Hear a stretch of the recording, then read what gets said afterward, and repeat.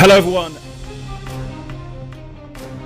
welcome along to Sebring for the second round of the 24H Series Esports powered by VCO. I'll put my teeth in, shall I? And we'll start this again. 24H Series Esports Championship Round 2, powered by VCO, and we are at Sebring for the MAHLE 6 hours. 6 hours of endurance entertainment for you, and I'm sure many of you are already in the scheme of things with endurance racing across the board. If you want to follow the timing, very, very important, timing71.org/racespot. It's myself, Ben Kotsenjuris, Somil Aurora, and David Haynes in the pits for you. Arjuna on the cameras today. And it's only a couple of moments before we'll get the 6 hours underway. There is the layout of the Sebring circuit, 5.7 kilometres in length. And the weather, pretty fair, pretty much like you would expect Sebring to be in Florida at this time of the year, with a humidity of around 47%. And we'll be discussing what that means for tyres and fuel for all our different classes in a few moments' time. This is the second round of the championship. Sebring follows Imola, and then we move into 2021, where we'll have 4 rounds of this championship, starting off at Silverstone, Monza on February the 14th, Barcelona, and then we will have a 12 hours to finish the series at Spa-Francorchamps in the middle of April. And here are the classes for you. The GT3 class, Audi R8s, actually 18 kilograms of ballast on that car. We do have Ferraris and Mercedes in the GT3 field, but honestly, not many of them. Audi very much the car of choice at the start of the championship. The 991 class for the GT3 Cup cars of Porsches. They've actually been reduced on power to change the have a difference between the GT3 cars and the 991 class. So the Porsche 991s are just slightly down on power. And then the GT4 class is BMW versus Porsche, with the TCR class, the fourth of our classes, which mirrors very much how the real world 24H series is run. And they are expecting to head to Sebring next year, so this is a great opportunity to get a bit of experience in the esports world.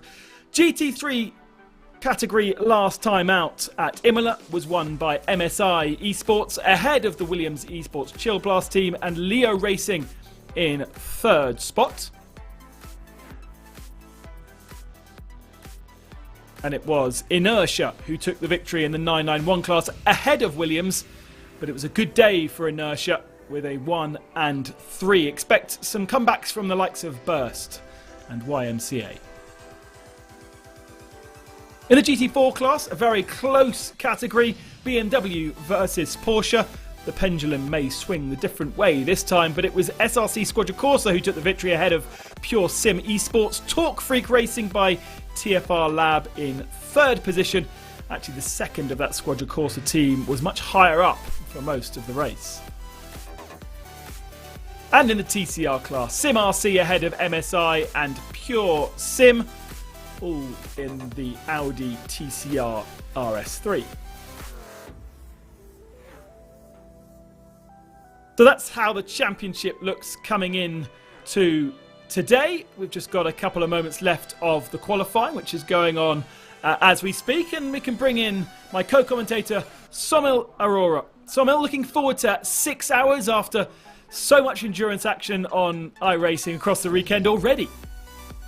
Yeah, there's been a lot going on in the world of endurance racing on iRacing. It's been a very packed weekend, and here we are then for the 24H Esports, the second round here in Sebring. The first one, Ben, at Imola, it was quite entertaining. We saw lots of drama in each and every category. Here we are then at Sebring, back in North America for the second one, and from the looks of things, everything seems to be just so tight at the top of every category. MSI Esports, well, they won the race last time out. Mark Perez behind the wheel of that car as it stands with 22 seconds to go in qualifying. But they had a lot of competition from the likes of Williams and Leo Racing team, so certainly it's rather tight at the top. And this is a very different circuit, of course, to Imola. We did see a lot of issues with traffic at Imola. It's not really a place designed for endurance racing with all its sweeping turns. But here at Sebring, the opportunities around the back of the circuit slightly more open, and you can see a little bit wider at points as well, that perhaps will allow traffic to pass more freely when we've got 4 different classes.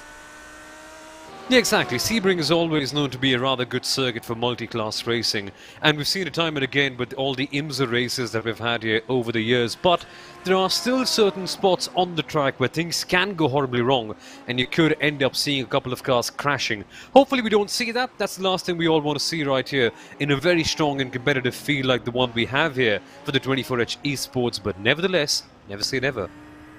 David Haynes down in the pit lane for us, all the way from Australia. David, a couple of changes in the balance of performance. Most notably, perhaps, the pendulum slightly swinging towards our Mercedes and Ferrari competitors with an extra 5 kilos on that Audi in the GT3 class. Yeah, exactly. A little bit of a balance of performance update there. Not a huge difference in the grand scheme of things, but I think it really will help the Mercedes when it's combined with the move from Imola to Sebring. We talked about a bit more open here, a bit longer straights, not quite as twisty as specifically the middle sector was at Imola. That's normally where the Audi gains a lot, is through the corners. Mercedes maybe slightly better traction off the corners, a little bit better in a straight line. I think we could definitely see the Mercedes mix it up with the Audis here. And then of course that other balance of performance change ties in with the character of Sebring here. Just had to clip the wings ever so slightly on our Porsche Cup cars so that the GT3s are able to get around them on the straights.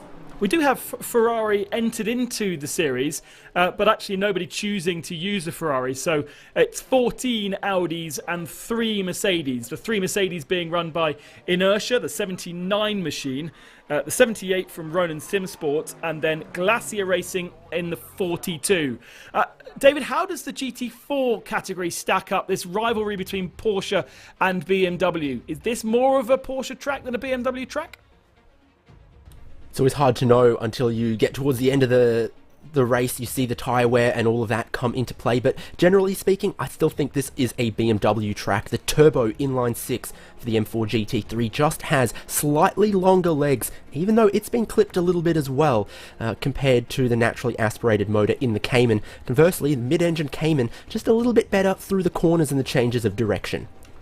BMW 5 kilos heavier than the base weight and 2.5% off the power and off their fuel capacity, which means 5 BMWs play 8 Porsches.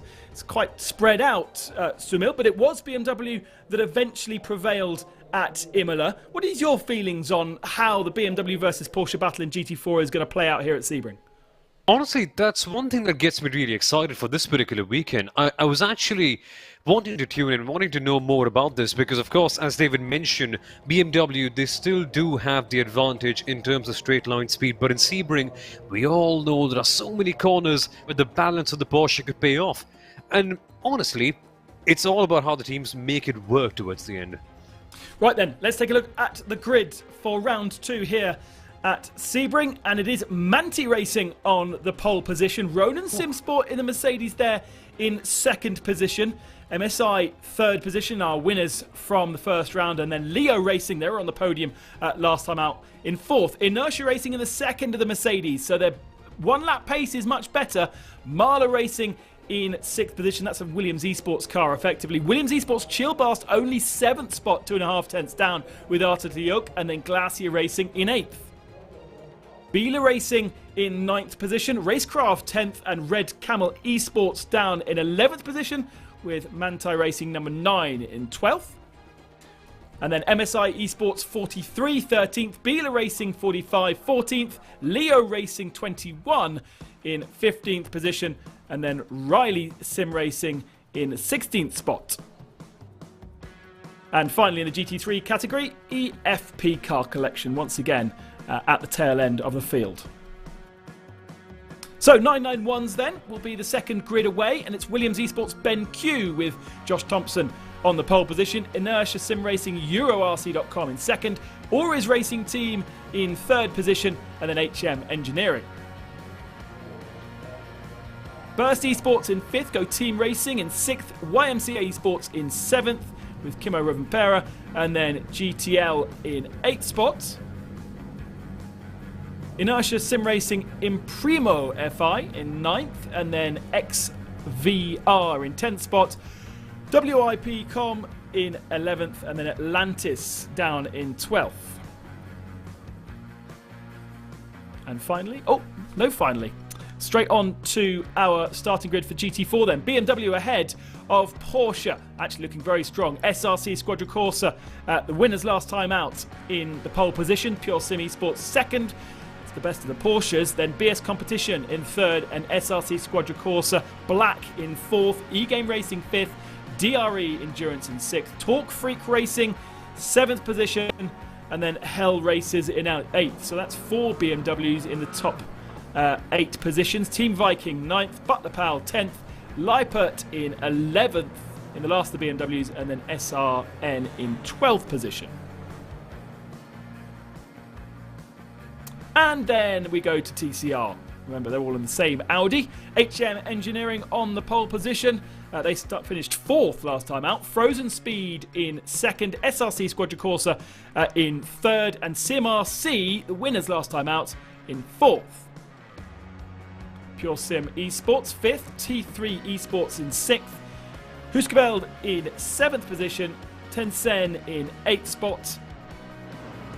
Team Mad 9th, Kinetic Racing 10th, MSI Esports 144, second last time out but only 11th on the grid here, and then Impulse Racing in 20th. And there is one more TCR, Simsa Esports down in 13th spot. So we are missing 1 or 2 from the 991 category and the GT4 category. Usually it's 13 in the subclasses and 17 in the main class. But any particular surprises for you there, Somil? I'm actually quite glad to see Team Manatee Racing on pole position. They weren't quite the most competitive team the last time out we were here, the number 8 Manatee racing car, but here they are then all of a sudden getting in and taking pole position with Tim Matska behind the wheel. They had a DNF the last time out. Who knows, perhaps this one could be a whole lot better. The first look at the Sebring circuit then, 5.7 kilometres, characterised by the long back straight, very, very bumpy, and that final corner, which is very tricky to really master, as is, to be fair, the first corner as well. The middle part of the lap, much more sinuous, a bit more follow your leader and be patient. And all of these drivers will be very used to this track. It's somewhere where they've raced many times before. There's been 5 Neo Endurance Series races here over the years of different lengths. So the organisers also happy. Just a reminder, we have real world organisation monitoring the driving standards as well as the in-game driving standards as well, such as the organisation from Neo Endurance and powered by VCO as well. Thank you to our sponsor MAHLE for sponsoring this particular race. And the cars now getting themselves into grid order. They have to leave quite a gap to the safety car along this back straight because of a slight glitch in the protocol of the car going into the pit lane. So that's why they're hanging back a bit, and you can see the 991s further back. So round this final turn, need to get themselves in a decent order. Already Manti trying to get a little bit of speed now, decides to back off to try and make sure this is nice and neat. There was one race director that said you had to follow the grid lines, but that's not being followed here today. And off we go and racing in chill class for Williams on the inside line, the very inside line. They were trying to make up early progress, but have been blocked. And it all looks pretty clean. Remember, there's 6 hours of racing. There's no need to go hell for leather through the first corner. And indeed, everybody being respectful, leaving room for each other. Mercedes in the mid-pack. That's the first of our Mercedes in, I think, 5th position. The 991s head off into the first corner. Williams leading that one nice and cleanly. And again, no issues there. Just getting my timing screen up because it seems to be inverted. And good to see everybody behaving themselves. Tricky cars, these 991s to be driving. especially around here with all the bumps. And now, there is drama for BMW of Sim RC being heavily punted into the wall. Didn't catch exactly who that is. It's a Squadra Corsa, sorry, not Sim RC, who's now going to have to wait for all of the TCR cars to go past. Now he'll get a chance to feel what that BMW damage-wise has taken, but it was a heavy impact in the wall, Simil, and that car will be certainly heading to pit road. Yup, it was Ryan Barneville in the BS competition car who made contact with Alex Tarantino in that SRC Squadra Corsa black machine. Alex all the way at the back of the field in the number 4 GT4 machine, and for him it just starts the race in the worst possible way. But what's going on in the GT3 category right here? Manatee Racing under pressure from Roland Simsport. Mercedes versus Audi. Ben, this should be fun. Of course, one lap pace is one thing, but then the full stint pace is another, and then what they do in the pit stops is another thing, whether they need to take tyres, exactly how long they can go on fuel to match and get that hour in. With 6 hours of racing, that's kind of crucial. Mercedes looks like it's being able to hold a tighter line through the final turn as we have a look once again at what happened. Not really BS's fault there, Somil.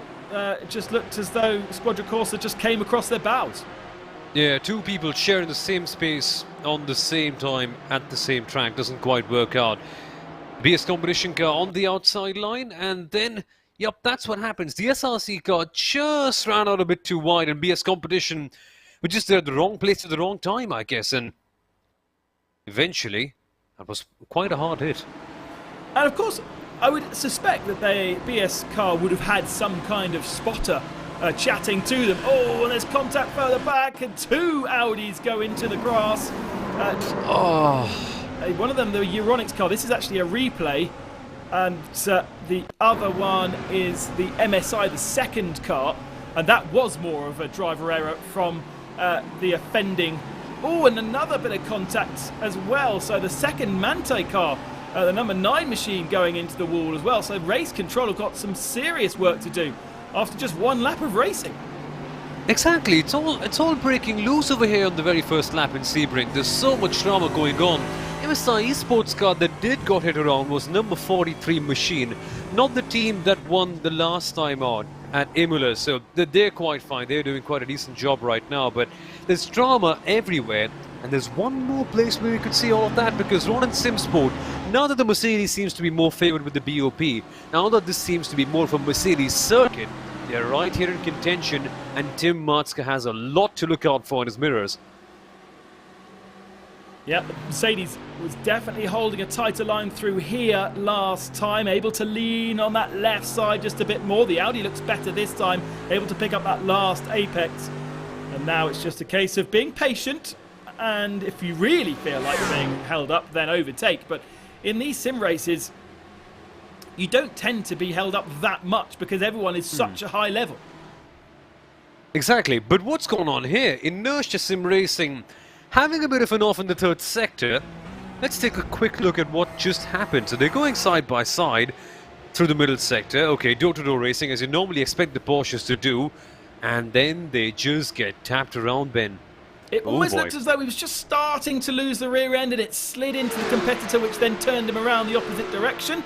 We go back to our 991 class, the battle for 3rd position. Burst holding on ahead of Ori's Racing right now, and Carlos trying to get the switch back, which ultimately ends up putting you on the inside line for this corner. And a nice setup. That's exactly what you want to be doing here at Sebring. You're not necessarily making the move straight away. You're planning your moves. And it does look like Burst at the start of this race struggling a little bit. And that is change of position for 3rd in class. And now riding on board with Jordan Weeks. He just recently came into the HM Engineering squad, a last-minute replacement, because one of the other drivers wasn't quite available. And he has a lot to prove. HM Engineering, of course, a growing squad. They've done quite a few good championships. They've had good results, quite a few places with the Porsche 991 GT3 Cup car. They wanted to prove quite a bit over here, but our leader, Josh Thompson, they were in a class of their own the last time out, and they already seem to be imposing their dominance right here. 3.2 seconds to the good over Carlos Fonolsa.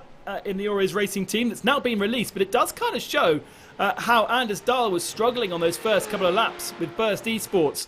He is still kind of a bit of a roadblock for everybody else behind him, as we now switch our attention to the GT4 class with Ryan Bernveld in the BS competition number 489, trying to go around the outside of Pure Sim Esports. That's not going to work, but this is the car that was involved in that first lap accident. So probably not carrying too much damage, really, after that first lap clash. No, if anything, it would be slightly cosmetic, to be honest with you. There was not a major impact for the BS competition car. So, yeah, they would be fine. And also, they would have the advantage in terms of straight line speed, even with the BOP, so they'll just be catching up on the entry to the corners. But in the Porsche, it just glides past in the corners. That's what you see with them. But the BS competition car is closing up. And on the whole then, SRC Quadricoaster have done quite an excellent job, because while one car got crashed out, the other machine, the 446 with Emanuele Petri, has put in quite a shift. 3.3 seconds the gap already, but here comes BS around the outside of Sunset Bend. Probably not the best idea, Ben.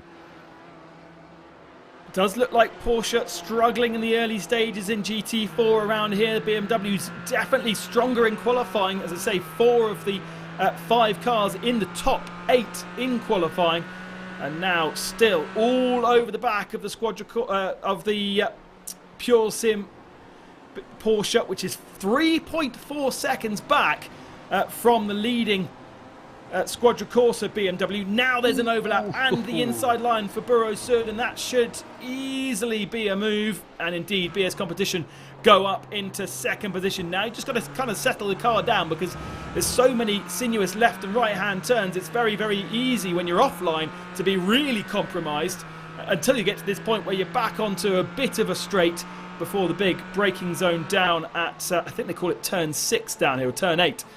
And already starting to show a little bit of a gap between BS and Pure Sim. Meanwhile then, this battle for the lead has become ever more exciting.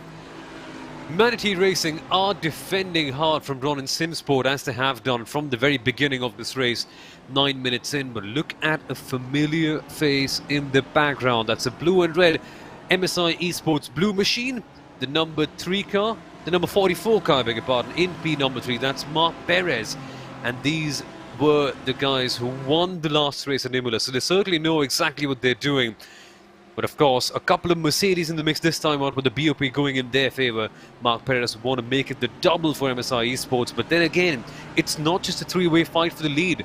It's going all the way back to P number 6. So we've got Maniti, Ronin, MSI, Leo, Inertia, and the Williams Esports Chill Blast car, all there or thereabout fighting for the lead. And now we're on board from the perspective of Arthur Lehouk, and just take a look at how close all of them are. I have a gut feeling, Ben, that these guys will just stick together for quite a long time, until we go very deep in this race, in fact. Yeah, it really depends on how much pace they feel like they're losing, and whether they can really make a difference by diving down the inside. Interesting penalty investigation going on, David, about the start of the race for the TCR class. Any further kind of information on what Kieran Harrison's been up to? Well, as always, the penalty sheet and the stewards very, very busy at the start of the race. And of course, there's a couple of things on the first lap that we caught replays of. The race control have been asked to look into. One of them, you rightly point out, is a protest about the start procedure from our TCR leader, Kieran Harrison, in the HM engineering car. Race control haven't got to looking into that one yet, but the fact that it is on the sheet would suggest someone thinks that Kieran Harrison maybe slowed up the field unduly, or put the power down too early before the start zone near pit in. We'll know more about that one later, but what I can tell you is there's a time penalty for the number 83 causing a collision on the first lap, and that's Relay Sim Racing. That was the 2-for-1 strike down at the hairpin here that we saw, where they sent 2 other cars spinning early in the race. 15 seconds stop and hold for Andreas Lakem. They are going to serve that at their next pit stop. They've got 90 minutes to do so. And they are at the tail of the GT3 field as well, holding on to the tail. but 16 seconds back from our leaders, and that is the double strike. I think that's quite a lenient penalty for effectively causing damage on two cars, which, as we know, Somil, might never be fully repaired.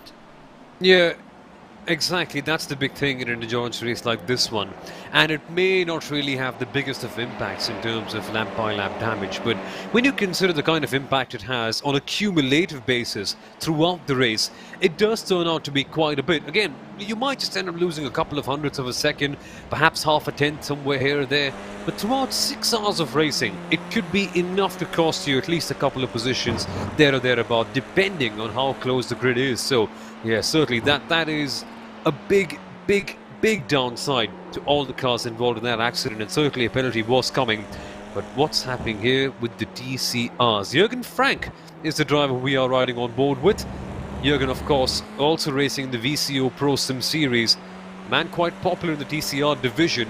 Currently, of course, in P number 4. So the DCR cars almost always, they do tend to form a big pack. But here come the GT3s swarming past. And that's a sight I love to see. Traffic going side by side at Sunset Bend. Now that will be something very interesting.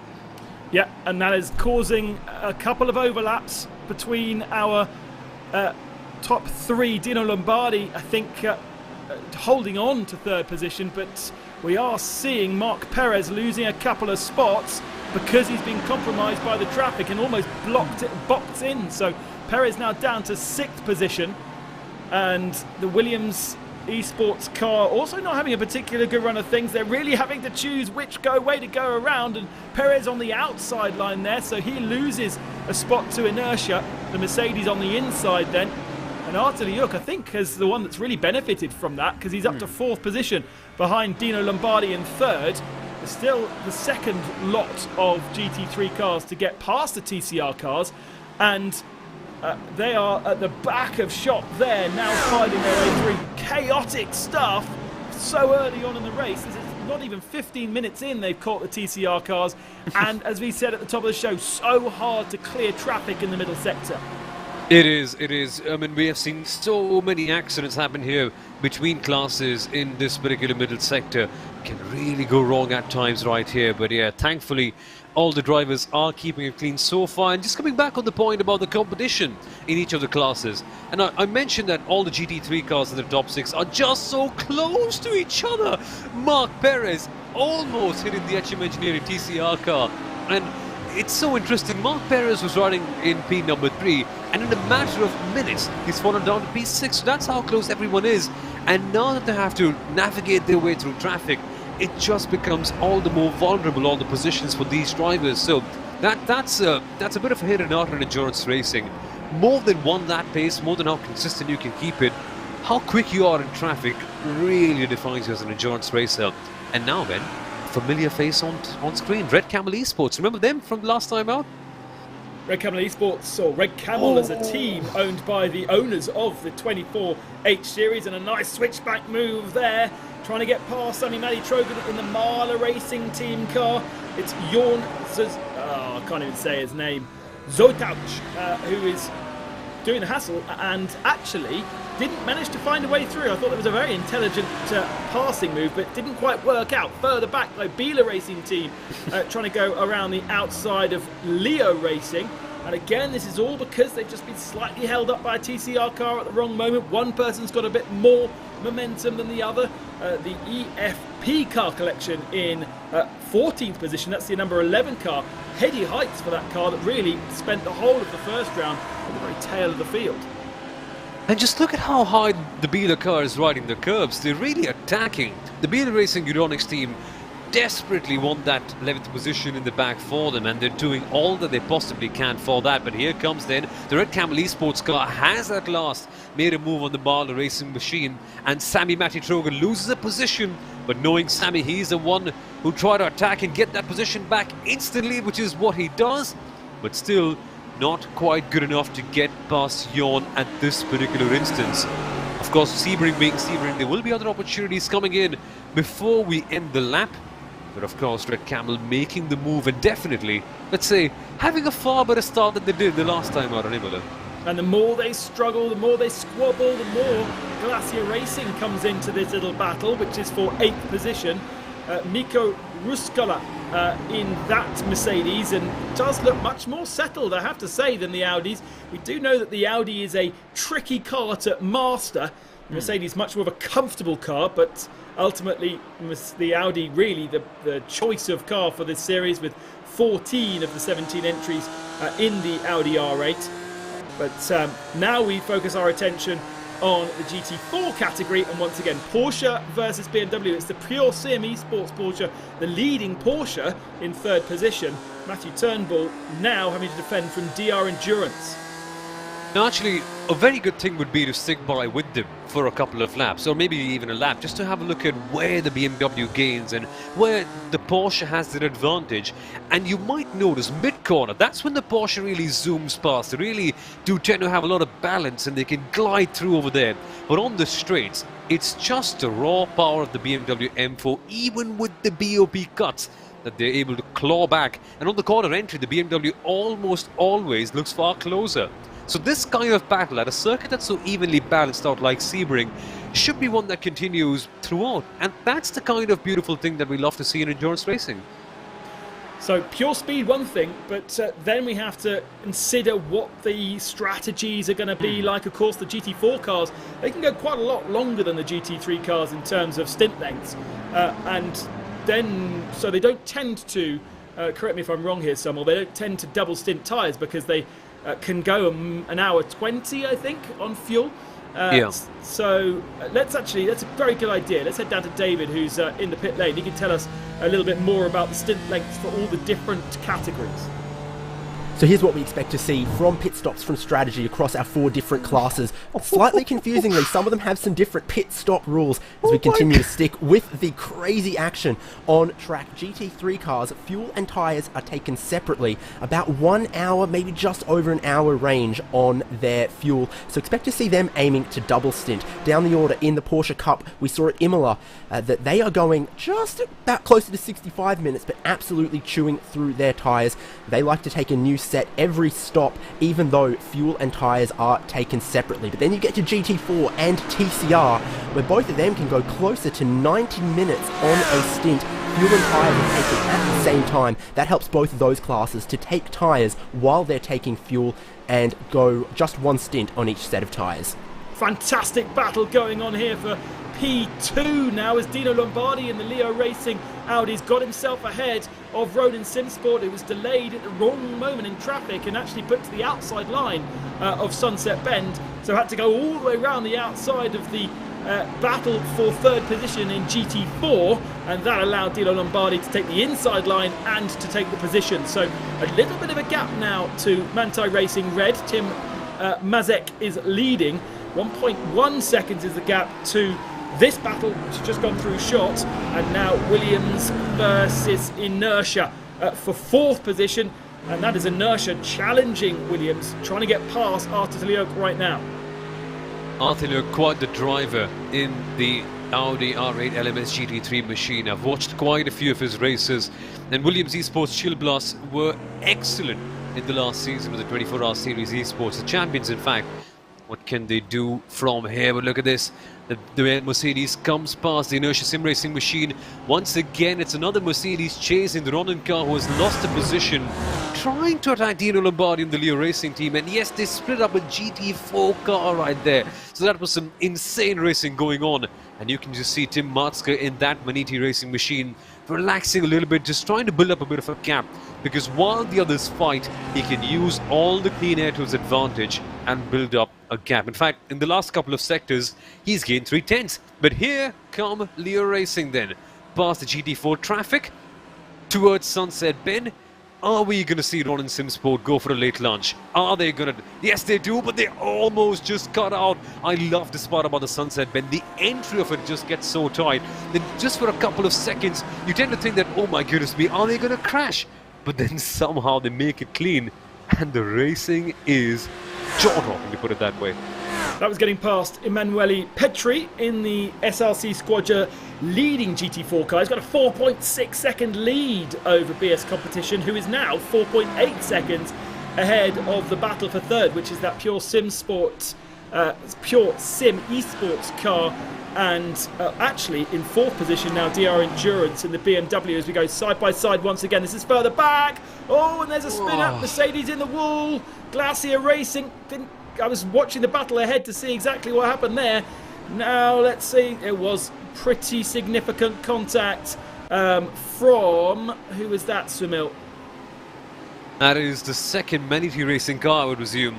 Yeah. Manatee Racing Purple Machine, turn one again, so many different lines, but could they get bunted from the back then? As we see the MAHLE Racing team fight them out, yeah, it's a heartbreaking zone, man. Honestly, the turn 3, 4, 5 section can just get so tight, and Team Manatee Racing clobbering behind them. Well, that's slightly split up that battle for the moment, but it continues further ahead. A very close queue of cars, effectively behind 10th position, which is the second of the Leo Racing cars. Then it is MAHLE Racing, Mantai Racing, EFP Car Collection, and the second MAHLE Racing all together as we now look at the 991. Second position, Oris Racing, holding on. Burst Esports, therefore, meaning that they've kind of settled into a rhythm. Anders Dahl initially was struggling, wasn't he? He dropped down from second position behind Oris, and you thought he was going to be dropping further. But it does feel like now, whatever's happened, they've kind of come back together again to present us another battle. But in every single class, we've got a clear leader right now. Okay, MAHLE Racing Team Euronics were having quite the battle. Sven Haase, and then just oversend it. See, that's what happens with the Audi. That's why newer drivers who get into GT3s usually tend to go for Mercedes or perhaps a more comfortable car, because the Audi at high to medium speeds can just get so tricky. Sven Haase losing his braking, trying to recover it by going a bit too deep. It does not work out. The car does not feel as stable, and the rear end snaps behind, and all that we've got is, let's say, a big flat spot, a virtual one at least. So much later on the brakes, not sure whether he really felt like he was going to slow down enough. It's not really a place where you see too much overtaking around that part of the circuit. Here is the battle for second position. It's 5.5 seconds behind the leader of the race, Williams Esports Ben Q with Josh Thompson. He is the leader of the 991 category. Emanuele Petri in the Squadra Corsa is the leader of the GT4 category. He's got an advantage of 4 seconds. The TCR leader has an advantage of 2.5 seconds. That's Kieran Harrison in the HM engineering car. Still, I think, under investigation for his start. The lead actually has come down in the GT3 category. Tim Matzek now just 1.6 seconds ahead of Dino Lombardi. So potential as we come through the middle part of this first stint that we might be seeing a change of, not necessarily a change of performance, but just somebody using their tyres in a different way to others, fuel saving more than others, but certainly Dino Lombardi in the Leo Racing car, Team 12, is the fastest at the moment. As we take a look, quickly check in with SRC Squadra Corsa, Emanuele Petri, now with a decent advantage over Ryan Bernveld in the BS competition, both running the BMWs though. But also, something that would be very interesting for the GT3s would be that the gap between Manatee Racing, Tim Matzka and Leo Racing is also defined quite a bit by other things which we shall discuss later on, because Inertia Sim Racing are facing the wrong way round. Again, drama does happen in the 991 GT3 Cup category, but how has this one happened? Okay, Q Eurobeat, as David would like to say, loses the rear end, tries to go a bit too hot, and that Porsche, without any ABS, nothing to assist you, it will go wrong, and it has gone wrong for Henry Salman in that particular case. So a big loss for them, and they're almost in the TCR car. Not one, but 2 of them. That could have been a big strike in the bowling alley. Well, there was a TCR car. He was optimistic about trying to get past the second one, I think. Had committed to the braking zone and realised he was never going to send it that hard. Therefore had to get on the brakes too hard, and round comes the rear end of that car that, of course, no ABS, no traction control. So a little error there from Henry Salman, but good news in that he didn't make contact with anybody else, so he won't get a penalty, and he won't have too much damage other than the tyres, as we've already mentioned, having flat spots when you do that. David, down to you. We've got some penalty news. Well, you queued me up for it earlier. You mentioned a penalty potentially looming, or at least an investigation looming for this 159 HM Engineering TCR. And indeed, they have been given a 10-second time penalty to serve before their next pit stop. Car 159 accelerated too early before the starting area. That is what you call a jump start. Now, talking about the penalties, viewers from last round will remember there was a penalty box at Imola that was on the far side of the pit lane. Drivers would come in, take pit service, and then before pit out, stop for their penalty in the penalty box. Here at Sebring, of course, a different track, a different pit lane layout. The penalty box is on the way in before you get to the pit stalls. So drivers serving their time penalties are going to have to bring up their own stopwatches, park in the penalty box for the time mentioned on the penalty before rolling forward to their crew, taking service and potentially driver swaps. Well, difficult one for the pole man, because the 159 car was on the front row to kind of judge when you have to go, but very clear in the regulations there is an area in which you're allowed to accelerate, and therefore this particular machine decided to do that too early, and as you say, it's a jump start, simple as that. Let's head back then to the GT3 category because the lead is getting tighter. Oh no, it's going out again. Dino Lombardi now 1.7 away from Tim Mazdek. Yeah, the interesting part that's happening around here is that we were wondering whether Manatee Racing are pushing a bit too hard. Are they compromising on their tyres? They did a couple of easy laps in comparison. They did hold the tap behind, but Tim Marzka, when he saw that Dino Lombardi was closing a couple of tenths up, he went in and put in some rather representative lap time, so he has increased the gap by a couple of tenths of a second. But the bigger question in this battle for the top three is that, can Dino Lombardi save? Because right now he's under pressure from behind by Filip Mitrevski in the Ron and Sim Sport car. And in that situation, when you're in the heat of the moment, it can get a bit too hard to lift and coast to the right places and just be calm in that situation. And being calm is something that you do need quite a bit when you are trying to go and save your tyres and your fuel. So perhaps it may not be the right place for them to be for the Leo Racing Team machine to save the best, to save the optimum amount of fuel and tyres. But nevertheless, the gap is building up, and Tim Marzka in the Manatee car is gaining. But so is Filip Mitrevski in the Ron and Sim Sport car. Again, he just seems to have the advantage heading into Sunset Bend. And when it powers out, the Leo Racing Team just have a little bit of a cushion. So this battle is turning out to be quite interesting, with the pendulum swinging both ways in different parts of the circuit. Little tap of the brakes for the Leo Racing Team Audi in the middle of the Sunset Bend, just to get the car rotated a little bit more. Make sure the front end is where he needs it, because of course when you get on the power, that's when you start getting the understeer, and there is not a lot of runoff area on the exit of Sunset to run wide on if you've got on that power a little bit too early. So just a little confidence blip of the brake, and Filip Mitrevski will know that, would have seen that, will have registered that, knowing that perhaps that car at this point in the race, and what are we, 34 minutes into the stint, perhaps isn't quite feeling the ultimate for Dino Lombardi. And there are things that they can do, aren't there, when it comes to the pit stops, David. If the car's not feeling fantastic right now, there are little tweaks that can be done to make it feel better for the rest of the stint, or the rest of the race. Well, of course, number one thing that you're talking about there is, of course, tyre pressures. That is adjustable, but normally they want them near enough as low as they can legally get them. So I'm not sure we're going to see a whole heap of tyre pressure adjustments in the pit stops, seeing as all of our race is, well, basically all the race is going to be in the sunlight here. But then, of course, from the cockpit, there's things they can adjust. Brake bias is absolutely key. But then in GT3 cars, adjustable ABS traction control settings from the cockpit as well. Traffic once again with the TCR cars. This is when the things get interesting. Second time in the first stint that we've got lappery for the TCR cars. Such is the pace of our GT3 category. If you're interested in things like time of day, 2:05 time of day at Sebring.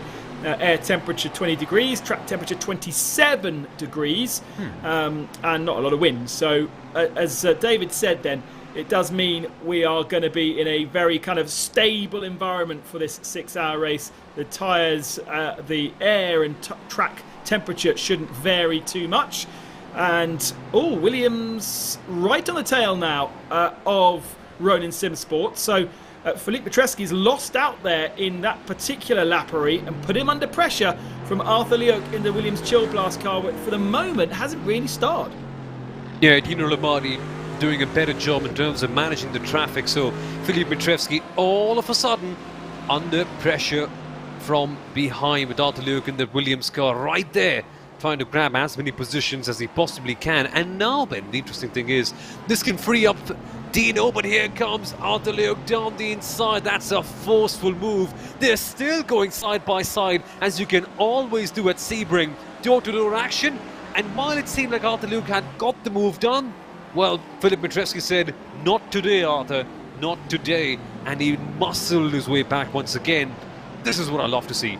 Epic multi-class racing with different manufacturers in the same category.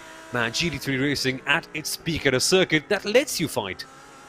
Not very easy to be going side by side when you're getting through traffic and doing lappery. So Arthur Leoc very sensible there, just to back out of it when it looked as though he probably could have fought that a little bit harder. Interesting note on our penalties sheet, David. Number 78, which is Ronin Sim Sport Philippe Petrescu, under investigation for sending a message to another driver. What's all that about? Well, to put it in some terms, your radio should be tuned between the driver and their own team. You shouldn't, in a series like this, in a very professional, very high caliber, very competitive sim racing environment, be sending direct messages to another driver while you're racing. So, haven't seen any race control warning on that, but you hope that they're likely to be a warning. But one thing that was a warning on the sheet earlier has been upgraded to a 5-second time penalty. Unjustifiable risk, car 42, braking too late, missing the apex, making contact. 42 is, of course, a GT3 car. It is, of course, Glacier Racing. So we saw that incident. If it was indeed that particular incident, it's a 5-second penalty coming up for Glacier Racing. In an endurance race like this, is there a whole lot of difference between a 5-second penalty and a warning? Yes, but just 5 seconds. Yeah, interesting that the penalties are relatively lenient in terms of time. Yes, they have to stop in the penalty box, but only for 15 seconds or only for 5 seconds. Doesn't destroy races in a way that your 15 or 30 second penalties certainly would, Somil. So an interesting decision from the organisers to kind of be a bit fairer initially with those penalties to keep the racing alive. I think it's something that could infuriate a few people just by them going up and saying, hey, that's not fair for both people. I mean, you're trying to bend over to certain people to make sure the racing is good. But again, it just depends on what race control wants this race to be. And now we see SERIES Esports having a bit of an incident. Totally chaotic racing cars. That's why I call them totally chaotic racing cars. SERIES Esports, Julian Reinhardt facing the wrong way. I guess when you go side by side for far too long, something's bound to happen. I don't really understand how this is able to happen, Somil, because iRacing itself has got a spotter, and a lot of people obviously use the third-party plugins. How did he not know that he still had an overlap with his other car? I think it could either be down to not having 3 monitors, because if you have one single monitor, you may not be able to know where the car on your left and your right is, because the iRacing spotter does tell you, but I'm not sure if it's the best, most reliable data in the world, or it could just perhaps be 2 egos clashing on the circuit. Drivers do not want to let go of even a single inch on the track, so sometimes they just flex their muscle and try to make sure that it's a game of who backs out first. And when nobody backs out before the corner arrives, that is what you get. A little bit of wheel banging would have worked if they were side by side. It's touring car racing at the end of the day. Well, yeah, touring car door to door would have been okay, but the overlap was far too great that it was Julian Reinhardt, by pulling over to the right hand side, was inevitably going to be spun around. So a bit unsure of that one. A bit like what we saw at the start of the race as well. Again, there was an overlap there. A little bit more tricky for the iRacing spotter to call because of the way that the corner goes, and you're never quite sure what it actually means by side when you're going through the first corner here at Sebring. But that one, for me, very clear cut. Battle for 6th position, Mark Perez. Really seen too much of the MSI car for the moment. That is the car that took victory in the first round. And for the moment sits in 6th position, holding off by the looks of things Racecraft Esports. It's giving him quite a bit of hassle right now. Yeah, this battle has been going on quite interestingly. Rasim Fazui is behind the wheel of the Racecraft Esports car. Of course, Racecraft, a team very devoted towards their campaigns in sports car racing on iRacing, spending in a lot of time doing a lot of data analysis with the team, as with every other team does as well. That's the level of competition we have here in the 24H Esports Championship. And now they're chasing Mark Perez. Of course, Perez winning the last time out in Imola, so he knows a thing or two about being on the top step of the podium. But Rasim is somewhat impatient, as you can see with the flashing of those headlights. Audi versus Audi, so there is no car advantage per se. It's all just about what you can get out of it at this particular point of the race. What are we going to see then, Ben? Are we going to see more of a slogfest? Or because we're approaching, let's say, the latter half of their stints, perhaps we could see them just calm down a little bit, because at the end of the day, it's not a 6-minute race, it's a 6-hour race. Rasim, I think, is kind of feeling like he's the faster of the two cars through the middle part of the lap here. And of course, once he gets onto the back straight, sitting in the slipstream, there's not a lot he can really do. He can pull up a little bit, but not a huge amount. But around this part of the circuit, this is where he feels like he can carry more speed, but of course he can't get past because there is an Audi R8 in front of him in the shape of Mark Perez. Now, 6th position with a little bit of a possibility of dropping to 7th is not where you would expect our championship leaders to be right now. And Rasim will be hoping to use this GT4 traffic perhaps to his advantage. Let's see if that works. Perez actually clearing him very easily. Yeah, Perez doing a good job in terms of defending with the MSI Esports car. Of course, David, who's our pit reporter, who's doing an excellent job, also mentioning that rather this slogfest could turn out to be like the ODI series between India and Australia. Again, that's more of a cricket reference. We're doing a bad job, but nevertheless, this battle could turn out to be quite like that one.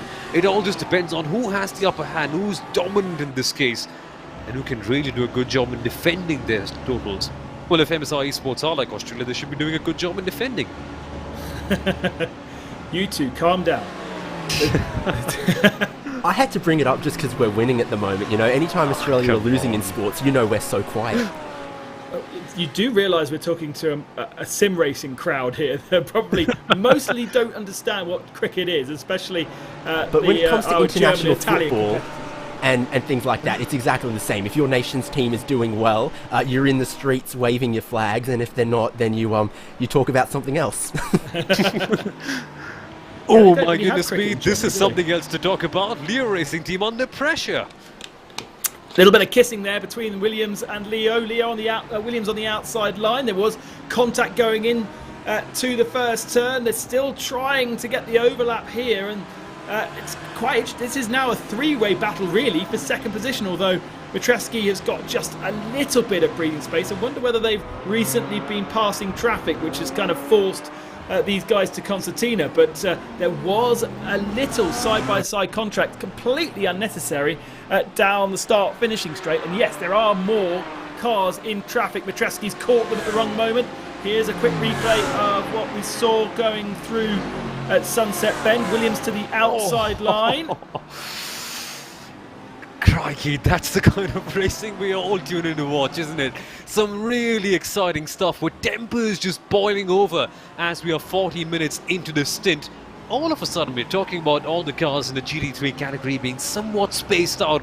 Space? Where do you see space? All of them are back again here, with Filip Petreski having to work extremely hard. And Dino Lombardi at the back. Of course, he lost 2nd position from the Ronan Sim Sport car. He's now having to fight back once again. But what I'm rather keen on having a look in is Arthur Luke, because Arthur Luke was, I remember, on P7, P6 at one point of time. He's closed in. He took a big jump when Mark Perez fell down a couple of positions, and he's been rather opportunistic. Now, what does Arthur Luke do? He's been pushing hard. Does he push even harder and make sure that he has the track position advantage? Or does he just do a chill blast and has a bit of an easy time as he goes past, and then rather tends to look at it in more of a 6-hour raceway rather than a 1-hour stint? What am I saying? I'm not sure. I'm just going to continue and ignore that even happened. My main point is he going to focus more on the short run and focusing more on the end of this stint and getting as many positions as he can? Or rather, is he going to focus more on the long run? Here we come, the Leo Racing team making a move on the Ronin car. At last, Dino's back in P2. And that all again thanks to GT4 traffic, just going one side and the other. Arthur Liuk watching that and losing the position.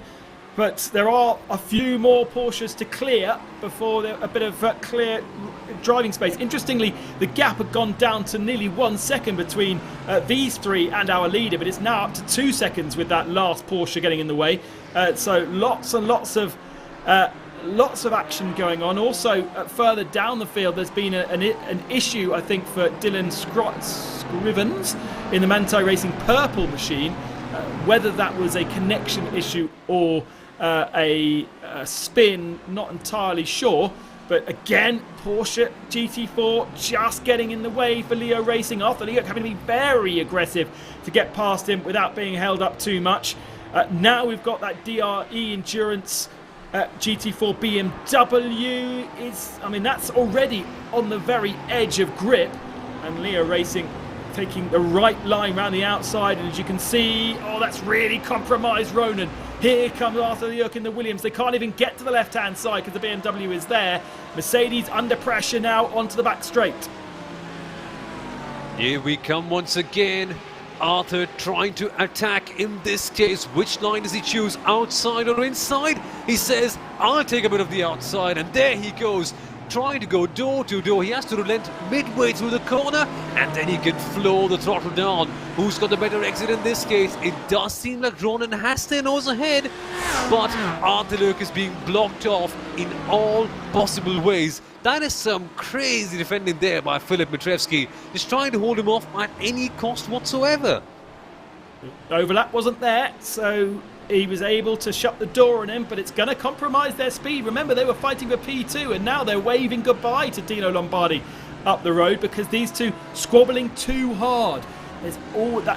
I think it was kind of the point you were trying to make earlier, Somil. Do you fight for every position now, or do you wait and play the long game throughout the whole of the race? And at the moment, they're fighting for every position now and losing sight of the long game because there's a car up the road who's gone way up the road.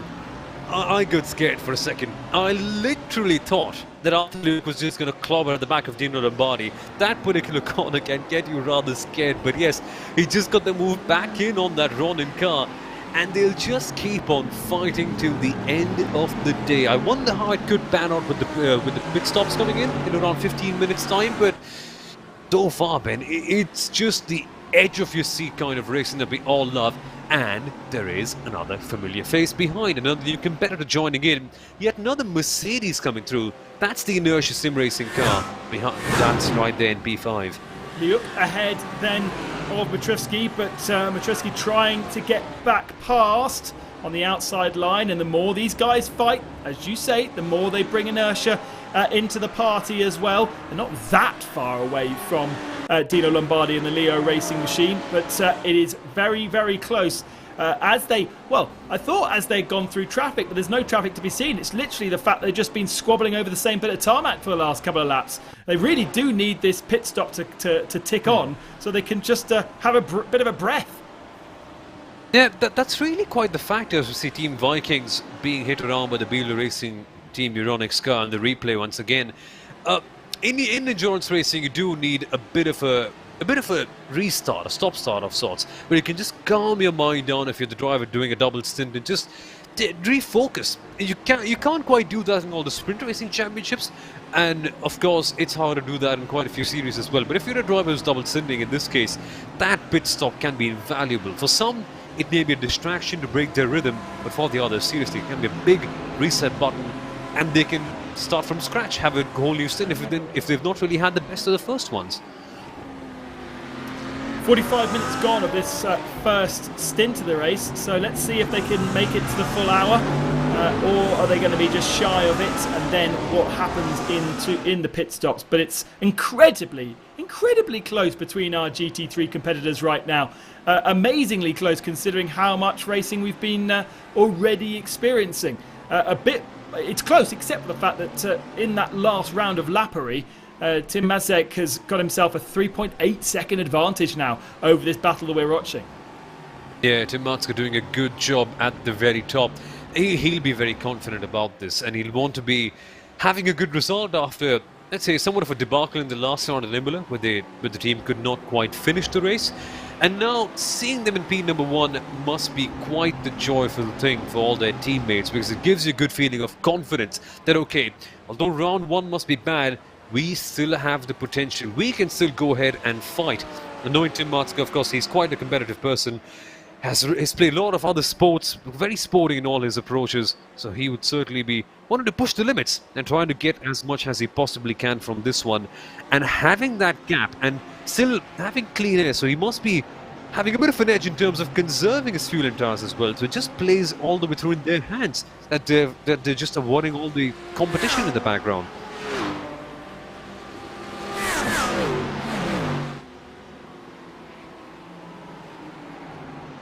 But of course, competition goes on in other places as well. Williams Esports Shield Blast chasing the Leo Racing team once again. And I love this thing because all of a sudden, in a matter of moments literally, at one particular point in time, it seems like the Leo Racing team has disappeared in the distance and they're no longer involved in this battle. Here they are then once again being chased by the Williams Shield Blast team. And in the background too, Racecraft Esports are fighting against MSI Esports. So this is one battle that you should have your eye on. Of course, timing available on timing71.org. You can go in there and keep a keen eye on each and every single one of those cars to know exactly what they're doing. Crazy equal stuff in GT3 across this first stint so far, Sunil. We've had nearly 50 minutes of racing, all kinds of multi-class traffic. Our leaders have lapped every single class so far, and you can see that continues, but still, our top 10 cars in GT3 are still within 10 seconds this far into the race. Crazy stuff on track with the traffic though, Sunil. Exactly, that's the lovely thing, isn't it? All the GT3 cars just so close to each other. That's the kind of racing that we all want to watch, and especially so considering how they're having to navigate through the traffic. And David, what kind of key zones are we expecting here for trouble in terms of traffic? Because we've seen certain parts of the track where some drivers have made contact, but where would you say the action zones exist? I think the action zones, you know, we're talking about the GT3s being not that much quicker in a straight line, if at all, than, you know, GT4 cars and 911 Cup cars, but a lot faster in the corners. So the action zones end up being those places where, you know, several corners feed into each other, like Gendebien to Le Mans and, you know, Collier to curve towards Tower Turn. Well, certainly a lot of action is happening on track right now with the Racecraft Esports car that was fighting with MSI Esports, losing positions amidst all the traffic, and the Red Camel Esports car bouncing on it and getting a place back. Man, they just got super loose on the exit of that corner. Let's take a look at this replay once again. Fighting extremely hard, being extremely competitive with the MSI Esports car. Went to the outside line, but of course, as we all know, with the advantage of hindsight, didn't quite work too well with the Porsche in the middle. Look at this, trying to go 3 wide. And David, that just never works. But Racine doing an excellent job to save it. Yeah, 1, 2, 3 bites at the cherry on the steering wheel trying to save that. Could have ended in chaos, and I tell you what, takes 2 to tango, because the Inertia Sim Racing Porsche there did a great job to also not cause an accident, even though the GT3 car getting loose wasn't their fault. Yeah, exactly, but this sort of battle is going on everywhere. MSI Esports, now that they're free from battling against the Racecraft Esports car, they can shift their attention up forwards, where the Inertia car is closing up to Ronin Sim Sport. So this has to be in the mid-pack of a GT3 category.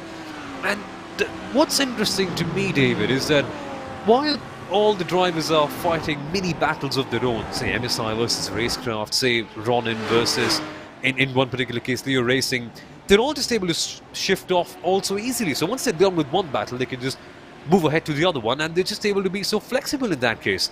They're all so closely matched today.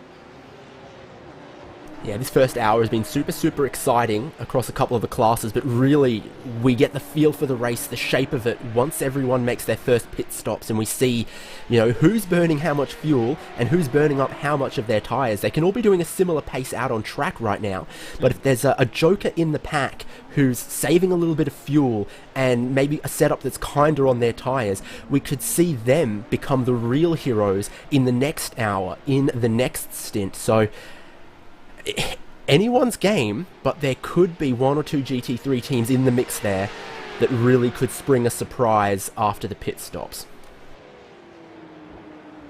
Absolutely, quite a bit happening in the GT3 category, but even more so right now in the 991 GT3 Cup class. Of course, these Porsches, the same ones raced in the Porsche Esports Super Cup, and this is a battle going on for the very top positions. But who are the leaders then? Josh Thompson, Williams Esports, the BenQ machine, being really commanding from the very top. And yet Thompson qualifying for the Porsche Esports Super Cup, and so did Carlos Fenolza. He also is going to be competing in next season's Porsche Esports Super Cup. Probably the grandest sim racing trophy around in terms of iRacing, so that's going to be very interesting. But of course, Oris Racing Team currently not so close to Williams. The gap, as you can see on screen, 5.4 seconds. Instead, the Oris Racing Team is close enough to the Burst Esports car, the one that you see in the background. Of course, Burst sharing a very similar livery to Racecraft Esports. And Brian Lockwood is one driver that comes to mind with Racecraft. But yes, indeed, this battle extremely close for P number 2. Then in the GT4 category, it is Emanuele Petri leading, and BS Competition, who were involved in that accident early on, David, they are holding up quite well from the looks of things. So the damage, rather cosmetic from the looks of things. Yeah, the numbers speak for themselves there, don't they? 3 laps in a row, Ryan Barneveld has been eating away at Emanuele Petri's lead in this class. It was sort of all holding station for a while there, but now we look back at them and Barneveld appears to have a little bit of an advantage. And it just keeps adding lap after lap. 7/10 nibbling away at the lead on the most recent lap. Yep, and Ryan Barneveld, of course, just joining BS Competition. A very important piece of information by producer Arjuna Kankipati. As always, being excellent on the cameras. The BS Competition, of course, in GT4s, but in not GT3s, TCRs then. It is HM Engineering, but they still have a penalty impending. So SRC Squadra Corsa, who are currently 5 seconds away, can perhaps capitalize on that and maybe dispose of them in the later parts of the race. Of course, critically, that's a 10-second penalty. So if I look at the timing, of course, a 10-second penalty at the next pit stop, the way it runs right now, would drop HM Engineering out of the lead. But how far exactly would it drop them? Helps when I'm looking at the correct part of the timing page. It would, in fact, also drop them behind 3rd and 4th position at the moment. So at the moment, 10 seconds added to HM Engineering would put them from the leader class back into 4th place in TCR. Of course, pit stops for TCR are still a little while away. Efficient little economical cars they are with a 100-litre fuel tank go a little bit longer than some of the faster cars in this class. Taking a look at a replay though, Sunil. What's happened then to Burst Esports? Oh my goodness me, the bubble has been burst essentially. They're trying to close up in the battle for second place with the Oris Racing Team. Were going door-to-door as they always should here, but then something went wrong behind the trees, I suppose? Nope, they're still fine. They got the position in, but then just get tapped from behind. So perhaps just, I don't know, maybe just a lack of concentration, perhaps missing the braking zone, the Oris car, David? Hard to tell from these off-board angles. We'll get another angle of it, of course, but it looks like Burst were clear, come back onto the racing line just in front in the braking zone, and it's just a little bit of a tap is all it takes to send Burst off the track into the barrier there. And I said the action zones are going to be these places where different corners feed into each other, like Collier towards Tower there. Thankfully, looks like Burst have been able to get going. They've lost at least one position. Front left of their car is not looking any better for that little tap on the tyre wall. I don't think that's going to hurt their suspension much. The steering looks straight. Looks like Anders Dahl is able to attack the corners. The real problem with that kind of damage around the wheel well is what it does to your aerodynamics and your straight line speed, and then, of course, your fuel economy in turn. Exactly, because this Porsche, let's touch a bit more on this one, it should be, because this Porsche isn't particularly the most aerodynamically efficient car in the world. It's not got all those fenders and it's not got a lot. Okay, let's talk about that later on because something big's happened.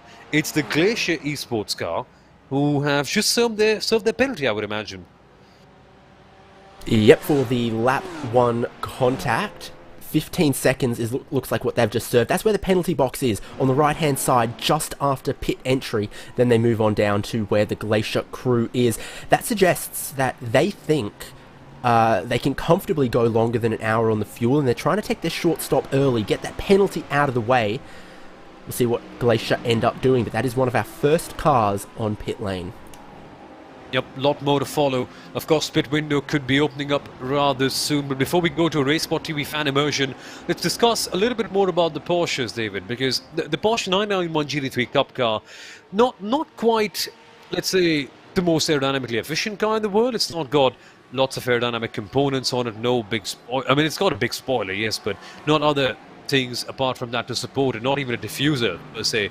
And that sort of a damage could eventually end up having a big impact on the car, because already, even with the kind of aerodynamic elements that it's got, it's very loose, it's very twitchy, as we see the Inertia sim racing car, among others, coming in the pit lane. But oh, and then a spin in the background. Is that Dino Lombardi, or is that the other sister car? That's the sister Leo Racing team having a spin on the way to pit in. That has cost them a whole heap of time as you see all the other cars come on back. But it looks like GT3s, maybe they're not making the hour, because everyone in turn jumping down onto the lane. And here's what happened. There might have even been a clip from the 991 that wasn't going into pit in. Let's look. Ariel Bernardi. What happens here? he's clearly fighting the MAHLE car.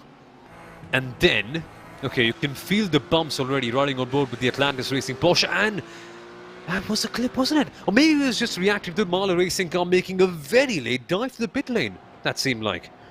Well, it's interesting to see both of those GT3 cars jump down the inside on the way to Sunset Bend and then go into pits rather than waiting for that Atlantis car. A lot of tyres going on, actually, on pit lane for GT3, which surprises me a little bit, but is Sebring an abrasive surface? It's definitely warm-ish. There's no tyres for Tim Matsky, but who is taking tyres? It's Leo Racing Team 12. It's Inertia Sim Racing on their Mercedes, and I think Leo Racing Team on the 21 as well. So once all the pit stops are done, we'll update you, because we've had a split in the field between who wants tyres and who doesn't at the first stop here in the MAHLE 6 hours of Sebring. Let's touch up a little bit more on that, David, I beg your pardon, because this is very interesting. Sebring, certain parts of it, of course, it's an old airfield, so that part is very abrasive. The tires really get chewed out, and of course the bumps get involved over there too. But it isn't especially a very hot day in Sebring. In fact, the track temperature is 26.1, which by Florida standards isn't quite a lot. So perhaps there is that window of the teams and drivers possibly double stinting. Do you think there is more value in that sort of approach here today? Well, the proof is always going to be in the pudding, and we'll know that in a couple of laps when we, look at what are the lap times for drivers with new tyres, what are the lap times for drivers with old tyres, and if that delta is, a second a lap, 1.5 seconds a lap, then new tyres are absolutely worth it across a 55-minute stint. But on the other hand, if the drivers on the old tyres are able to make them work, or only giving away 0.3, 0.4 of a second per lap, then the track position, the critical track position they will have gained in the pit lane just then, will really help them over the next stint. All to play for, and strategy up in the air in the GT3 class here. Absolutely, quite a bit to watch out for. Then the GT3 class now split up by different strategies. And now that the pit cycle is done, I think it's a very, very good time to go for a Race Sport TV fan immersion. So let's ride on board with the Red Camel Esports car. Jon Zukwo, I hope I've got that name pronounced correctly. I normally say Zutakau. Zutakau, okay, Zutakau it is then. So Jon is currently in P number 6, he's chasing the MSI Esports car. Let's take a quick look with him for a couple of laps. Let's go for a rather good Race Sport TV fan immersion. Just take a listen, folks, that glorious V10 should give you good company.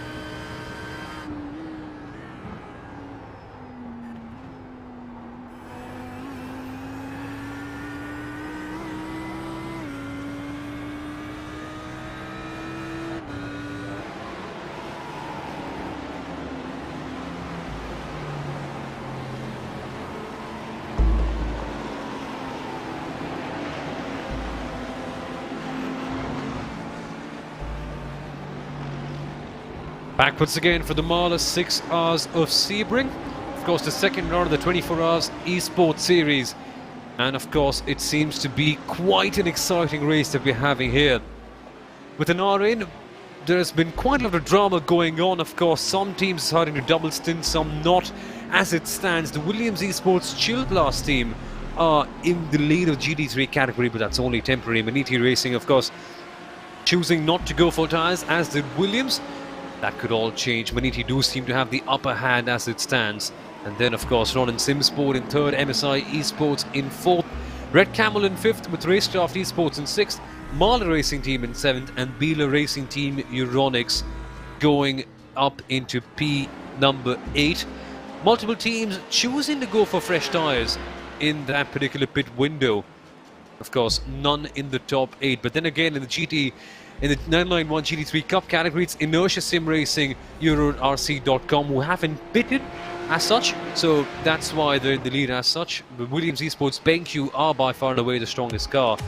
And then, of course, we have Oris Racing Team behind them, Burst Esports in fourth, HM Engineering in fifth, with the WYP.com Volante Racing Team, who've just won the 24 hours of Kota on an alternate broadcast. They're in sixth, with YMC Esports in seventh, and Inertia in eighth. So Williams Esports, of course, still in second, but provisionally they will be your leaders once everything sorts out. BS Competition is in the lead of GT4 category. The pit window is still there or thereabout. It's just happening over there for them. It could change rather soon.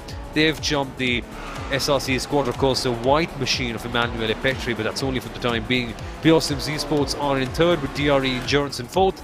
Talk Freak Racing by TFR Lab in fifth, with Team Vikings in sixth. Butler Pal Motorsport in seventh, and E-Game Racing in eighth. So it's rather quiet in the GT4s, but the same can't be said for the TCRs, because HM Engineering, of course, still yet to pit, still yet to take their 10-second penalty that they have for a drive-through, that they have for, of course, jumping the start.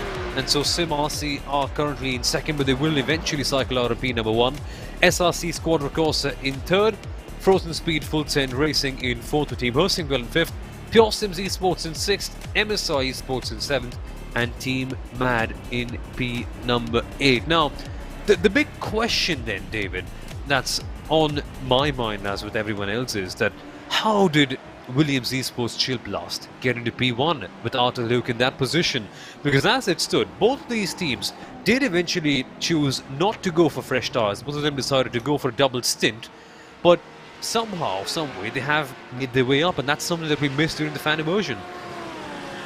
Right, so through all of those pit stops, most GT3 teams went, leave the fuel rig in, top it all the way to the top on fuel, and then let's keep going, and maybe we'll have a slightly shorter fuel fill somewhere later in the race. Williams Esports Chill Blast, and I think just a tiny bit for Maniti as well, took a bit of a short fuel, and I think this is actually Arthur LeHook acknowledging that, and he wants to save some fuel behind Maniti now. So where or are they was there a going with slowdown? Potentially you can get a slowdown through Jean de Bienne and towards Le Mans. People do that quite often. One of the places around here you can cut the course and have to give up the time gained. So we're going to go to a replay to see maybe that was the case for Arthur LeHook. Have a quick look once again. We are looking at the replays, of course, with Arthur LeHook driving past this tricky complex of corners. Seems fine for now, David. There'll be this left-hander here, or on the apex of the right. Apex of the left looked fine. Is that too much out of the right-hander? I wouldn't say so. I think that should just about be fine. No, yeah, no, that he didn't. He did cut too much, and that was in fact a slowdown penalty. So he had to lift off immediately, with our producer Arjuna Kankipati immediately giving us the news. Of course, he's someone who's raced quite a bit here in IndyCars and all the other sports, so coming in with the extra knowledge. But of course, that's an excellent point. He did get a slowdown penalty. That's a very good observation there, David, that you made. But in terms of the fueling too, where are Williams going with this? Because they've short fuel for sure. What kind of strategy are we expecting from them in this case?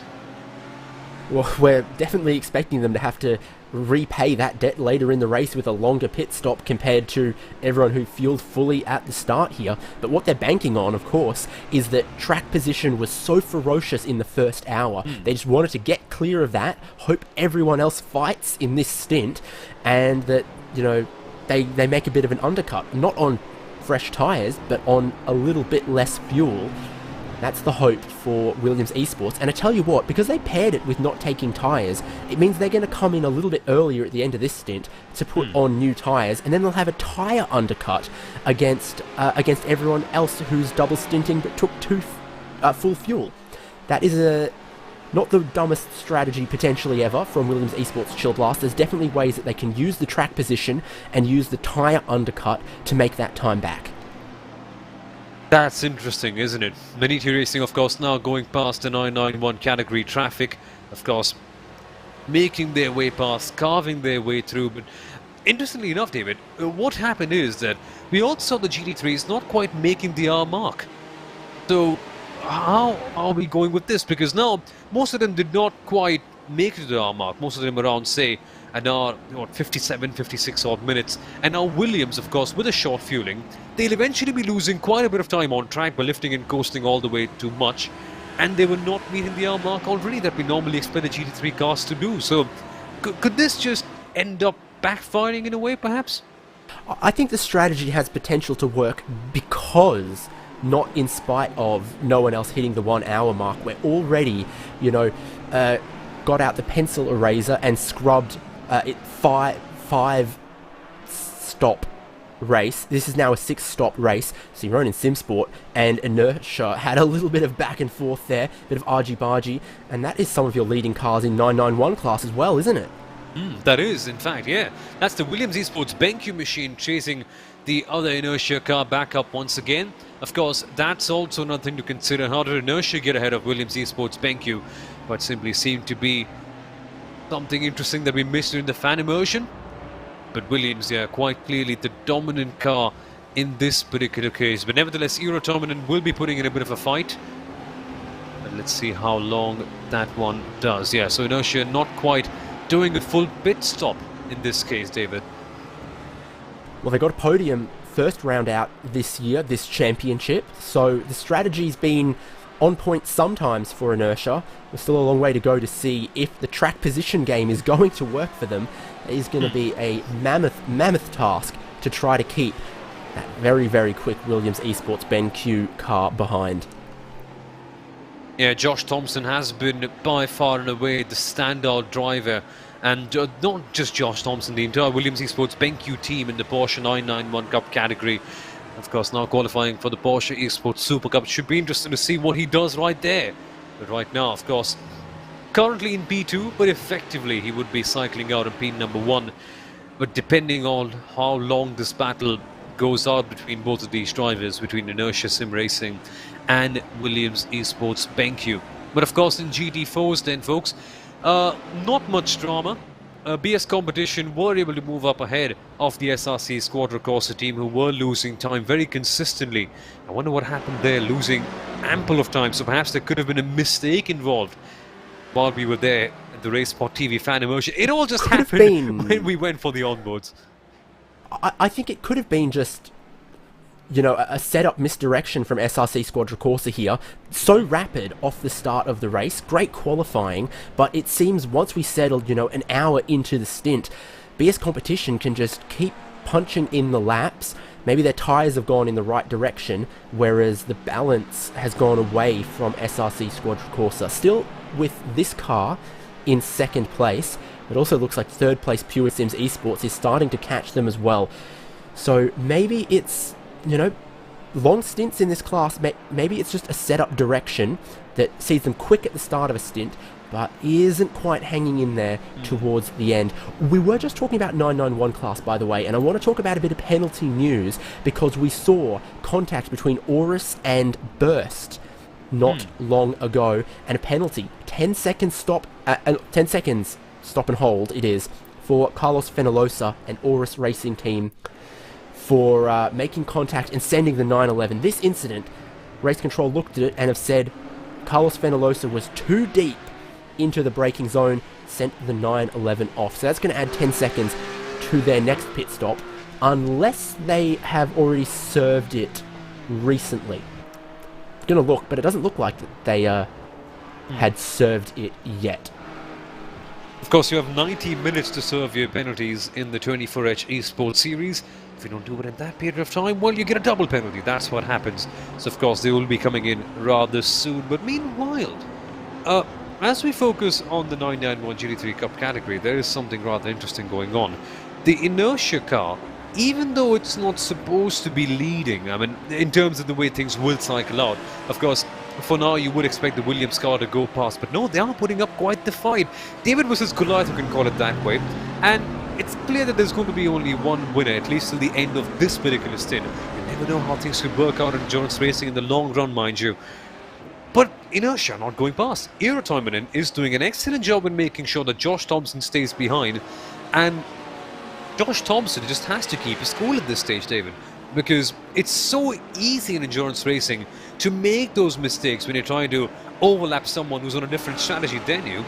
And although Williams Esports are quite clearly the fastest team around, it's those sort of mistakes that could drag them down. And so for Josh Thompson, keeping calm must be quite the task at this stage. Right, he had a handy little lead going into those pit stops, didn't he? He'd broken away from everyone else. He had 5-6 seconds in his pocket. They'll know what the strategy is here from inertia, that it'll all cycle back through to Williams Esports, probably having the race lead. They can't lose their cool right now, but at the same time, if they don't get past inertia, they need to just keep one eye on what their lap speed is compared to some of the cars behind like Burst and Aurus that could start sneaking up towards this battle, start eroding the beautiful little lead that they built early on. Yeah, exactly, and it should be interesting to see how this goes on. What I love about endurance racing in particular is how split strategies work out. There's always something to watch out for, always some sort of variance going in, and Williams Esports Benki on the normal strategy but inertia on the alternate one, closing up towards turn number 1. And also a very quick word on the TCRs as well. A couple of cars doing an extremely good job in terms of how they're lapping. SRC squad, of course, a TCR currently, and then of course it is also the number 185 last board in the Frozen Speed full send racing car. These are the two fastest cars lapping right now in the TCR category, and they are there or thereabout in the top 5. So although the gap is somewhat split on TCRs, it still should be fun to see how that pans out towards the end. And once again, there's something interesting that's going on here, David. Yep, the fastest lap in the TCR category belongs to SimRC, a 2:14.171. The second fastest lap in category belongs to Frozen Speed, a 2:14.172. 1,000th of a second, but SimRC have the fastest lap at the moment. Yeah, that's Jürgen Frank is quite the beast behind the wheel of that SimRC car. And as all the drama goes on, we are glad to welcome our colleague back once again, Ben Constantinos. Ben, technical issues, of course, that sort of thing tends to happen, but let's focus on what's happened on the track, because there's been so many alternate strategies in the GT3 field initially. Everything is opened up because Tim Martzka now has regained the lead from the Williams Esports Chill Blast car that has gone for a bit less fuel in the pit stops, and now Ron and Simsport, who are on the normal strategy, they're closing up to them. So just run me through what the alternate strategy is. So what's happened is that Williams Esports Chill Blast have also decided to double stint. But what's happened is now that Williams Esports Chill Blast are not taking enough fuel, so they've gone halfway through. So they decided to go for the same old tyres, but they've decided to underfuel their car. Whereas there are some other teams, like Leo Racing Team in particular, and Inertia, who currently are on P number 11, they've decided not to double stint, and in fact have gone for fresher tyres. And as it stands, their lap times are, I'd say, slightly better by a few tenths or a couple of seconds here and there, depending on how they manage the traffic. But still, double stinting does seem to be the way forward for now. So does that mean then that Williams don't feel like they can get 2 full stints out of the tyres, hence why they're going a little bit light on the fuel in the second stint? And then how does that affect the end of the race, David, in terms of actually still doing the same amount of stops as everybody else? Yeah, but the amount that they've short-filled by, I think, was still, just around about 10 seconds or so compared to, 41 seconds to up there and thereabouts to take a full tank of fuel. So I don't think they have jeopardized the 6-stop race. I think they're still headed for the same number of pit stops as everyone else.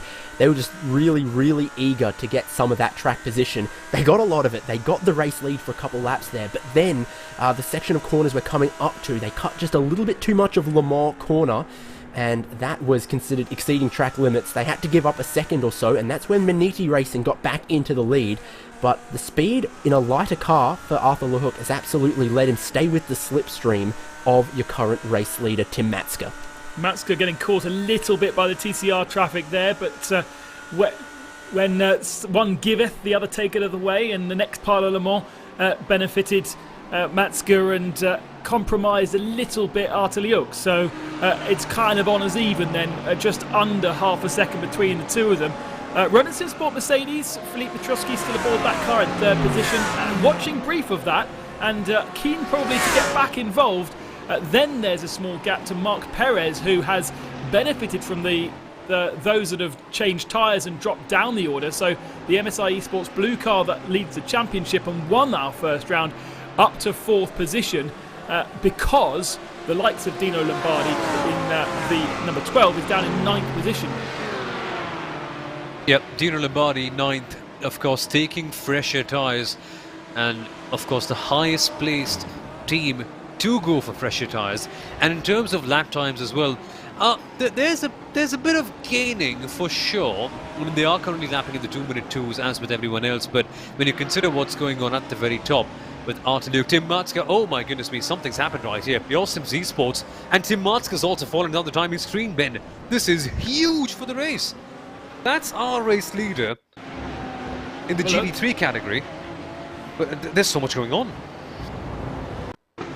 Quite little replay somewhere else there. Here's Arthur LeHook then in the lead of the race, and Matska down to fourth position, but it's not a huge amount of time lost. Oh no, and Matska's made contact with the GT4 car there.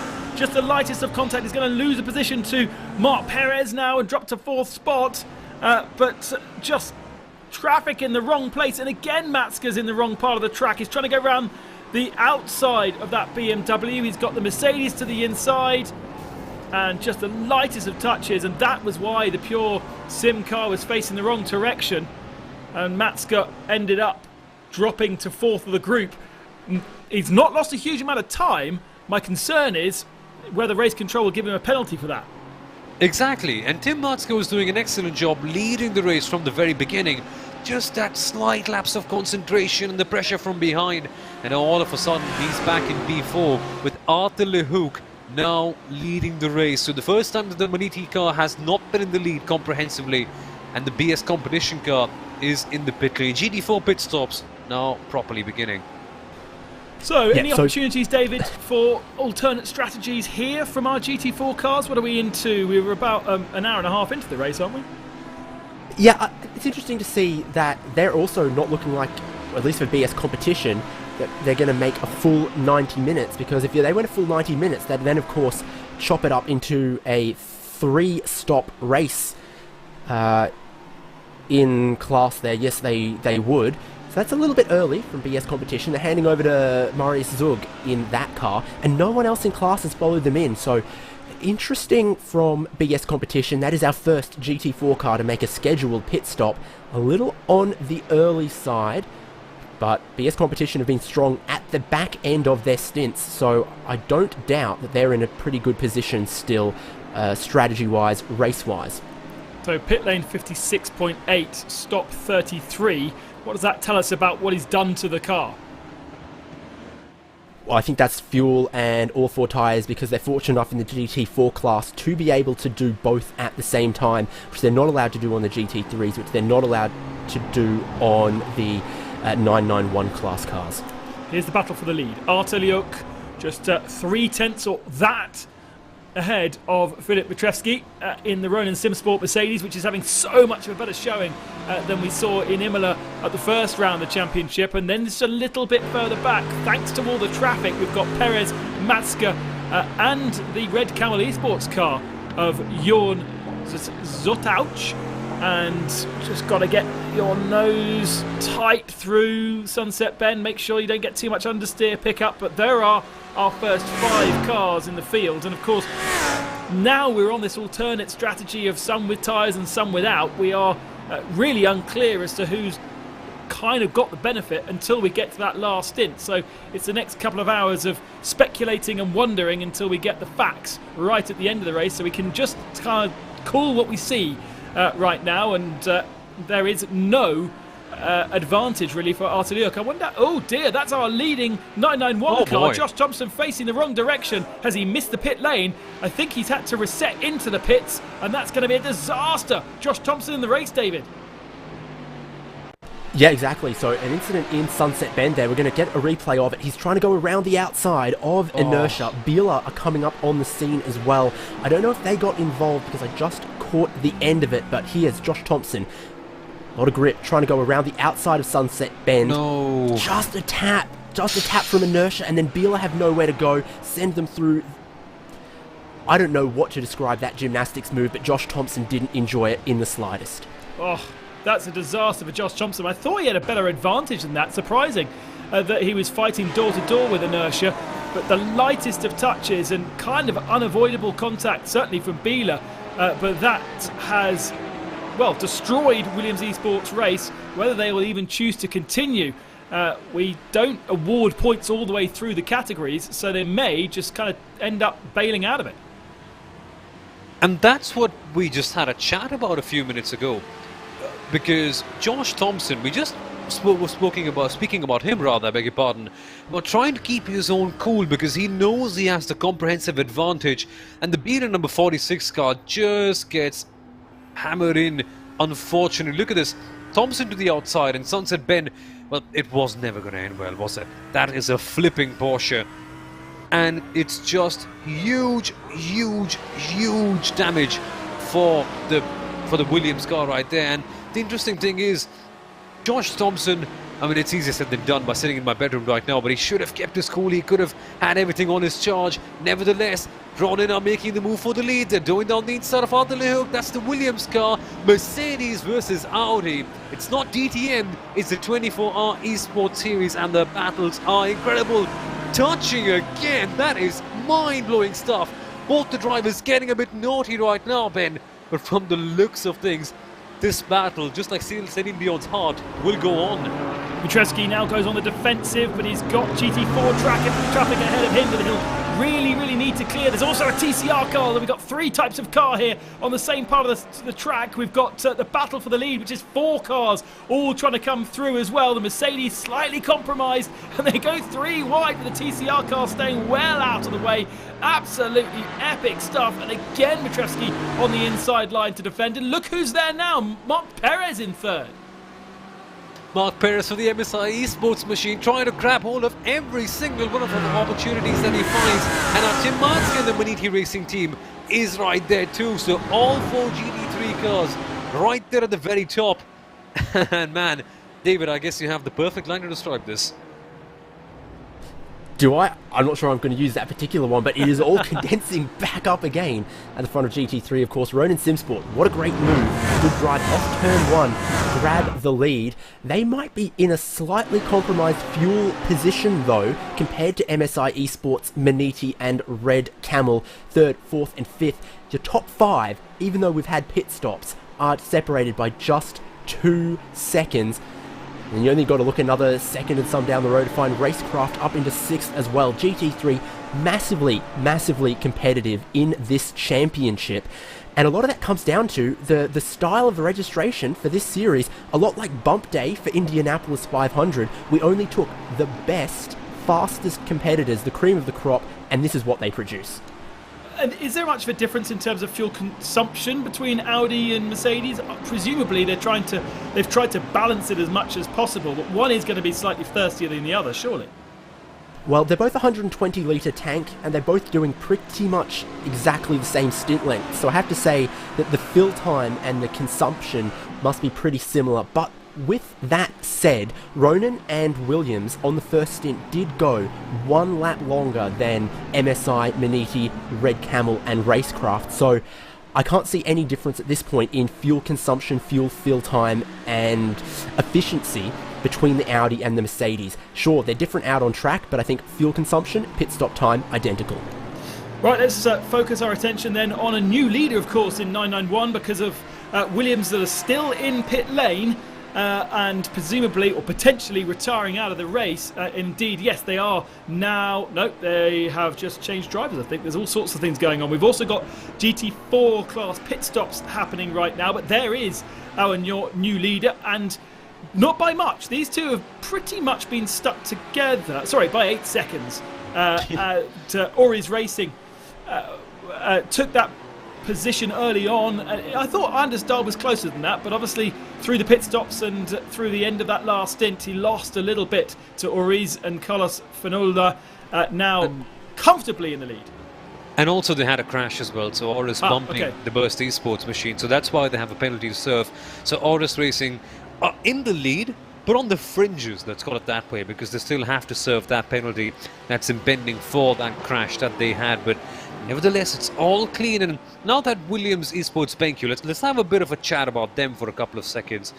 They are, let's say, pushed back because they clearly had a pace advantage to every single one of the cars.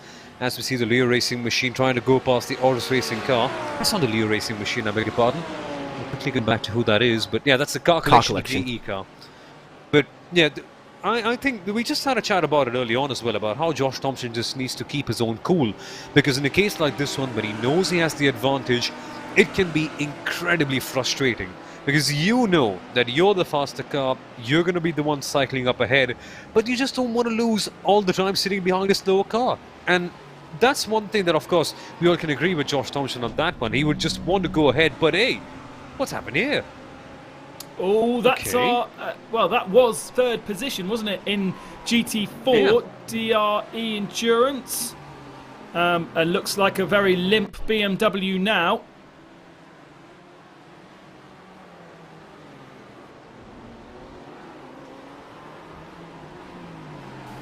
So that is an outlap there for Jacob Sondergaard in the BMW GT4. He'd only made it halfway around the lap on a new set of tyres before the fact that they are no tyre warmers, stone cold, caught him out, putting the power down out of the hairpin here. From on board, you can see he engages second gear, coming out of the corner, puts the power down, and the car is just not happy across the bumps, putting the power down when the tyres are stone cold like that.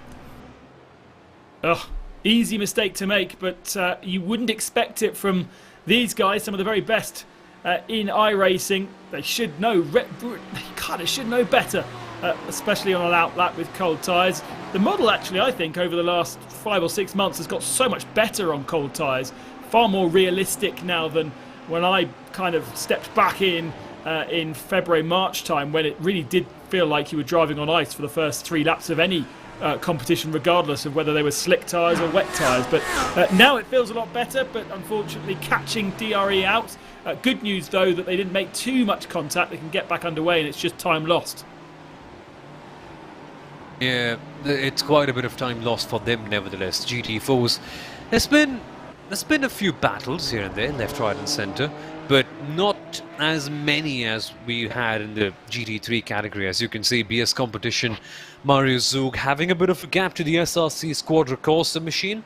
Of course, BS Competition pitted a bit earlier than the others, but they're right there. And that gap, let's say, it will materialize later on.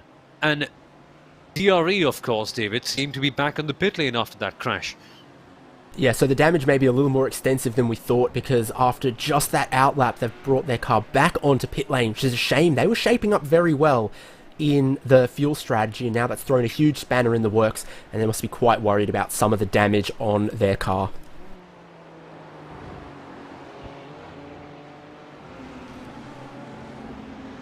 Meanwhile, remember Maniti Racing had a bit of an incident early on? That's why they dropped from P number 1 to P number 4. There seems to be some key news on that, David.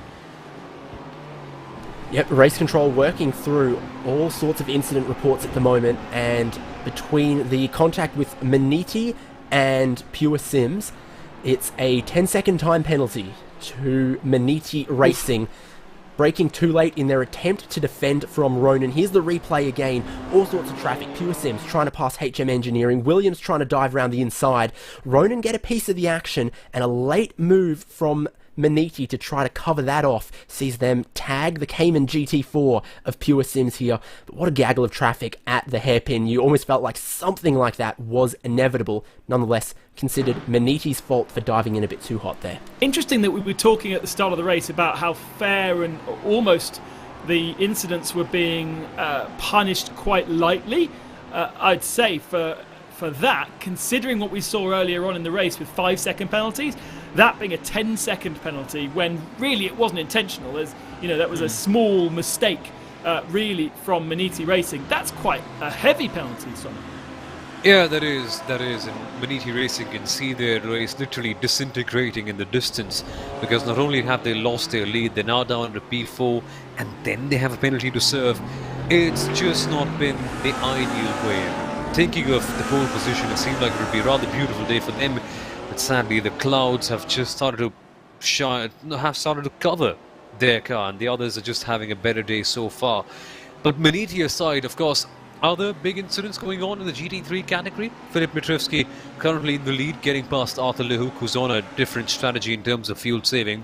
But Arthur Lehouk also now is under pressure from Marc Perez behind, and Marc Perez is also driving the number 44 car, the same machine that won the last race in Imola. So there's an interesting battle for you. The last season's champions versus the winners of the last race.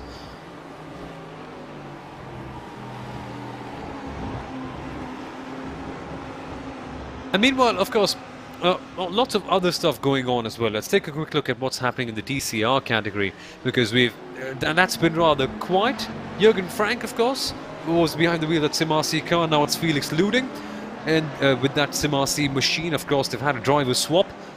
Alessandro Basciulega, of course, one driver we've seen quite a bit on RaceSpot TV, doing a very, very strong job in P number 2, but you kind of expect him to get up there and give a big challenge to the SimRC machine. Yeah, in the last, what is it, 2, 3, 4 laps, we've had pit stops from basically everyone in TCR, so they have fuel economy very similar to last time, able to comfortably go longer than 90 minutes. You go 90 and then 90 and then 90 and then 90. That's going to get you to the home base in a 6-hour race like this. No huge variations in the pit stops, because these cars are also allowed to fuel while they take tyres. So everyone taking a similar amount of fuel, everyone taking at least a 2 tyre change. Not a lot of advantage to changing the rear tyres actually sometimes on these cars. So at least the front tyres that of course get all the work on a front wheel drive touring car like this, everyone will have changed them.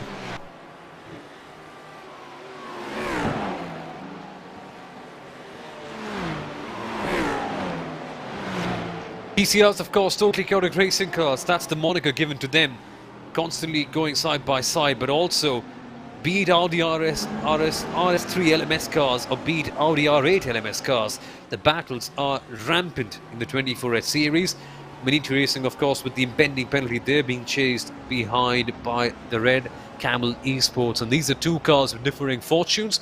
Both of them, of course, having a bad race the last time out in Imola, but now things are turning towards Red Camel and are just fading away from the hands of Team Maniti as it stands right now.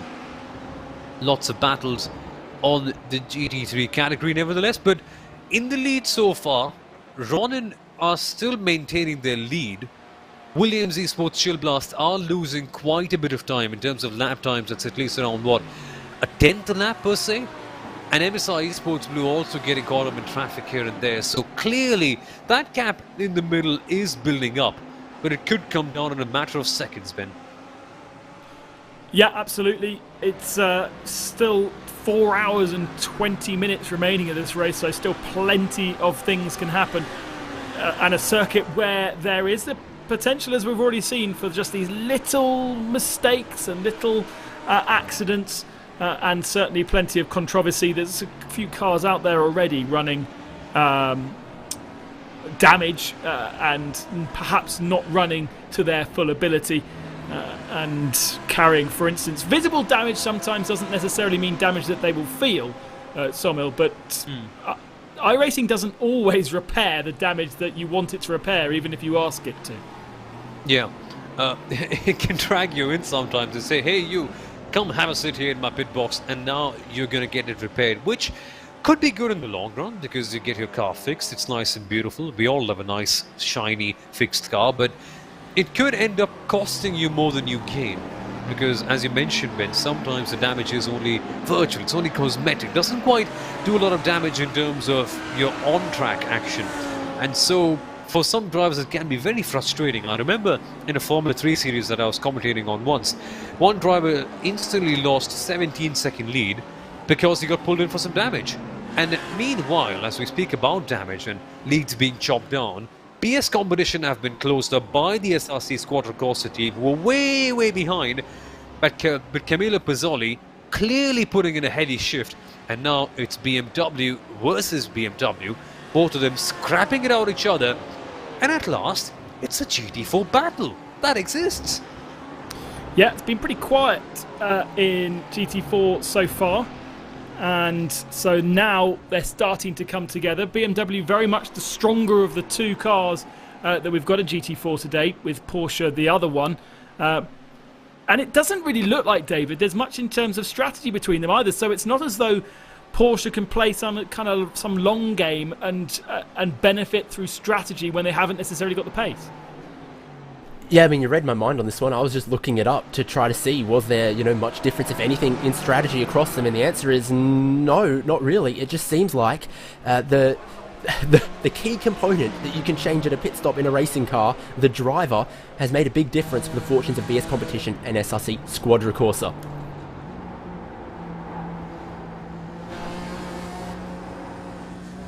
Oh, both of them are going to have a big slide through turn one as they battle it out for the lead, Sumil.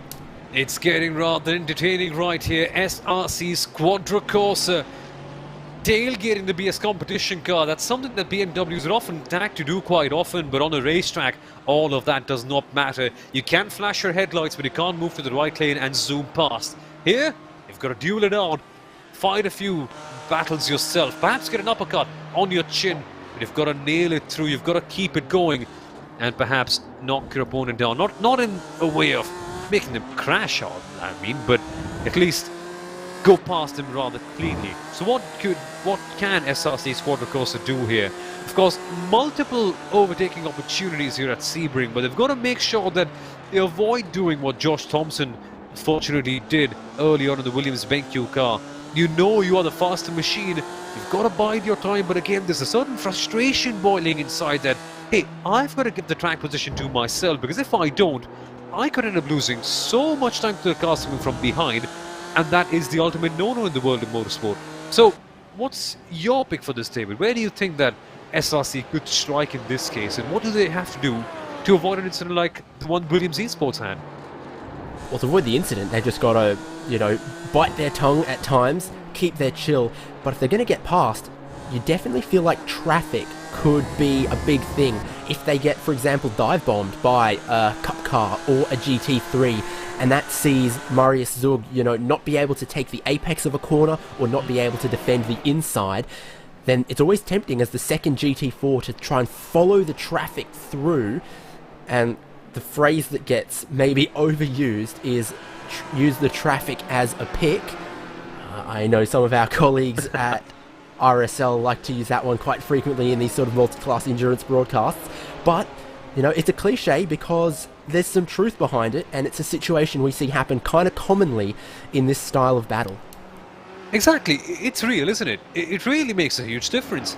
You can end up using the traffic and trumping your opponent in that sort of game. It's a bit like a game of chess. You distract them from one way, and as Ben loves to mention, and it's a very, very true phrase, I love it, what traffic give it, it take it away. So sometimes it can work in your favor, the others, it can make you lose a lot of time. Here come SRC then, past this long corner. At the end of the straight, there could be a move. Looks to the inside line, as they should in this battle for the lead. Have the edge, or do they? Because the BS competition guard just touches them out. chopping the line off. Man, this GT4 racing is absolutely phenomenal. Man, amazing stuff. And they have to make sure that they let the GT3 car go past cleanly. That's the BL Racing Team Euronics machine. Thankfully for them, it does not have a major impact on their battle, but SRC Squadron Corsa on their tails, or on their toes rather, I beg your pardon. They want to get this move done quickly. It means a lot to them getting back in the lead. The new driver is making a major impact, but when do they do it? Do they overcook it? That could be a major factor then. They just have to keep their calm. Still going on. Where do you think this will go, David? What's your honest prediction about this? Well, you just hope it ends cleanly, don't you? They're still so early in this stint for GT4. We next expect them to pit at about the halfway mark with 3 hours to go. We still think they're about an hour and a quarter away from their next pit stop. So is that a slowdown penalty there for SRC? They started to drop back a little bit. That is, yeah. That is indeed a slowdown penalty for the SRC Squadron Corsa car. The one that we saw also happening to the Williams Esports car in the GT3 category at that very corner. So quite clearly the track limits at Sebring biting people out. Here we go for a few replays. Let's take a look at what happened to the SRC car as they cut the corner. Yeah, just getting in a bit too early in, didn't they, David? Just too close. Yeah, exactly. You can have your inside tyres on the curb, you can have your inside tyres just on the far side of the curb, but you've got to keep, I think, the centre line of your car on the racetrack side of the curbs. So what's happened in TCRs? Steen Ledger, Frozen Speed Full Send Racing, a team that was doing extremely well early on. Oh. Looks like a mechanical or a hardware problem there. Car looks like it just turned hard into the inside wall. Another incident that happened while we were looking at the GT4 leader. We're going to stick with Steen Ledger. Yep, so let's take a look at what happened right here. Sunset Bend, everything seems to be all right. Remember that TCRs are front-wheel drive cars, so a lot more understeer in nature. That's why you'll see them struggling just a little bit. But this was far from understeer. This just seemed to be a major technical issue. As we come towards turn 1, he'll be turning in right about now. And the turning in just suddenly stops. The steering wheel's locked to the left-hand side when he goes to turn into the corner, so that's a hardware problem for Steen Ledger. Just at the moment he's gone to turn into the corner, it's locked up and he hasn't been able to straighten it up. That is bizarre. But yeah, real shame. Yeah, it happens in the world of sim racing. Technical issues, of course, in the real world would mean an engine failure or something. That's what happens in sim racing. And Butler Pal Motorsport, well, they say, that's a new lovely layout that Sebring has. Why don't we go and give it a try? Andy Kuhn missing the track, outbraking himself and ending up trying this new layout of Sebring that we all would have to try someday. Yeah, that hairpin turn there, reprofiled between 1998 and 1999. So the dreams of the 90s are still alive for Butler Pal Motorsport. That looks like they might have outbraked themselves, but sensibly used a little bit of the runoff left over from a previous layout of Sebring, a track that has gone through many chops and changes throughout its long history. I can see at least 15 or 20 different variations of this track that have existed throughout history since it opened in 1950 or 1952 or so. And that's the best part, isn't it? It's an airfield. You can do so many things with an airfield. It just comes to mind, a track that comes to mind, I beg your pardon, is Silverstone, because Silverstone also an airfield back in the day. We've seen so many different renditions of that circuit. Now, of course, with the GP layout, it's furthest away from being an airfield than it ever was in history. That's how things can change. But Sebring, very deep-rooted to its core. You can see those bumpy sections with the old airport tarmac. You will see that as we come to the Sunset Bend right now. Just take a look at how the MSI Esports car off Mark Perez bounces as we come to this right-hander right about now. Look at this. It's just juddering and shaking like an old school bus, essentially. When you were in fourth grade, imagine that ride back to school. I mean, we have those sort of roads back here in Mumbai. Not sure about those all across the world, but here we are then. GT4 battle once again. This is turning out to be interesting, to say the least. SRC Squadron Corsa clearly getting on the diffuser of the BS competition car, both literally and figuratively in this case. And Camillo Pizzoli, David, it's quite clear that he has the pace advantage. He is able to keep up with the BS competition car. And if anything, he does seem to have the potential to go past, but you've got to credit to Mario Zug. He is defending extremely well. Right, he's not letting the pressure get to him. In fact, he was letting Pizzoli make the mistakes by cutting the corners in some places. That racing line was absolutely fine. But I sense there might be a bit of understeer for BS competition because they've been locking the rears with a very rearward brake bias to try and make it turn. Now they defend the inside to Sunset. They do defend the inside of Sunset. SRC's Quadricorsa have the run around the outside. But will it be enough to let them power on and retake the lead into turn number 1? Door-to-door racing action as always in the 24H Esports Series. With 2 hours in more or less. Here comes the SRC car going down the inside, and at last we have a new leader. Exactly, we do. They're still going to have to defend it because it's coming back at them 3 wide. Relay Sim Racing want to come down the inside. SRC still trying to block out BS competition. They've done a pretty good job of it, I have to say. Good move, setting up their opposition. Now the challenge is, can he pull away as all of the traffic may just conspire against him, at least through the first sector. It's a funny place to be in, isn't it, David? The GT4s, they're not the fastest, they're not the second fastest, they're right there in the middle, so they're faster than the TCRs, but far, far slower than all the 991 GT3 Cup cars and the big GT3 machines, and must be a weird place to be in. Some cars you've got to go past in terms of speed, the others you've got to let pass through. While keeping that in mind, you've also got to make sure that you're saving enough fuel and tyres and then race another incredibly competitive team, which is very closely matched in terms of talent too, so must be a very hard job to be a GT4 driver, to be honest. I think it's a tough job to be either of those guys as well. Is it easy to be TCR though? Here's Pure Sims down the inside of HM Engineering, who would have served their 10-second penalty at the pit stops a little while back. That's dropped them from the lead. But how's the body language on both of them through Sunset, hanging the rear tyres out? Is this a front tyre only strategy? Because the rear looked a little loose for both of these machines, throwing it through that signature Sunset bend. Yeah, it has to be a front only strategy for them. DCR's clearly not very intensive on the rear wheels, being front wheel drive cars. That's the front tyre that's doing most of the work. And then HM Engineering had the inside line, and then Pure Sims just doing a cheeky little cutback, and hey, it's a touring car race. How will it work without them giving a gentle bump to the other cars? So they do, and Pure Sims keep the lead after HM Engineering have served the penalty. But if, of course, both cars only going for front tyres, the rear end just, it's a bit like Iron Robin's right leg. It's just there to keep the car intact and balanced. Not much to do apart from that.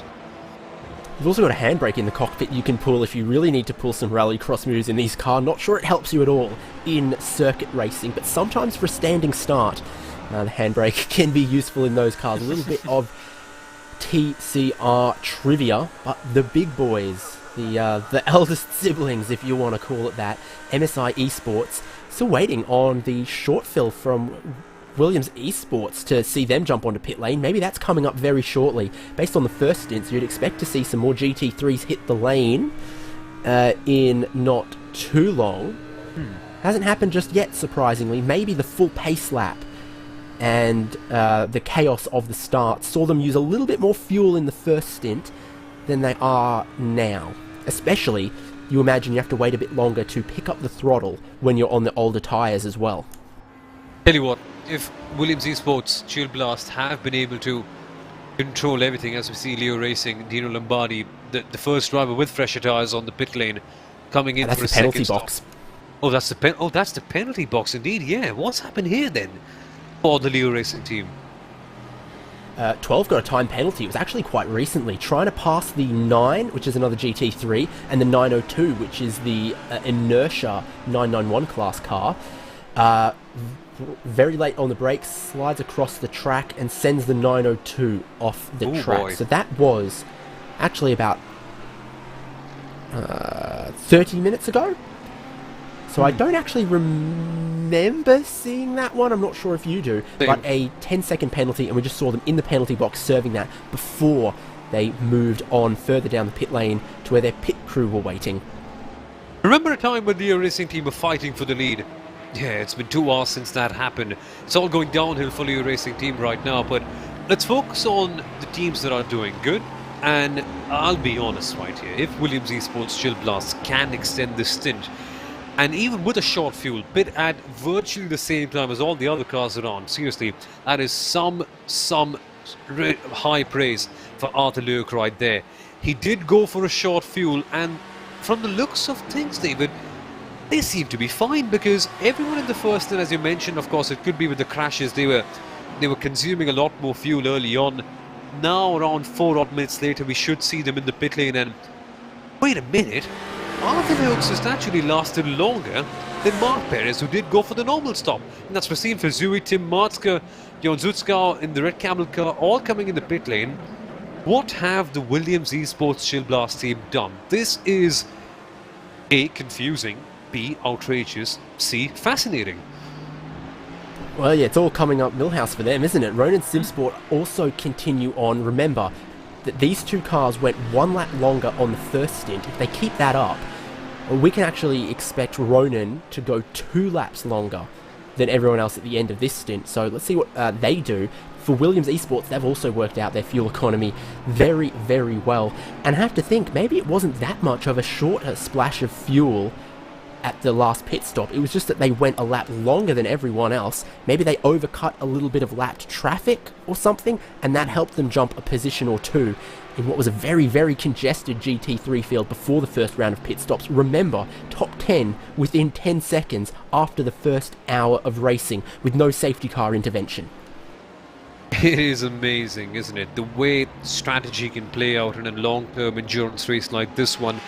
Even with most of the cars being very similar, there's always a couple of teams edging here and there, trying to find a new way out, trying to be creative with the way they do things. And full credit to Williams Esports Chill Blast. They did go for a short fuel, a relatively light one, of course, as it now seems to turn out. And they saved a lot of lap time. They saved a lot of fuel, rather, in the first particular stint. And even with all the fuel saving that they may have done in the second stint, they're only 2.7 seconds behind Ronan Simsport. So that is a big, big victory. And considering where they were at the end of the first stint, in around P number 4, P5, that has to be Williams Esports Chill Blast becoming the biggest gainers of this second stint. And as we see Ronan Simsport now diving down in the pit lane. And I assume there will be a driver change involved as well this time out, wouldn't it? Very likely. A driver change after 2 hours would be a common thing for a couple of our GT3 cars. Producer Arjuna pointing out, though, that in the racecraft car, no driver change, still Rasim Fazui. He's going to be joined by Gordy Much a little bit later on, but Ronan's on the lane, Williams on the lane, so both of them doing 29 laps to this stint. Ronan are going to change out Filip Matrevsky for Vincenzo Amico. Williams Esports look like they might be leaving Arthur Leuk at the moment. Both of them on the lane, taking fuel at the moment. And then it's after the fuel is done, the fuel probe is removed. You see the cars raise up on their air jacks if they are taking tyres. That's after about 40 seconds to fuel, and then about another 28, 29 seconds to take tyres. Right in sync there for first and second. It's like when the DJ tells everyone to put their hands up. Raise those hands up. Let's avoid the rather uncomfortable word that can be on a live broadcast. Let's put that out aside. But yeah, both of them raising their jacks up. They will be going down at a very similar time. Okay, Williams leave first, then goes Ronan. So there is a change in the pits, mind you. Williams Esports Chill Blast have regained the lead, so the provisional lead, that is, because currently, of course, they are in P number 3. Rasim Fazui and Oscar Irene in the racecraft and inertia cars holding on to the lead on track. Of course, they have to come in for their pit stops. No, wait a minute. I think Rasim Fazui did go for a pit stop, yeah. Do you want something? You want to hear some crazy facts? Rasim Fazui stayed in the car for racecraft because they have triple stinted their tyres. Now, I tell you what, at the end of that second stint, they were very quick compared to everyone else. They look like they are managing their tyres well. But I'm exactly with you. Shocked, confused, sickened yet curious. Is there any way that this can play out and work for Racecraft Esports? It says 05 on their digital number board. That's going to update to first place when they cross the line. Is this, well, is this a gamble that is going to come up leaving them very much in debt and on the back foot? Or are they going to be laughing all the way to the bank on this one? That is a standout strategy compared to everyone else. Okay. It's time for the strategy board then. Where do we go with this? Racecraft Esports are triple stinting. Let's put it into perspective. They are currently in the lead. Then we have a different camp of teams who are going for a second stint. Okay, here's the lap chart. Here's the top 8 round off. That gives us a very good idea. Inertia Sim Racing did not do double stint early on. They're going for the second stint on their tyres right now, so expect them to lose just a little bit of time. But if there's anything that Racecraft has told us, it's that the second stint may not necessarily be very slow. Then we have Williams Esports Chill Blast, who have now taken fresher tyres and have put the right amount of fuel in. They were doing a short fuel stint early on. They're fine right now. Then there's MSI Esports behind. Oh no, come on, not at this particular point in time. Williams Esports Chill Blast could have a penalty coming their way. They've turned the Pro Sims Esports CCR car sideways. Fortunately, Ross McFarlane still on the track. I don't know, that's very cheeky, very naughty, very eager, very bad, I guess. Looks like a Williams zero chill blast. Let's take a look down the inside at turn 1. Huge outbraking maneuver sends that TCR car into a huge moment that, as you can see, has cost them position to Hoisingfeld, position to HM Engineering, and there's the MSI TCR also right in the mix. So if there was just a little tap like that in the absence of any context, you'd say maybe a warning. But when it goes and costs them 2 positions, surely you've got to look at maybe that is a penalty. Doesn't look like any damage is done, but if you count losing 2 positions as being harmed, then maybe that is a form of damage. That is, I think it's a good time to go for a top 8 round off, to just have a good idea about what's going on in the race. Of course, GT3 traffic just eking past, trying to get past the TCR cars. It's a lovely little battle that we're seeing right here, all the way from P3 to 4, 5, 6. That is excellent racing, and Team Hersing will just have the edge at this point in time. HM Engineering, of course, after serving their penalty, right behind in P number 4, and the Pure Sims car is still chasing them. Always there. Okay, let's take a look at what's happened in the GT3 class, and that's the thing that we were talking about initially. So Racecraft Esports, yes, on the triple stint, and on the lead right now. We will be tracking their timings. So go to timing71.org. That's where you can check all their lap times. Let's keep a keen eye on what they're doing.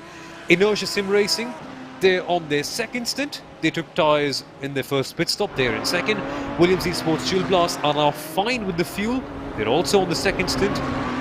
They're on fresher tyres, I beg your pardon. So are MSI Esports in P number 4. Then come Ron and SimSport, who are on the same strategy. They've gone double stinting. They're fine. They're on fresher tyres right now. ET Racing, after serving their penalty, I can imagine, are in P6. Then the Leo Racing team, who also had to serve a penalty. And then Red Camel Esports. That's the top 8 in GT3. So 3 different approaches, 3 different strategies, now culminating into 2.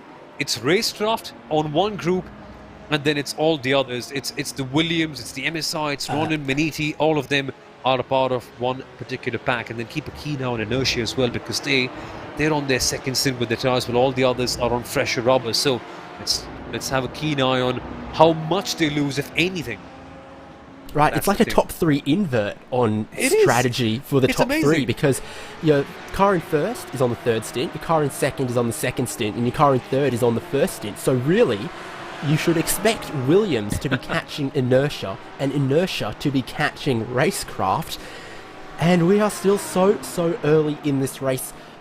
I want to give you some lap time updates. Last lap was a 2:01.8 for Racecraft, 2:0.6 for Inertia, 202.4 for Williams. I think they had some traffic and they were still warming up the tyres. So we're about to get another, lap gaps update as they cross the line this time.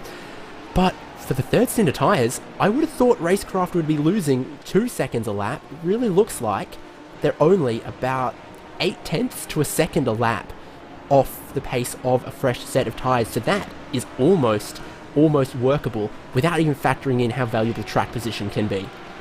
Exactly, but from the looks of things, David, they are losing quite a bit of time, aren't they, Racecraft Esports? I mean, we'll only learn at the end of this stint whether it worked or not, but from the looks of things, they're already losing 6, 7 odd tenths of a second, and all the other cars behind are on, let's say, far fresher rubber. I don't know, they had to roll the dice at some stage, because of course if you want to win, you've got to do things that are different. You've got to stand out to the others, but perhaps from the early goings, it is not turning out in their favour. Things could change for sure. This is endurance racing, this is what it is always about, but yeah, not good signs, not positive signs early on. And meanwhile, MSI Esports are being chased by Ronin Simsport. Both of these teams are on the same strategy. Pressure up of all of them, and Salva Talens is behind the wheel of that car, so both of them changing drivers too. And let's have a quick look at which teams in the GT3 category have not changed their drivers. So Racecraft Esports haven't, Williams Esports Chill Blast clearly haven't, neither have Inertia Sim Racing. Maniti have, Ronin Simsport have as well, same can be said for MSI Esports, but Leo Racing Team haven't. So Dino Lombardi is still behind the wheel of that Leo Racing Team 12 car, and it's fair to say, David, they've had a bit of a chaotic day, haven't they? As we see Ronin attacking now, this is fun. Yeah, so Leo were real exciting in the first hour, made some great moves, and then unfortunately for them, little penalties, and maybe a bit of a misstep on the tyres as well. I think going for a new set of tyres at the first stop really hasn't paid off, especially now we know what we know, that some other teams were planning on double and even triple stints. We'll see how they come back. Ronin also been good on the fuel, so they're one to watch as they try to extend their stints out a little bit. It gets you buzzing, doesn't it? So many different strategies, such a variety of approaches being taken by all the top teams, and it's not like they are separated quite a bit by talent, because all these drivers so closely knit, so closely matched, as we see contact almost in the TCR category. Pure Sims Esports closing in on Helsingfeld, that gap is barely anything. And had it not been a TCR car, I suspect that would have been a car turned around facing the wrong way. Here comes Pure Sims then, trying to fight Helsingfeld. The headlights are flashing, of course, they are angry. And the position, well and truly theirs. That got a bit spicy, didn't it, David? That was interesting. That's what the TCR category was made for, isn't it? Yes. This kind of racing, real close stuff. Oh, big problem for MSI. And that's Salva Talens, the number 44 car, the car that won the last time out in Imola, who was fighting for beat number 4 with Ronin. All of a sudden, it's gone horribly wrong. But how?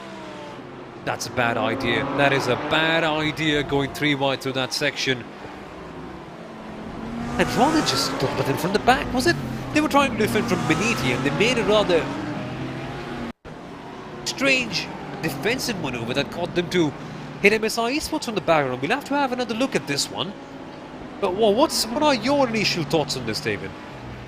Well, from just that angle, you've seen some big moves, some very robust defense. Ronin have a move, then they get blocked out. They don't get left a lane down the inside. Then they're now looking to break down the inside. There's just overlap there when MSI move across right at the start of the braking zone.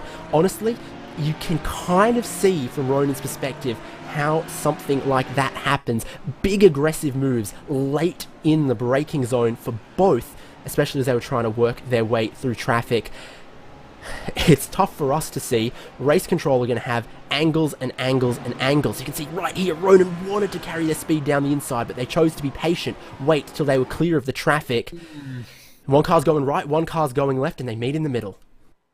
Yeah, it's just those kind of incidents where it's very hard to call early on, and you can't quite blame them for the aggression, because track position is so critical in a race like this one, especially when the competition is just so intense. But Race Control will be having a long and hard view at everything. And just to bring back one point that you mentioned from the Imola race, David, the decisions will be fair.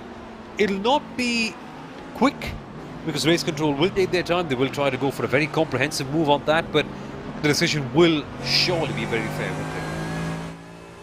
Well, we've got 5 stewards. We can have 5 different perspectives, 5 different voices in the room, and then of course Race Control will take feedback from all teams involved if they want to give it.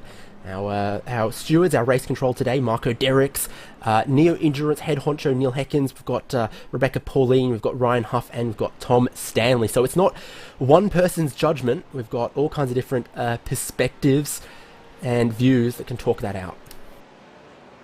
Meanwhile, battle going on in the 991 GT3 Cup category. Go Team Racing, Robin Austin is who we are focusing on. Recently had a pit stop. We have Ben Kotsaduros back with us yet again. Ben, there's quite a bit of drama going on in every category, which I hope you've been able to follow. But this one seems to be slightly absurd. Robin Austin pitting in rather out of cycle, it seems. I've been listening intently like you were Radio Le Mans, but without any pictures whatsoever. So I'm happy that that's now sorted. And I hate Max and I hate Chrome. But here we are. I know most people have the same feeling when they're in gaming, that they hate Max. Not Max, but Mac. Anyway. Yeah. Sorry, so is Mac in this split? Yeah, Max in this split. Thank you everyone for sorting that out, and back with us and back with some fantastic racing. So past the 2-hour mark now, presumably that means all GT3 cars have made their stops, and the 991s. Yep, most of them have, but there's something that intrigues me as Robin Austin loses a position to the Burst Esports car. David, do you have any word on why he pit early at this particular stage? Because I guess the other teams have pit a bit early on. I guess I might be slightly confused. I was focusing a bit too much on the TCRs and the GT3s that I kind of lost track with this category. My apologies. Well, you remember that the fuel tank and the stint length just goes about 10% longer for the Cup cars than it does the GT3 brethren. Yeah. So they're doing just a little bit more than an hour. All the pit stops that I can see out of 991 class seem just about on schedule for Aurus Racing Team, for Burst Esports, for Go Team Racing here in the 907, who took fuel only, hence they were so easily passed by Burst Esports. And then Inertia 4th, HM Engineering 5th in category of all, just made pit stops real recently. Just about on schedule for these single make cup races. Damage for the Burst Esports car on over the left front tyre. That looks like you can see it on the bonnet there. That's him making contact with another car. Did we see that? No, that was almost entirely against the wall when they got helped there by Aurus, who got a penalty for that one. I think that's mainly where the left side damage came from. That was in the hands of Anders Dahl, wasn't it? It's always good to have information coming in. Feel free to do that, David. But yeah, that's the incident that David was referring to. I wouldn't say a big bang, but certainly a sizable one, enough to make sure that there was enough damage on that car. And yeah, Aurus clearly getting a penalty for that in the long run. Vincenzo Amico aboard the Ronin Simsport Mercedes, now sitting in 5th position, just less than a second behind Manti Red. Now, Manti Red not really shown or been part of the party so far. Here is the second of the MSI Esports cars, the 43 machine. Looks like he's throwing that round far too hard. Yeah, and the rear says no more, thank you. You could see by the way that the car was being thrown left to right that almost he was trying to achieve that. But a small spin, no harm done. Racecraft lead, Inertia 2nd, Williams 3rd, Manti 4th, Ronan 5th, Dino Lombardi up to 6th in the Leo. So with all the GT3 cars now caught up in terms of strategy, we are now on the same par after the second stops. Somewhat. It's still all over the shop for our top 3. I mean, sort of 3rd on down, it's all rather similar, but you know, 3 stints for Racecraft, 2 stints for Inertia, 1 stint on the tyres so far for Williams.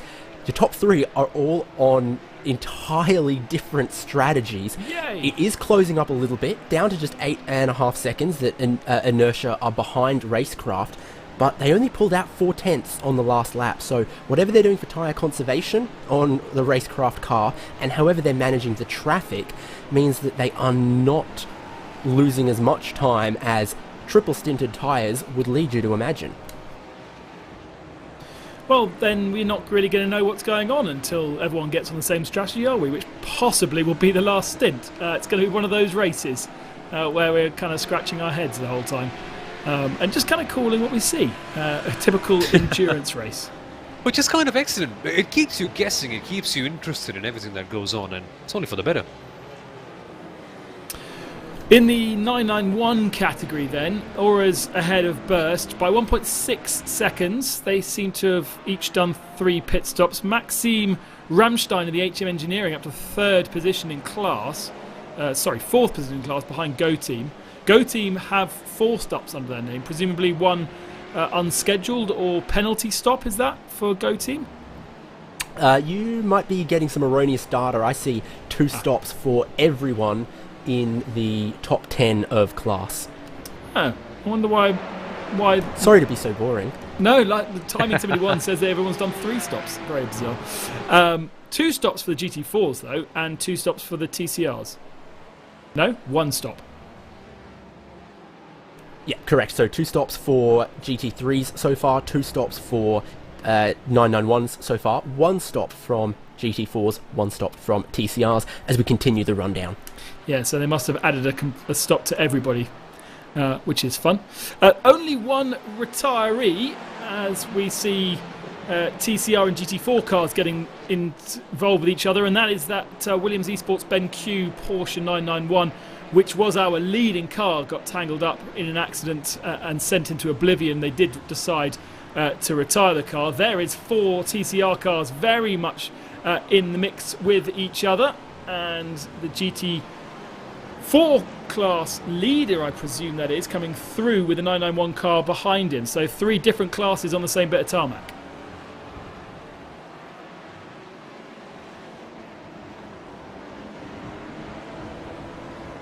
Now that is in the GT4 class. We still have Squadra Corsa White leading, so that is the GT4 class leader by 7 seconds, 7.8 seconds now over Mario Zerg in BS competition, and then 18 seconds back to Ashley Finch in the Pure Sim Esports. That's the first of the Porsches in that class. So plenty of gaps in GT4 right now, but less so in TCR. Really intense little battle going on here with a couple of GT3 cars and a couple of 991 cars thrown into the mix that they're all trying to get out the way of and not be caught up in too much of their shenanigans, as well as fighting each other. Pure Sim looking down the inside. That would be for 3rd position, but can't find a way through right now. Yeah, not quite working out for them. It's been a bit of a chaotic race for Pure Sims Esports, being involved in a couple of incidents here and there, being dangled left, right and centre sometimes. It's a good battle nevertheless. They have managed to stick on to HM Engineering, who had to serve that penalty. Otherwise, HM Engineering would have been in the lead, but currently in the lead is Felix Turing for Team Sim RC, who have been very comprehensively leading, mind you, for quite a while. And Alessandro Bacilega, who has been behind the wheel of the SRC Squadra Corsa TCR car, has not quite been able to make the kind of progress that he would have wanted to. The gap still 4.7 seconds at that particular incident, and Bacilega and Felix Turing have had quite a few battles early on. I think in the Helsingborg TCR Championship that we had here on Racesport TV. Both excellent drivers, both knowing the limits of the car. Alessandro, in fact, only getting onto TCR cars, I think 6 to 7 months ago, and he did an excellent job the first time he was racing in the Helsingborg TCR Championship. So certainly a man who can adapt very quickly, and as time has gone on, he's turned out to be more impressive. But Felix Turing has just been like a very composed orchestrator. He's been managing everything, he's been making sure that everything goes on in the perfect harmony for his team, and the symphony for SimRC is just glorious as it stands. Very different car to try and muscle around. If any of you haven't tried the TCR car, feels like you can drive it, but then to drive it quickly is a real art. To get the rear of the car to rotate, to follow the front end, which is doing all the work, and the rear wheels are much like supermarket trolley wheels. They're just there to kind of keep the rear off the ground, basically. But to master them and to jump from, like Jürgen Frank is doing, for instance, jump from a Formula 3 car on Wednesday into a TCR car on Sunday is quite a challenge. And some people don't like it. Some people really prefer to stick away from the front-wheel drive stuff.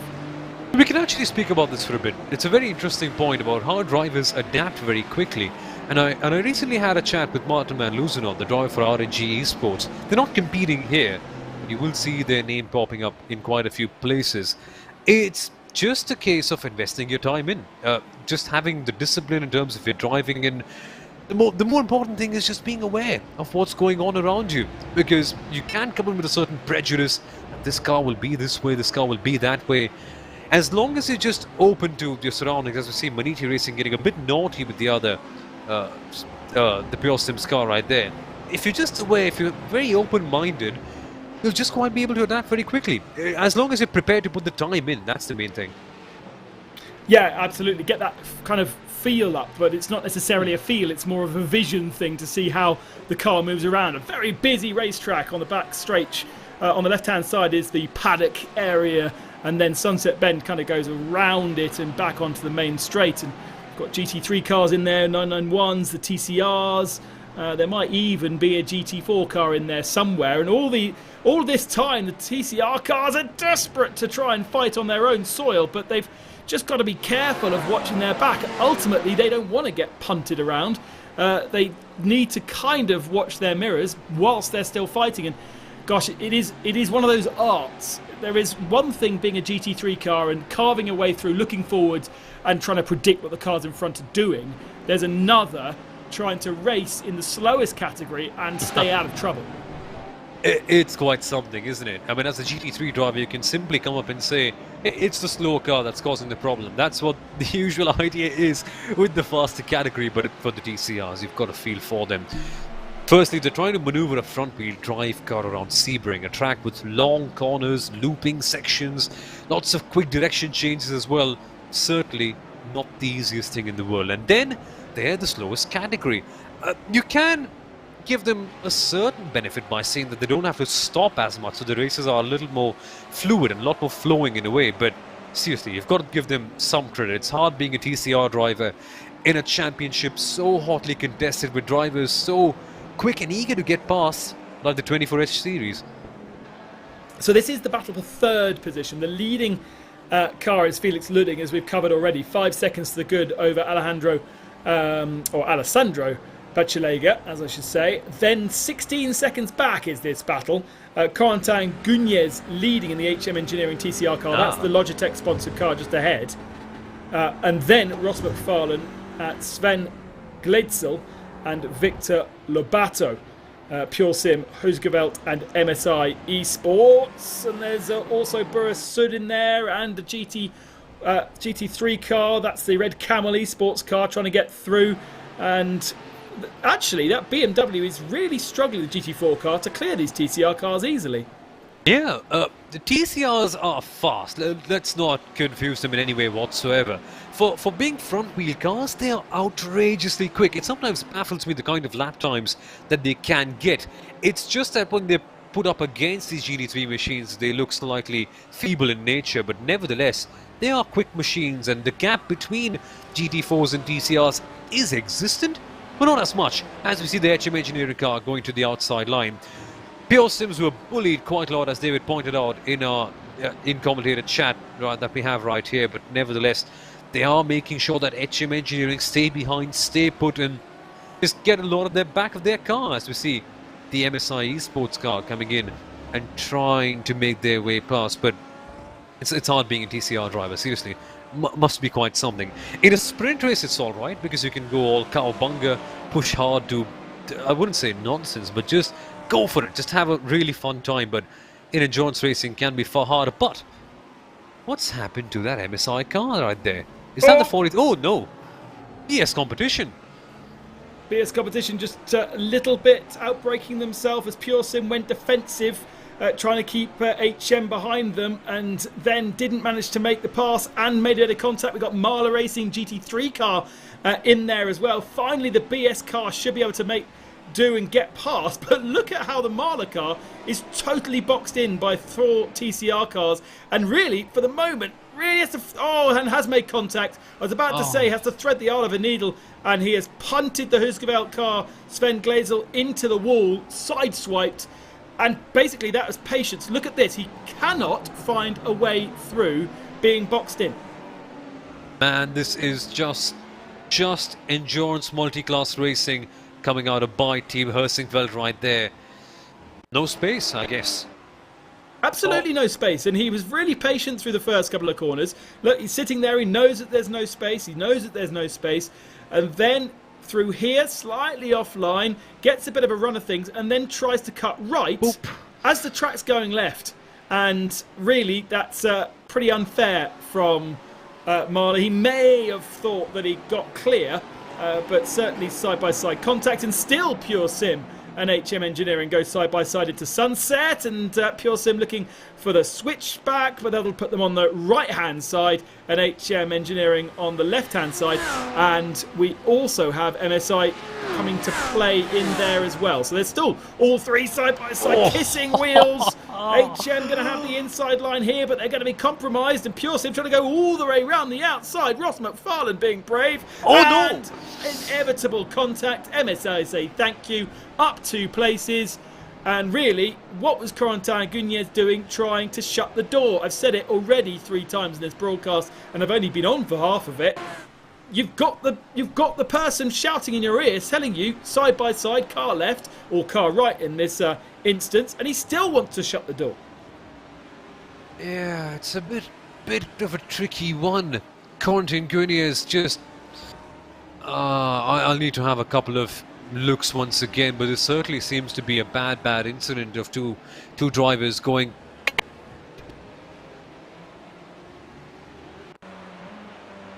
Let's watch on board from MSI Esports. HM on the inside. Okay, I suppose the only kind of thing that you could say... by the barrier. The only thing you could say there is that perhaps he had a lot of understeer, and really it was the understeer that carried him. TCR car, they will. Carried him into the other car. Sorry, Simon, I don't know if I'm talking over you or you're talking over me.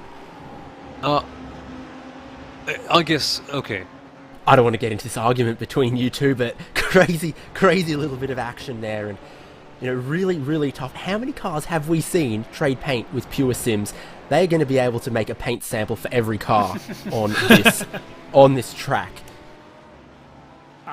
I feel a bit sorry for them there, because I didn't really think that was their fault. That is certainly 927's fault. Completely over-exuberant with the loud pedal, and round the car goes. Didn't lose too much in terms of position. Pure Sim on the inside, MSI on the outside, very wide from the MSI TCR car. But that will give them a little bit more of a slingshot on the exit of Sunset. And there comes a GT3 car too. Go on, use a bit of the slipstream. Try. No, decides against it. But the slingshot wasn't quite enough. Maybe they'll try and get an overlap into the first corner. Again, not quite enough. So for the moment, Pure Sim hold on to what is now third in class. But all that battling has put them down to 20 seconds back. Yeah, the big loss of time with all those incidents that's going on. But meanwhile, Porsches, they never disappoint, and they are going for a good one. Maxime Ramstein, Robin Austin, we saw this on the Porsche Sport Carrera Cup on Race Sport TV.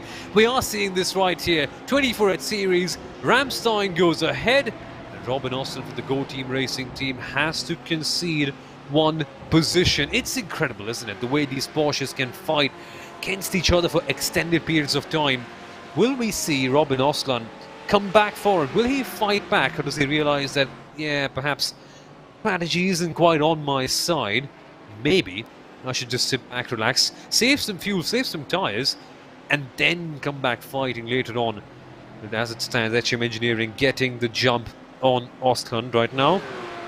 Any evidence, David, in the incident reports of investigations into that TCR accident? Yeah, I can see a few things on the penalty sheet that are currently under investigation. Of course, race control never really want to rush through any of these decisions. I can see 116 versus 159, that's HM Engineering, is the 159 on the sheet there. I can see one of the GT3s versus the 148, but no penalties coming through for any of the TCR cars just yet. Certainly, that is one of the amazing things about Neo Endurance Series, the organisers of this newly named 24 Series Esports Championship, not to be confused with the 24H, the virtual 24H Series, which actually only a couple of weeks ago raced at Sebring. So that I was in the is comp box kind for that one. Yeah, and that is the effectively the kind of the real world version replacement, because they've lacked the ability to go racing. They have announced that they'll go real racing in November next year here at Sebring as Leo Racing 12. Dino Lombardi, that was at the sharp end of the field, losing the rear end and having a half spin. So Dino's tyres perhaps saying no more. What kind of strategy are they on right now with that? Because that's the third stint for Dino, isn't it? Yeah, that's the third stint for Dino as a driver. Negative. Oh yeah. Yeah, but sorry, I was just going to cut across you to say that no, exactly that. That was where I was going to come to. Is that they were one of those cars that tried to take tyres at the first stop, didn't really work for them, so then they left them on after the most recent stop. Here they are on the second stint of those tyres, just like inertia did for second place. Okay. And we are only halfway through that stint, so if he is struggling on tyres, then that is a bit of a worry for Dino Lombardi. Presumably, they only have another one driver in that car if he's going to be doing effectively half the race, because each of the teams have entered with 3 to 4 to even 5 drivers, but they don't have to use those drivers in the championship. So when you go on the entry list on the 24 or the neoendurance.com website, which is very, very comprehensive and very useful, one of the best esports websites generally. You don't have championship standings on most of the esports websites that you try and find information from, but they are very, very good. But their entry lists are pretty significant with lots of drivers, but we're obviously not seeing so many of those drivers in the field today. Yeah, 24H Esports doing an excellent job in terms of organising everything. In terms of the real world 24H Esports, it's also a lovely feature on the website. I'm just digressing a bit from the race, but it's allowed. 6 hours. You've got time. There is plenty of time and not much happening on the track per se, but there's a feature called the marketplace where teams and drivers can meet each other. And GT3 racing is all about customer racing, isn't it? You can end up finding other teams, other drivers, pro drivers who could race with an amateur racer, sometimes amateur racers looking for teams where they can buy in and get a place, sometimes for engineers. And that marketplace section, it's more of a networking kind of thing for all of the championships. We'd have got to go in the paddock, you've got to speak to people, find if there are opportunities. The 24H Esports, well, they make it a lot easier. Go on the internet.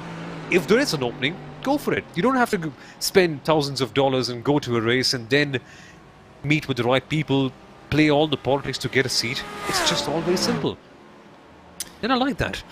I mean, you still have to be good. I've tried to enter a couple of races, including the 24H series, their first race at Monza, and it's incredibly high quality. Even the virtual series, which is not this esports, which is another level. You really kind of, if you look at the average I rating of any of these drivers, I think you'd probably find the average I rating is about 6,500 to 7,000 in this series, whereas the virtual 24 encourages some of their real-world drivers to get involved, so that does lower the entry parameters slightly, but still incredibly hard. Even the Race for Remembrance event that I did a couple of weeks ago, just incredible to see the pace of so many people out there. It means basically, I think, the majority of people who compete on iRacing are better than me, but then that's probably not that hard. That's why I commentate for a living. Hugo's not here, so that's true of all of us in the commentary box. Hugo, of course, a past iRacing Grand Prix World Champion. Yes. Absolutely. This is the battle for the lead, by the way, which is very exciting. Racecraft have been slowly reeled in by Inertia. Inertia Sim Racing Mega Auto for this particular race. I mean, that's the gap. 0.2 of a second as we've got what looks like, is that a daily sports car entered machine? SRN Esports. That looks like a daily sports car livery on that car. That's their primary sponsor, correct. There you go. They've got more to worry about than that at the moment, though. Yeah, into the barrier and a little bit of a push into the barrier. Out of 6th position. That's a bit of a shame for Stephen McGarvey. And what kind of happened? How did he end up doing that? Was he helped by the Mercedes? Mercedes trying to go down the inside, kind of scared by the Mercedes, I think is probably a better way of putting it. Yep, not working well for SRN Motorsport in that particular case. It's a long way, it's a long recovery for all of them. But meanwhile, Racecraft Esports has lost the lead. Well, let's see what happened. They were very, very close going into sunset. It happened just as we cut away to a replay. Typical. And actually a very, very easy move from Inertia down the inside in the braking zone and not really fought by Rasim Fezoui. What sort of situation are those guys on tyres wise? Triples for Racine, which is why I think you saw him not put up much of a defence at all. Probably knew it was a bit of a foregone conclusion against Inertia, thinking the long strategy about Williams in 3rd, who have a penalty looming, and then some of the other cars further back from there as well. I think they might have realised that triple stinting those tyres meant this wasn't their battle, at least for the moment. If it was, double stinted tyres versus double stinted tyres, you might have seen more of a fight go on than the tyres just really starting to get to the end of their usable life on that Audi. And what it means is we've got a Mercedes back in the lead. Inertia Sim Racing only 8th position in Imola and kind of in the unfancied car Mercedes. Just 3 Mercedes in the GT3 category. The rest are all Audis. But for the moment, it does seem like it's working. Ronin Simsport early doors were up the sharp end of the field. They're now sitting in 5th position, 18 seconds off the lead. And Oscari Rien is really putting the hammer down. Already a second to the good as he comes through sunset for another time. And yeah, the pace looks good right now. And just the 2 drivers so far that we've seen in that car. But Oscari trying to make a bit of a gap here. Now, how does Racim's lap times compare to the guys around him? I've not got quite that bit of information on my screen. Let's have a look. Yeah, it was a slow lap last time, wasn't it? I'd say on average, you compare him to his peers in the top 5, and I think the pace has gone from being about 0.5, 0.8 of a second a lap off to it's now consistently about a second a lap off what Inertia are doing, what Williams Esports Chill Blast are doing, and what the Maniti number 8 is doing. So what was workable is really, really getting to the tail end of that strategy, of that play. It's a bit of a dead end at this point. And now we do the maths and we go, right, we've got 20 minutes left of this stint. Each lap is 2 minutes long. He's losing around a second per lap. So that will be 10 seconds come the end of the pit stop. Now, even 15 seconds lost in comparison to his rivals is still better than sitting in the pit lane changing tyres? Well, I think from the pit stop about 40, 50 minutes ago, he was looking like a hero until about 10 minutes ago. So for the majority of the stint, you were, crunching the numbers and going, wow, why did no one else think that?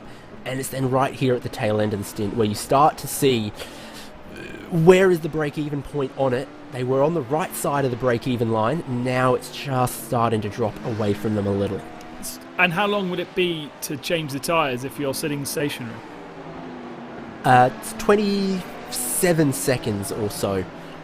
Yeah, so I think, even if he's looking bad right now in terms of pace, the time lost sitting stationary being 27 seconds to change the tyres versus even, let's say, 15 seconds, 1 second per lap over the last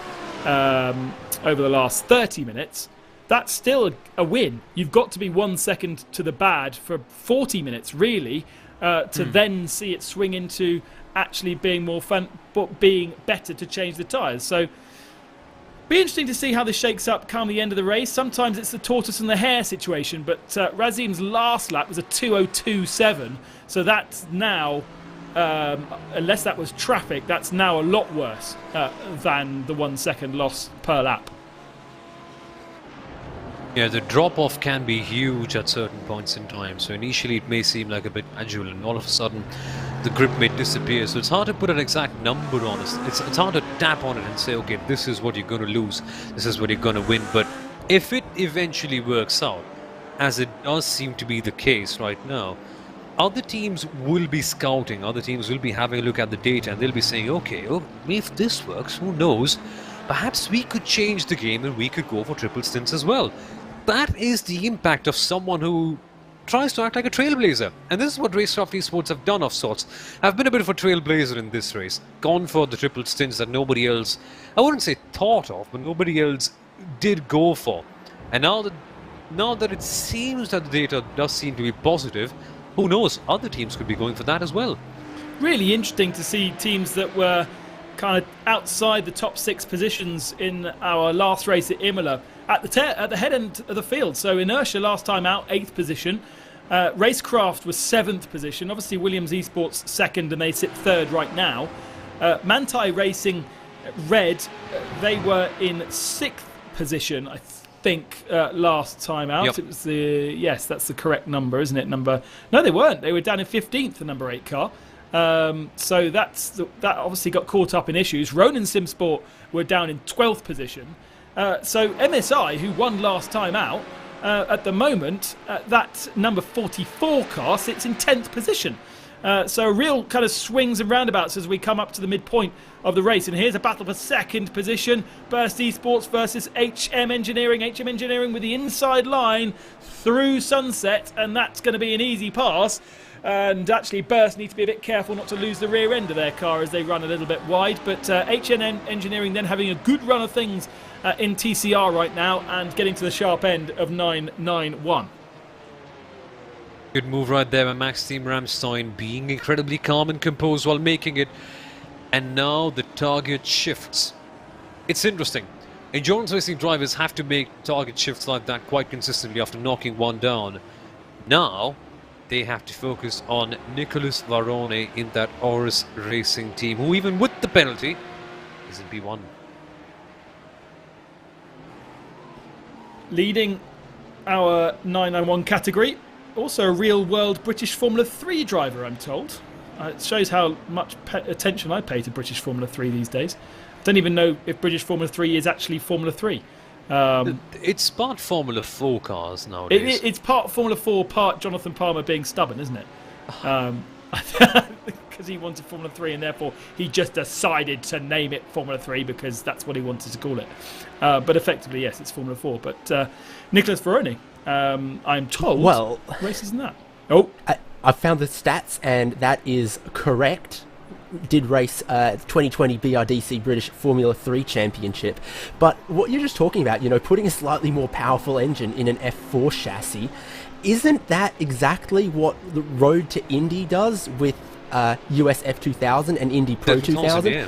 Both an F4 chassis, but then they put bigger tyres and more horsepower in one of them and call it something a little bit closer to F3. So maybe a popular cost control thing to do, but maybe also a bit of stubbornness in there as well. I'm all for giving it a different name from Formula 4, but everyone knows Formula 3 as the category that supports Formula 1 and the ladder to Formula 1, and therefore all Formula 3 cars in my head should be the same kind of spec, whether it be Formula 3 Open in Spain or Formula 3 BRDC in the UK. But it doesn't, you know, to a layman.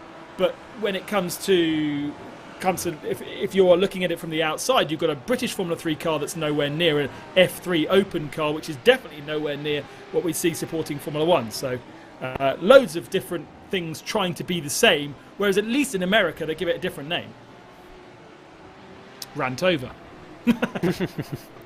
Irrelevant rant over as well. So we can put your soapbox back away and save it for a bit later in the broadcast then? Well, it's an interesting topic. Not exactly the most relevant to what we're what's happening on screen right now, but nevertheless, it's important. It's defining the world of motorsport. And when the new Formula 3 cars came in, 2018 was it, when we had the new spec cars for 2019, there was a big cry of hooray everywhere, because hey, at last we're going to have one Formula 3 car, one Formula 3 car, again, one Formula 3 car. And no, that hasn't been the case, has it? No, exactly. It's just clinging on to the Formula 3 name as if it's some sort of gold dust, and you need to have it to make sure that you're credible enough. Now, the World Series, I remember the Formula Renault World Series, I think that's not even Formula 2, that's some Formula 2.25 or something. Well, they called pretty it, clear. At some point, they called it Formula 3.5 Renault. Yeah. At least they're being honest. At least it's not like, oh, we're Formula 3, but we're not Formula 3, but we are Formula. Hey, now here's a curious 3.5 thing. at least made sense when they were using 3.5 litre V8s. Well, exactly, yeah. Same engine that was in my Nissan 350Z, interestingly. And it was actually a Nissan, because originally it was called Formula Nissan before it became Formula Renault. Right, here was a curious thing that just popped into my timing screen. Vincenzo Amico, in the Ronin Simsport car, just set the car's fastest lap of the race. Nearly a whole stint into those tyres. So he's certainly got some boots still on that car. 59.866, which is only a couple of tenths off what our leader of the race has managed to do, which actually at the moment holds the fastest lap of the race. Now our producer Ajana speculating that the temperature has dropped 5 degrees. So now why has the temperature dropped 5 degrees in the middle of the day? No, we're moving towards the evening, because we started at 2 o'clock. It's been, what, 3 hours since we've been in? Yeah. So 5. So yeah, but that happened somewhere down the line. So are we going to end up finishing this race in the dark then? We are, aren't we? We Yes, are. I did look for sunset times in Central Florida this time of year, and I think the answer was around about 5:30, so just over an hour away for sunset. Yes, we are going to finish in the dark. Yes, and that's why we're getting this slight orange hue to our picture as well.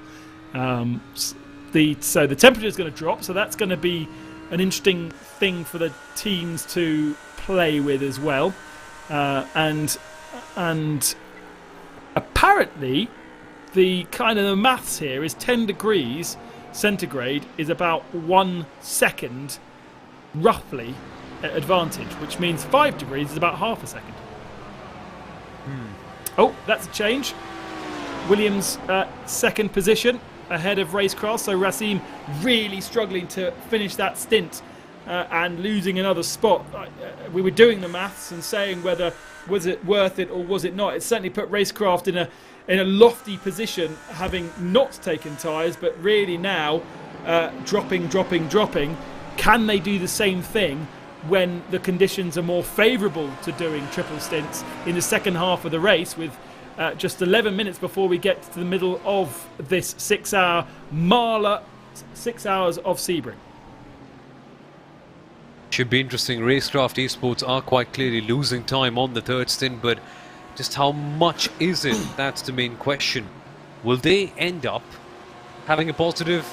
Well, yeah, will they end up with a bigger gain than the bigger loss? That's the main thing, because of course they tried something different. Could work, could not. But yeah, David, of course, coming up with some penalty news.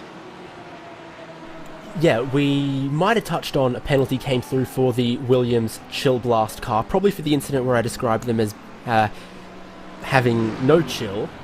That is a 15-second penalty in their future, and that is, of course, if they pitted now, going to drop them back behind Racecraft. Hence, we didn't see a whole lot of defence from Racine Fazui that time around. That seems like it's been the story of their stint. They just don't want to bother anyone. They just want to run that third stint on those tyres, and then hopefully find that they're in a podium contending position come the end of this race. And also, here's a cautionary tale about putting too much white paint on the front of your car. How many Florida insects has that Williams car hit? Well, it's that time of year for it, isn't it? Very much so. The long evening glowing orange sun. great place to be in November, actually, Florida. A few years I've spent in Florida around November time, and really lovely. Not the nicest part of the world, but plenty of mozzies, mosquitoes around, because it's very much wetlands in the centre of Florida. Plenty of crocodiles and things like that. So you do just get a lot of bugs. So whether this is being simulated virtually or not, there's certainly no virtual mosquitoes about, but certainly the car doesn't look particularly pretty. Now, what was my point going to be? I had something to say as Arthur Leoc now goes on his fastest lap of the race. So this is very much a golden hour. This is what we kind of see in qualifying in Le Mans. Golden hour for the race as BS Competition comes into the pits again a little bit earlier. Don't they do this in every race that we ever commentated on? Oh, and he's missed his pit stall, so he's had to go back as well. I'm pretty sure that BS Competition in races that I've commentated before have always been a little bit early when it comes to pit stops. Might be team tradition to just front load the strategy a little bit, take the shorter fills early. The Zug did miss the station a tiny bit there, had to find reverse gear before he hands it back over to Ryan Barneveld, who drove so well in the opening stint. Car back down off the jacks, tyres done, just waiting on fuel right now. 35 seconds of fuel goes in, BS Competition back out and away. And the average lap time not as good as Ryan, so Barneveld should be the faster of the two cars, as we saw Glacier Racing, the Mercedes, in the background coming into the pit lane from 16th spot. So they've really, after their penalty and contacts earlier on, are really at the tail end of the GT3 field. MAHLE Racing, for me, are owed a penalty. Has that come up yet on the timing screens? That is the 36 car, yes. It is causing a collision against the 148, which is a TCR car. Car 36 moves to the right, hits car 148. That's a 15-second time penalty. Ooh, okay, so that's quite a severe for a bit of an elbow from MAHLE. So they're going to be dropping down out of what is 9th position right now. Sami Matti-Trogan and Andres Butcher aboard that car. So many penalties, and of course these penalties can be taken in the pits, so they hang over these cars, as they do at Williams at the moment, until the next pit stop, and then get added at the end of the race to the times if required. 7th position, Alessandro Biocco for Leo Team 12 in, and it feels to me as though the race is kind of slipping away from Leo. At the very start with Dino Lombardi, they were at the sharp end on the first stint, but as the race has gone on, it feels like they're not there. Yep, they had a few incidents early on. I think they were involved in a crash, and then not a crash, but it's just a slight brush, if I'm not mistaken. It's been a long day, but yeah, they went for tyres early on. That's the main thing. Yeah, they were not quite able to manage their tyres, so they did change their tyres in the first stint. And then they essentially went on a different approach to all the others, because while the others were on their second stint, they were on their first, and vice versa. So that clearly hasn't worked out. So I think tyre management has been their Achilles heel of sorts. And they've come into the pits with 6 minutes still remaining before we get to the halfway point. So there's still a little bit of fuel to save as well if they want to do the magic pit stops, pitting on the hour and making sure you only do 5 stops or 6 stints in a race. And here is Racecraft still trying to get those tyres to the end of the stint. They've got Ruben Bonga in the Manthey Racing red behind them, the next man to try and take a position. And to be honest, Racecraft dropping down to 4th position by the end of this mammoth stint on the tyres seems to me still like a win. It seems to me like they wouldn't usually have been up there had they gone conventional. No, exactly. It's a gain, that's for sure. We might be just far too optimistic in the commentary box, thinking, oh, Racecraft has done something different, they're going to win. But it's a small gain. They're eking in the gap, they're slowly chipping into it. And you're correct, Ben. It may not seem like the biggest gain in the world. It may not seem like all of a sudden, hey, Racecraft's going to win. But they are climbing positions. I remember they were around, 7, 8 early on before the pit window, and here they are right now. So, for sure, They are onto something here. Yeah, and the team consists of 3 drivers at about 5,000 iRating. So as an average iRating, they're not really as lofty as some of our kind of well-known pro teams. Racing Fezoi, actually Canadian, I think, if my flags are printed out correctly, on a 5,000 iRating. So, you know, if you don't necessarily have the pace, why not try and do something different and see if you can elevate yourself through strategy and clever thinking? And, he's been really compromised there. So that should be an easy pickings for Manti Racing Red behind in the slipstream. Actually, maybe not. Maybe he didn't quite get on the power like he needed to as we come into sunset. And probably only two more laps left for Racing to get to the end of this stint, as he drops now down to 4th position. Holds the tighter line. Car doesn't look too bad. He's still driving within himself, and actually the 2 of them dive to the pit lane, so they don't quite get to the hour mark either. And they do the same as Inertia Sim Racing do from the lead. Williams Esports Chill Blast are going to carry on. Remember, their fuel economy has been fantastic, but here is Maniti Racing in the pit box. What's looming over them that they haven't served yet in the number 8? Oh, that's a little confusing for me. Might have been contact with the GT4 car, but nonetheless, that undoes some of the great work they'd just done. And our leader, Inertia Racing, is also in the pit lane as well, just behind. So we have Manti Racing, Inertia and Racecraft in pits. Williams, Ronan and Bieler Team Euronics now the top 3 yet to pit. And is this going to be another one of those races where Bieler Racing kind of pop up at the end and establish themselves? I was quite surprised actually to see Frank Bieler appear in the VCO Pro Sim Series midweek and take on some of the other sim pros. Frank Bieler, obviously a legend, works Audi driver both in British touring cars and European touring cars, and latterly in GT and Le Mans racing, and has had Bieler racing for a good long time. An early adopter alongside Jean Alesi also has a sim racing team. I don't really know what they do other than lend their name. Like the likes of Romain Grosjean, also with a team, and I don't know if Fernando Alonso still has a team. He's had about 5 different teams over the last couple of years, hasn't he? Yeah, I'm also not sure what's going on with FA Racing of late. I think it was sort of a marketing tie-up with a different esports organisation who now sort of ended up moving elsewhere. Right, Williams comes into the pits with 2 minutes still on the clock and into the penalty box. So they are going to drop down, but they've managed to establish a 13-second lead before coming into the pits. So that is quite significant.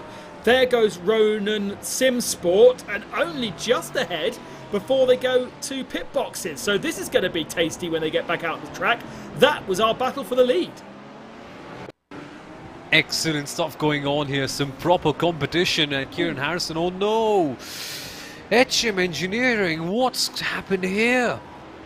They're just exiting the pit lane. Proper crunch. Proper crunch indeed, yeah. They just get slam jammed in the back. Now competition's fun until you just try to push yourself too hard. That was a big mistake from Kieran Harrison, dipping wheels onto the grass and maybe scared off by the TCR car that he was overtaking, but just try to brake on the grass, and that does not work, especially on cold tyres. And 2 contacts of the barrier. That car is going to be crook now. Right, Williams back out into the race and followed by Ronan Simsport. So in the pit stops, Simsport just losing out a little bit and coming out behind Williams. But where is Leo Racing 12? There at the background, coming out in 3rd position and crucially behind a few TCR cars. I think the TCR cars were absolutely the godsend that Arthur Leoc needed for Williams Esports Chill Blast there, because it gave him just that little bit of breathing space as the other 2 came out of the pits. But where did Leo come from, and how on earth are they now in 3rd, David? Well, you recall they made that early first stint tyre change, that's just put them that half cycle back. So really, they're in third on track right now, behind Williams, who just put on new tyres, behind Ronan, who just put on new tyres, and this is the second stint of the tyres for Leo Racing Team in the number 12, an Audi that seems to be eating through those tyres a little bit quicker. So sure, they're right here in third place, right behind first and second, but they're at a tyre disadvantage, and they'll be pulling out a very, very strong showing if they can stick with first and second the way that they have been treating the tyres on that 12. Though Leo come in next time and change their tyres to do a double stint to the end, will Williams be holding onto these tyres to the end now? Great question. But have they done a triple in the first stints? They haven't, don't they? No. Williams went for double initially. Yeah. So they did a double and a single. So they've taken tyres again, presumably. Yes. Interesting. Okay. All kinds of things going on. So Arthur Luke initially taking a double, then a single, and now a double and a single again, in which case he's got to change the tyres the same amount of time as Leo Racing, which would mean... Sorry, forgive me. I've gotten confused because they served the penalty. Yep. That's given them a pit lane transit time about the same as changing tyres, but this is actually the second stint on the tyres for Arthur Lehook. I read the pit lane time, not the stop time. Forgot about the penalty. Thankfully, Arthur Lehook didn't forget about the penalty because it's his job to serve it. And we have had one team get... I'll come back to that thought. Oh, 991 car parked in the wall in at Sunset, and that's Danny Kirby in the Inertia Sim Racing Imprimo car, which now heads to pit lane and nearly takes out a GT4 Porsche. Let's see exactly what happened there. TCR car ahead, goes for a gap that is open for him, no problem. And just doesn't get himself slowed down enough. Blimey, carried huge amounts of speed through Sunset. That doesn't look right. Is that an equipment failure? Perhaps we'll have a look at it from the onboard. Nice and lovely day in Florida, lovely Sunday evening drive. All of that's about to change right about now. Okay. No, that's not an equipment failure. That's just him trying to go a bit too fast. Yeah, tried a bit of a driver error by Danny Kirby right there. Trying to push the limits of the 991 GT3 Cup car, which is something you're compelled to do. It's a car that makes you want to go faster, but that Sunset bend not quite working. Carrying far too much inertia into the final turn. And now has to definitely get that car repaired because it's very bent. Here comes Nicholas Verone, the leader in the 991 class, coming into the pits.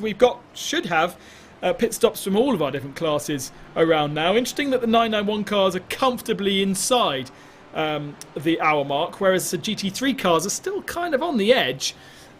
So Nicholas Verone then makes his stop, and we'll let all these stops cycle through before we really go into detail. But going back to that battle for GT3, I think what we've established, therefore, is Arthur Lehouk and Alessandro Bico, Williams and Leo, are actually on the same strategy.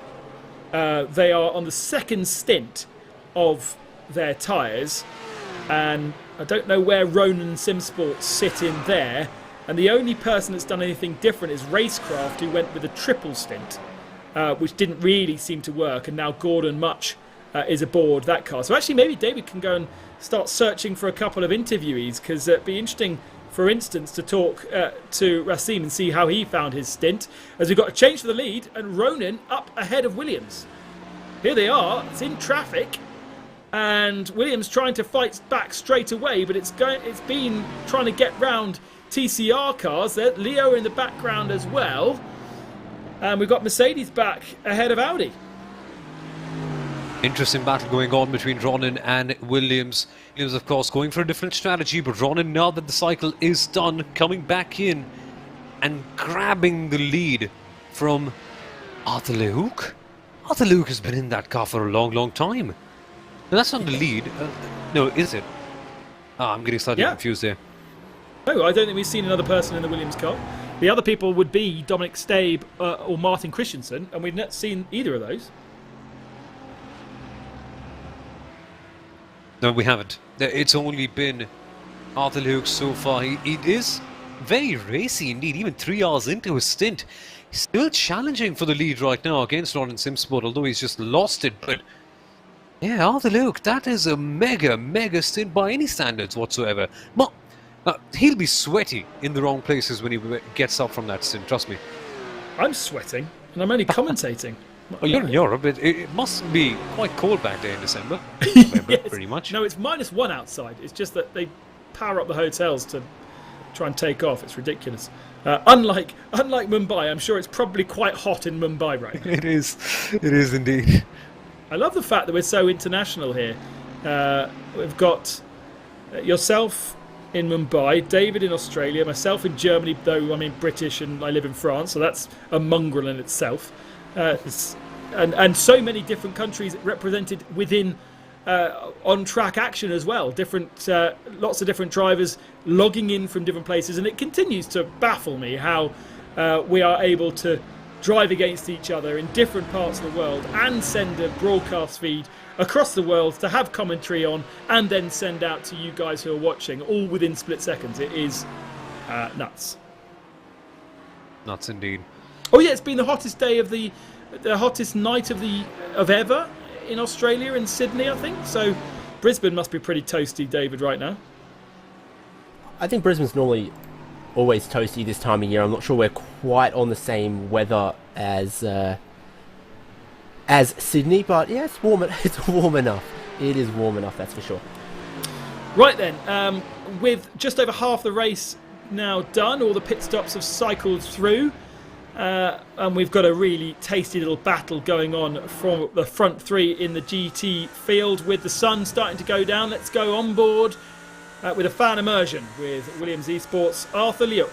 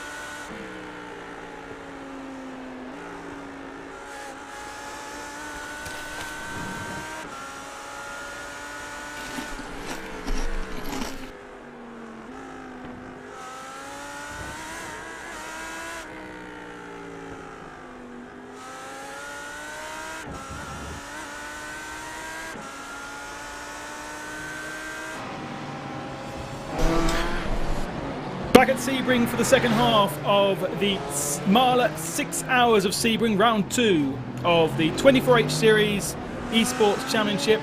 And at the head of the field, it's Vincenzo Amico for the Ronin Simsport team. The Mercedes now leads Arthur Leok in the Williams Esports Chill Blast by nearly 2 seconds. It's another 2 seconds down to Alessandro Bico in the Leo Racing Audi, and then Mantai in 4th position, some 10 seconds back. Lots of different strategies. It's a good battle, by the way, going on for 4th between himself and Inertia. Lots of different strategies going on in terms of tyres. Racecraft line up in 6th position, kind of on their own right now. Red Camel 7th with Luke Breukers at the wheel at the moment. And then Bieler Racing Team Euronics down in 8th position with their teammates behind them in 9th. In the 991 category, Burst Esports have a nearly 10-second lead over HM Engineering. And then Aure's Racing Team now in 3rd position. We've seen them at the head of the field for most of this race. So a little bit of a strategic thing going on in 991. And we'll get to David Haynes in a second, who can explain exactly what's happening there. Inertia, EuroRC.com in 4th position. YMCA in 5th, Go Team 6th, GLT, and then Whoppy.com. We've not really seen too much going on outside the top 3 positions in the 991 category, but the front of the field up until this point has been pretty entertaining. In GT4, it's a battle between Porsche and BMW, and once again it is Squadra Corsa White who lead by 20 seconds over BS competition. That's BMW versus BMW. Pure Sim is the best of the Porsches. They have been throughout the whole race so far, with Torque Freak Racing 13 seconds adrift of them in 4th position. E-Game 5th, Hell Racers 6th, SRN 7th, and Team Viking in 8th spot. And then we have in the TCR category, SimRC, Jürgen Franke leading by 13 seconds over SRC Squadra Corsa. And then MSI Esports TCR in 3rd, with Pure Sim in 4th position. Frozen Speed just 0.6 of a second behind them. A good little battle then going on for what is 4th position in class. And then Hoskevelt have been caught up in various maladies, as have HM Engineering. And that is your top 8. Now, big news in the break is that the 44 car of MSI Esports Blue, that is our championship leader, they have retired. Stopped out of the race. We've got a couple of retirements, including Williams Esports Ben Q, Inertia Sim Racing and Primo, who we saw spin at the final turn.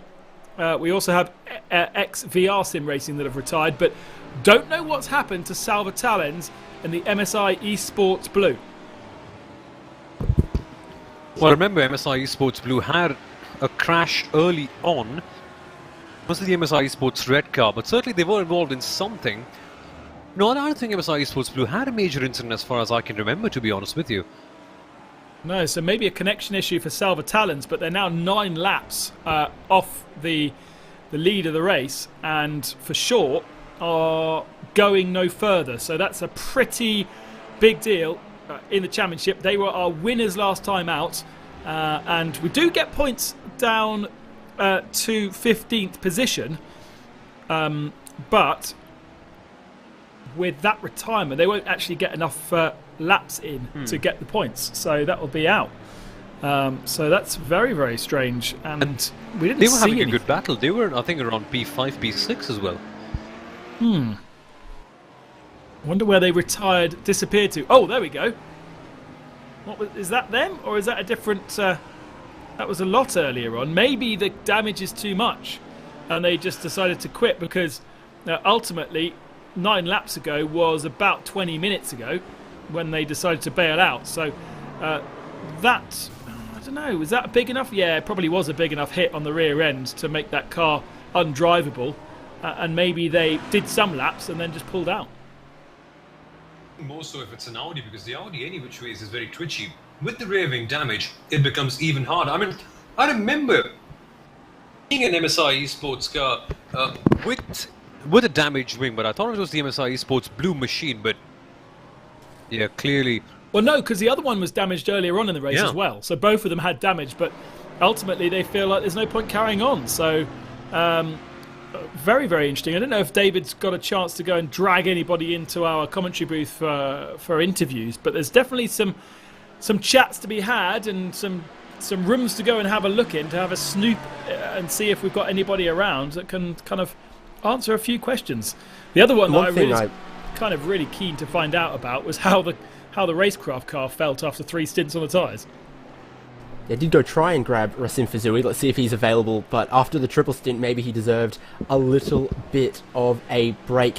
One thing to think about though, points for the top 15 cars in each class, and that is classified finishers. With 17 cars in GT3, if you have to take a lot of repairs, if you're running, last and you don't think you're going to get to 15th, it might be worth retiring the car. But then the flip side of that is in all of our other classes, 991 class has 12 cars, there is 12 in GT4 and 13 cars in TCR.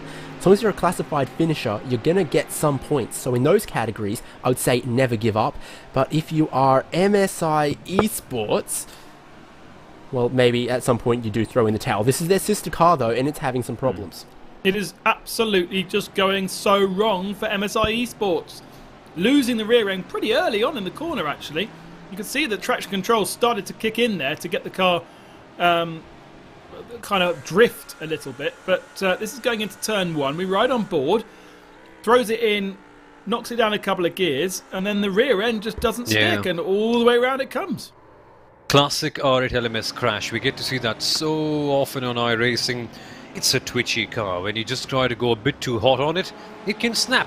That's why it's not for the faint-hearted, the Audi R8 LMS. If you can handle it, man, the dividends are huge, but there's a big IF at the start of the sentence, and sometimes, even though you're an excellent driver, it can just slip away, it can just catch you out, so that's the way the car is.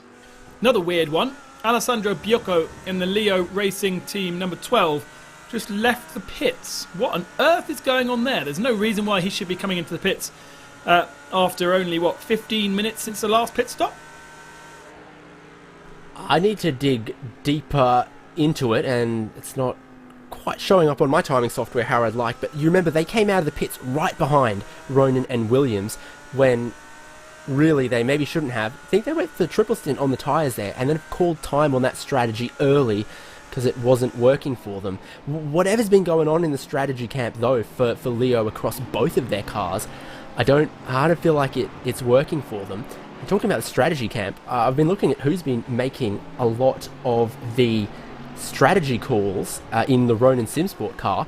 It's Shinya Mishimi, who gosh, I've not actually seen him on the sim in a little while, but he was very prolific a couple of years back. Yeah. And a couple of race starts in IMSA. Yeah, that's very cool.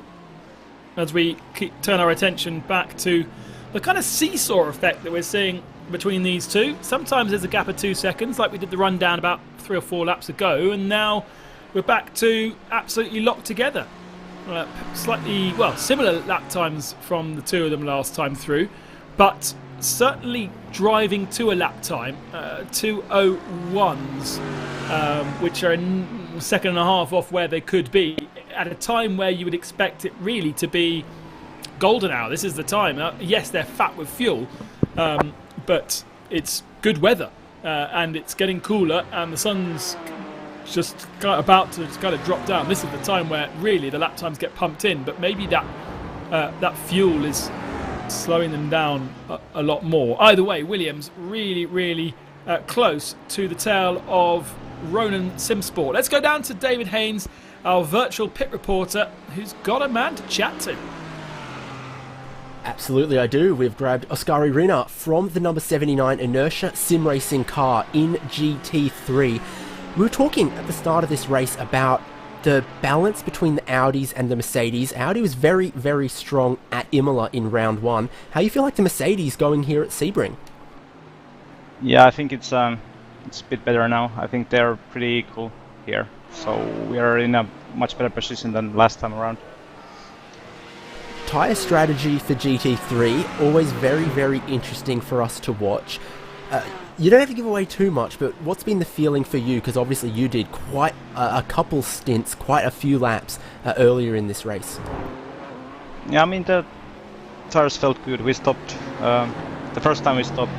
We changed tires, but we didn't make up enough ground for like that to work for us. So we just decided to double those after that. Great little battle at the moment, yourselves and Maniti. They seem to be just a little bit quicker, but what about the changing weather conditions? How has that helped or hindered whatever your setup and your strategy goes? I think it gets better for us. The cooler it gets, I think it just works better because the tires will last better. So that's of course the same for everyone else, but still. So there's maybe some differences in the track that helps the Mercedes a little bit against the Audi, but also the traffic's been a lot cleaner than round one. Not to say it's been flawless, because we've seen plenty of incidents, but not as crazy as maybe round one was. Yeah, for sure. We have had no problems. I didn't have any problems during my 2 hours, and same for Ilkka, so we're doing fine with that. There's just more room here to overtake the slower classes. Another, change to balance of performance, not within your class, but versus those cup cars. I'm seeing they're really only 3 or 4 seconds a lap slower than you guys. How tough would it be if they hadn't taken away, 20 horsepower or something from the cup cars? Yeah, of course, it could have been harder, but I think it's more about the nature of the track. It's just this suits so much better for multiclass than Imola, in a way that I don't think even without the cup car BOP, it would be better than Imola for sure. And what's your thoughts towards the end of the race? Obviously, we've just gone past halfway, about half an hour ago, racing into the darkness, different tyre strategies. What's going to be different in this second half of the race than what we've seen so far? I think it's going to be more about the fuel and tyre management, because it will come close for everybody, so just need to keep the tires fresh and enough fuel in the car, so do that maybe one extra lap at some point. That might help when you refuel the car for the last time. Anyone you've been keeping your eye on that you think is going to need a splash and dash at the end of this race as your teammate Ilkka Katalakowski goes down the inside for a podium position? Not really. We have been just focusing on our own race so far, so we haven't really watched others, but we'll see. Oskari Griner from Inertia Sim Racing, thank you. Who are you going to thank? I would like to thank EuroRC.com, Mega Auto, and Imprimo.com for our sponsors and making this happen. And yeah, I'd like to thank you guys for the great podcast, and let's have a good last 2.5 hours. Well, it's gone Thank you well, so much. because Inertia are up to 3rd position ahead of Manti. As we were chatting there, I do love Finns. They're so understated, aren't they? But the 79 then, ahead, Ilkka ahead of Ruben Bonga, who's doing his 2nd stint in that car. Let's now see whether he's got the pace to stretch away. It's 8.5 seconds behind our leading battle, so still a bit of work to do, but with 2.5 hours still remaining. Plenty of time to do it. A couple of pit stops also to play with, and of course the changing temperatures and conditions. Are they going to help the Mercedes over the Audi? Certainly at the moment, Manti really stuck to the tail as our leaders are back into traffic once more, and it's really a roadblock. A GT4 car, 2 GT4 cars and a 991 car, and there is nowhere for Ronan Simsport to go right now. They're going to have to play follow my leader, and still with a couple more corners they're playing follow my leader, and he's got to be so careful, and this is where Arthur Liuk also has to be very measured in where he decides to try and pounce. But these are the times where you want to pounce, and the 991 car manages to do the lappery, and that allows the GT3 cars and releases them. So finally they get through. We've still got other cars to pass, but that was a bottom clenching moment, Sunil.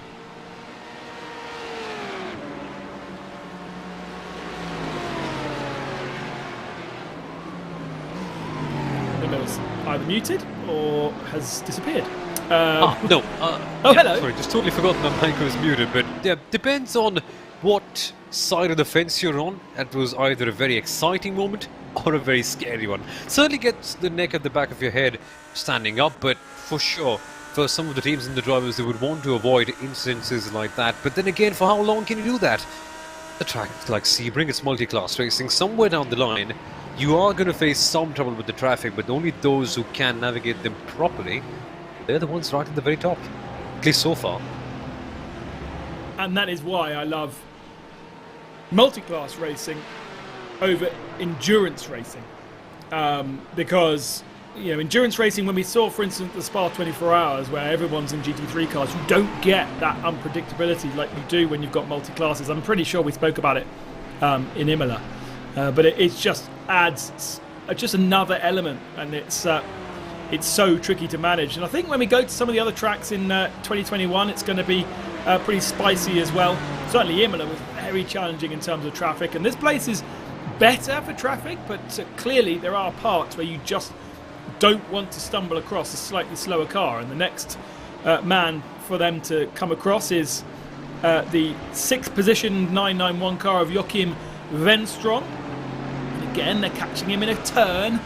Actually, the 991 car is pretty strong in a turn. It's down the straights where it's less strong, and this should, in theory, be a relatively easy pass for Ronin Simsport. If they can do it into the braking zone, yes, they can. But here comes Williams then in the background, going past the Go Team car as well. Take a look at all the marbles that have assembled outside. It's clear that the graining has been there. Of course, the track temperature clearly getting cooler. Florida, of course, not really being the hottest in this particular time, but you can see just all the amount of tire degradation that has happened, all the marbles accumulating to the sides. And of course, if you're watching an endurance race of this sort, you might clearly know what happens. Otherwise, you won't be watching endurance racing.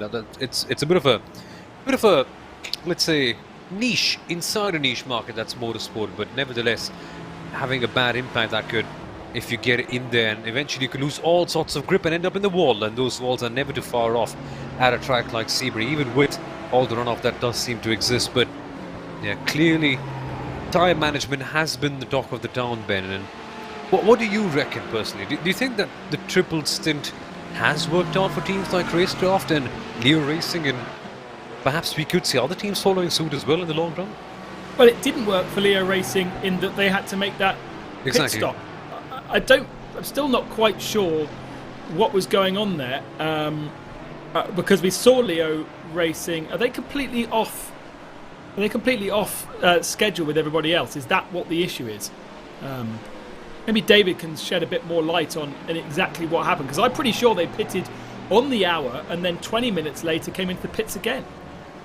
Yeah, that's exactly correct for the number 12, who's now out on track a little bit behind their sister, number 21. The 12 was the one that was right in and amongst the top 5 in the early goings of the race, and then not sure who's making the strategy call, but it's seen them have to abort that strategy 20 minutes into the run. You're right, they last pitted just 6 laps ago, compared to everyone else is, about 2/3 of the way through an hour stint, including their sister car. Yeah, so with the pit stop history here, first pit stop they were in the lane for 1 minute 32 seconds. Second pit stop they were in the lane for 1 minute 18 seconds. And then just a 22 second stop. Doesn't make sense. No, sorry, 52 second stop. And then a 1 minute 26 pit stop just 12 minutes ago. So I think they might have had an issue in that stop on the hour mark, because it shows up as 2 separate stops in on our tracking system, and it is also only 52 seconds long.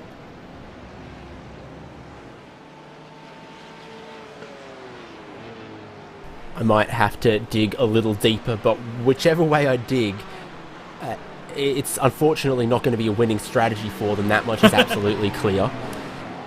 And I think that tells us a lot of what we need to know as well, regrettably. However, they don't have to worry so much about fuel saving, because they did a complete service just 14 minutes ago, well into the second half of the race. So they're going to be slightly, if they go from now on to the end of the race, they're going to be slightly off schedule, and they don't have to worry about fuel saving. They can push hard, and so, I mean, it's definitely not going to be a winning strategy, as you say, but it'll be interesting to see how that plays out.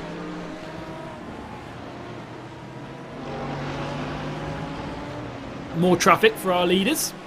Ronan Simsport now with the GT4 car ahead, but Arthur Leok seems to be happy to follow right now. Somil doesn't necessarily look very feisty in terms of wanting to get past.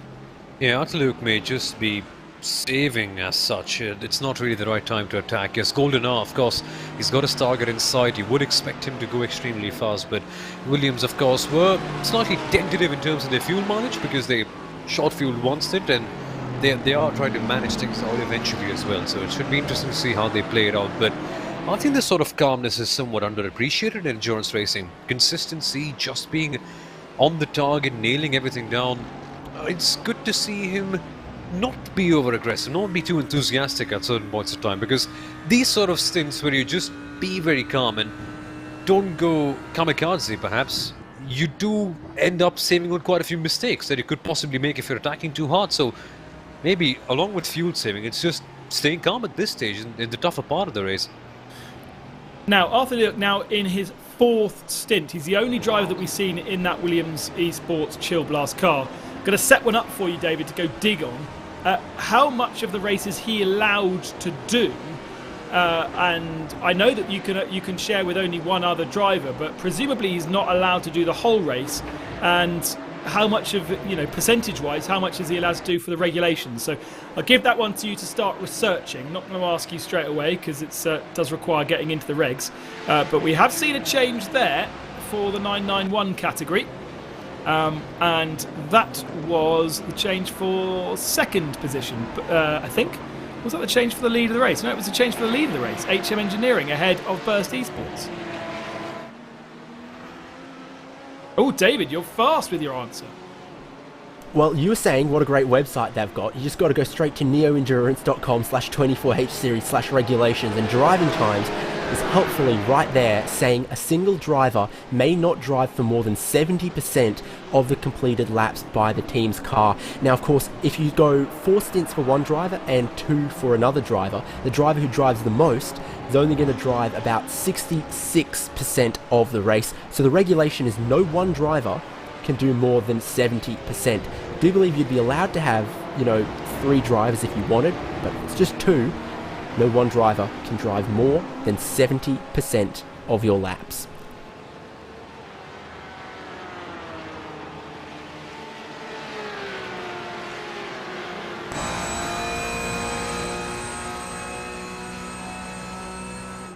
Clear regulations in terms of how to go ahead in terms of drive time. Of course, Arthur Leok pushing the limits, trying to get as many laps and as many hours in to his belt as he possibly can. Currently racing for the Williams Esports team. Of course, they're chasing Ronan right now. It's a battle that's been going on for quite a while. Ronan have more or less always been there in terms of the lead, David. They've always been there or thereabout. But Williams, of course, experimenting, trying to work things around, and their strategy call has paid off. But there are other dark horses in the background too that could very well change things up. And here comes Williams. No, they don't. I almost thought they were pitting for a second. Oh, that would be weird with 20 minutes still to go at the stint. Who's lined up in... I'm just trying to have a look at the garages to see who's lined up for Williams. Or even who is spotting for him. Yes, there is Dominic Stabe in the one car. So we will expect to see Dominic get into that car at some point. He's kind of in the Williams MAHLE Racing garage. But actually, interestingly, they're not using TeamSpeak to talk to Arthur Leuk because he's not logged in. So Stabe now jumping into the session, which kind of suggests that he will be doing the next stint, getting himself ready. But interesting that Leuk, they obviously have a different way of communicating outside of TeamSpeak, because Leuk not in the TeamSpeak garage, which is so expertly set up by the guys at Neo Endurance.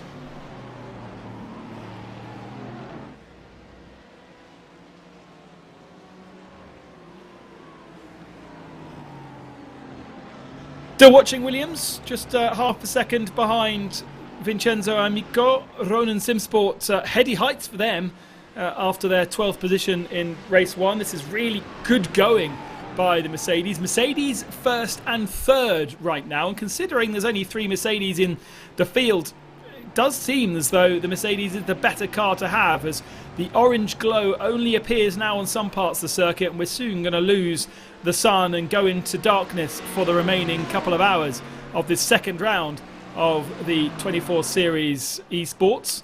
The MAHLE 6 hours of Sebring, and that's a little bit wide from Vincenzo going through sunset. And Williams, I thought, were going to pounce for a moment, but not quite close enough, just trying to get round this 991 category car.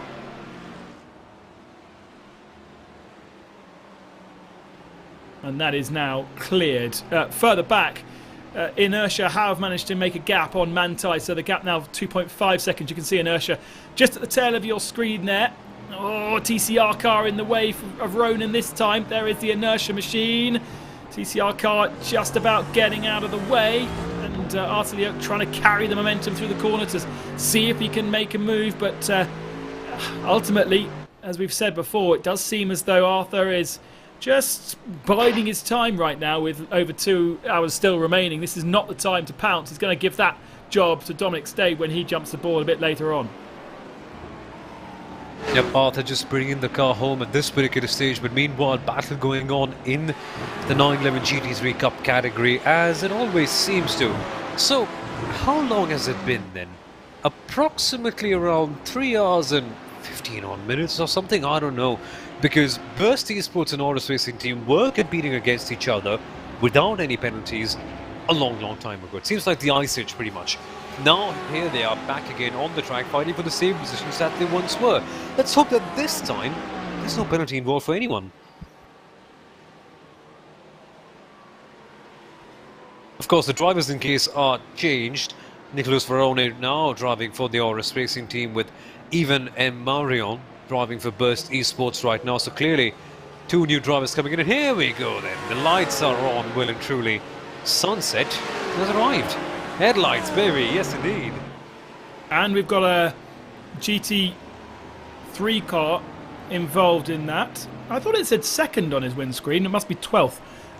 So that is Patrick Richer in the Riley sim racing car, which is looking a bit sorry for itself. And it's side by side between Oris and Burst, with the GT3 car watching this going, I want to get past, boys, stop fighting. But Oris gets past Burst there, and kind of inevitable with Burst on old tyres. But to tell you what, that GT3 Audi is being very polite, because it's still not tried to get past, it's still not sent it down the inside. Now it does, and only because 13th position EFP car collection is right down its exhaust pipes. And I think Glassie's in there too, isn't it? Yeah. All coming up to be rather good, but of course, Maxime Ramstein clearly the dominant force in this pack right now. 3.3 seconds the gap.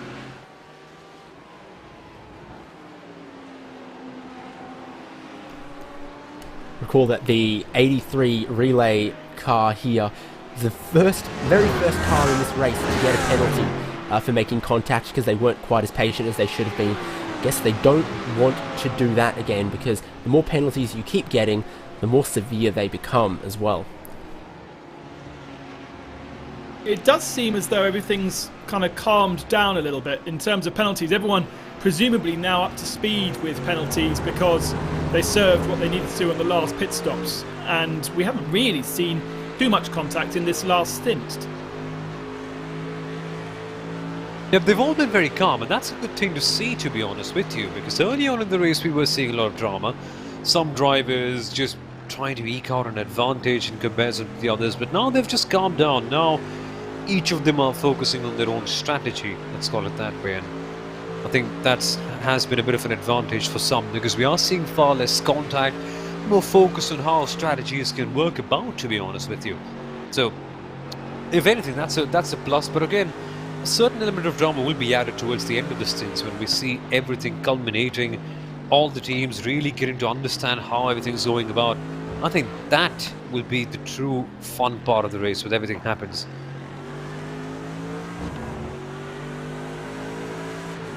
On board with Glacier, nearly getting a little kiss from the GT4 car there.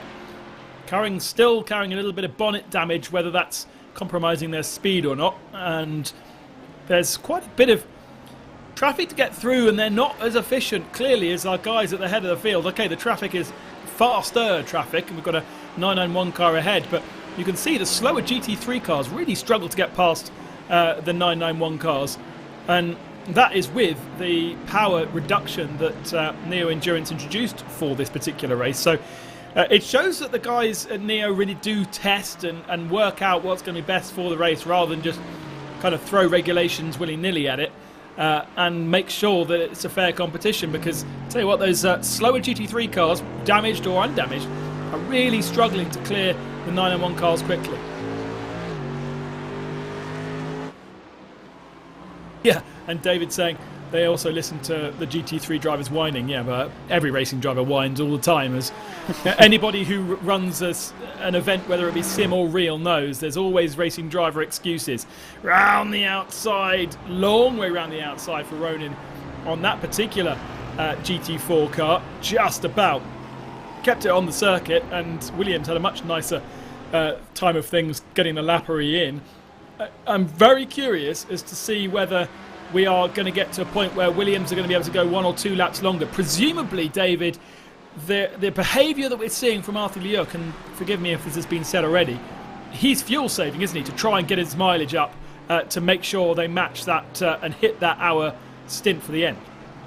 Yeah, even if you're not listening keenly to the engine note, all of the onboards, you get a very, very good look at the shift lights that he's using, and before he stomps on the brakes, you always see the revs tick down a little bit as he lifts and coasts into every corner, gives it, 50 metres here, 50 metres there. See if you see it this time.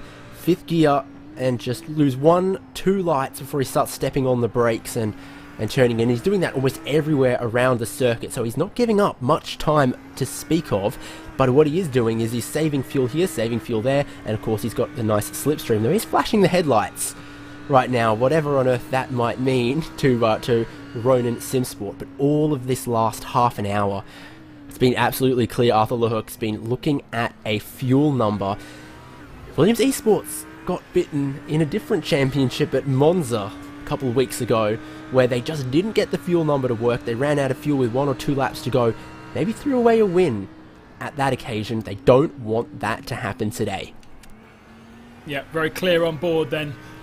You can listen to the engine note, you can see the lights, especially at the end of the longer straights, just fading off the throttle rather than going straight from throttle to brake. In an ideal world, you'll be putting an input into the car all the time, whether it be an accelerator or a brake or steering, but there is just that little gap, that Formula E style energy saving gap that is allowing, in theory, that Audi to save fuel and make it to the hour mark, because nobody's really making it to the hour mark right now. 55 minutes a stint, and of course that slips away from you. It's 55, then it's a 55 again, which means you're 10 minutes away, then you're 15 minutes away, and suddenly you need a splash and dash at the end of the race. Atlantis Racing have been around. That's the 939 car, was 9th position, but has made a little error. So what's going on here for Atlantis Racing Team? Pavel Kowaliak, I remember having him on in the virtual 24-hour esports series, the other championship, the one that ran parallelly earlier on in the year. Oh, Pavel gets on the grass. And a big lock-up for the Atlantis racing team. Clearly not working out for them. The golden wheels look beautiful, but they'll have a big, heavy flat spot down under. And more importantly, marbles on the track, on the tyres as well. So, grip, well, that's going to be a bit of a limiting factor for Powell in the long run. But look at this one. Now, at last, Williams are closing up as we reach the end of the stint. It did seem like Williams were relaxing, having an easy time, meeting a fuel number. But even with that, there they are, right on the diffuse with the Mercedes. I think the key thing is that Mercedes in third position. It's now 1.5 seconds, so it shows that the pace of Ronan Simsport and Williams is not very strong. They're not circulating too fast. So my speculation is that Ronan also, the Mercedes has to hit a number, of course, and I wonder whether they are slightly not pushing as hard as they need to, and that is bringing Ilka in the Inertia Sim Mega Auto car into the mix of things. And we've got, we've got a 3-car battle. In Imola, we saw Williams bugger off, MSI bugger off into the distance for most of the race, and we never really had a battle for the lead. But here at Sebring, it has been a battle since the beginning. And that's awesome, isn't it? Sebring can throw up races like this. Sebring has the potential. It punishes mistakes. It's rather grueling for certain drivers. Again, I personally don't really like it very much, but still, it can throw up quite a good race, and that's the amazing thing. And Imola, the drivers were finding it difficult to just go side by side and hold on. Here, it's just the complete opposite.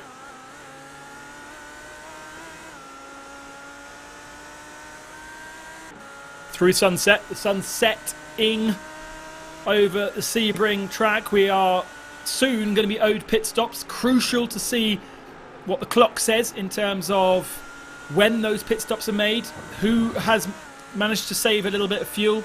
Maybe they will make their stops early and they'll keep that advantage in their pocket, or maybe they will short stint and be a bit quicker in the pits. But ultimately, I think everyone's so tight on numbers that that's probably not a great idea. But it is a beautiful sight over the Sebring track. Every single track on iRacing laser scanned to perfection. Of course, if the track is in America, then even more love given by the laser scanning team.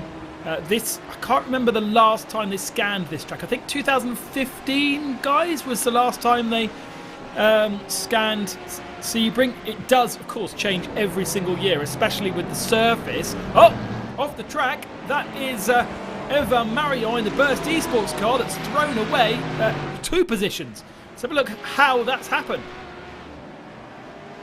Has he pushed a bit too hard? Has he gone on the grass and made that one critical error that almost everyone tends to make at Sebring at least once? Or has it got something to do with cars up ahead? I suspect it does. Oh, wow. no, Did he make contact as well? Yeah. I think he did clout into the back of the GT4 car. And let's see from here. Just brake too late. Got caught out by the TCR car. Ooh, that's close. Well, that would have been an instant penalty, but because there was no contact, yes, he's lost 12, 13 seconds, but he lives to fight another day and stays in third position as we've got MAHLE Racing Team, the first to pit. Sammy Matti Trogan getting aboard, and Rick Breukers in the Red Camel Esports, the man who owns 24H Series as a championship. He is now aboard Red Camel in 11th position. And there is the very, very, very, very lucky GT4 BMW of DRE. Yeah, they just got saved. They got given it a second life. I mean, I just got really close right there. I swear, that could have been so much worse. But let's focus on the good things. And man, seriously, I agree with David. That sort of a shot is absolutely brilliant with all the sunset going on. Meanwhile, Sammy Matti Trogan pits for MAHLE Racing Team 5 minutes early on than the usual stop time.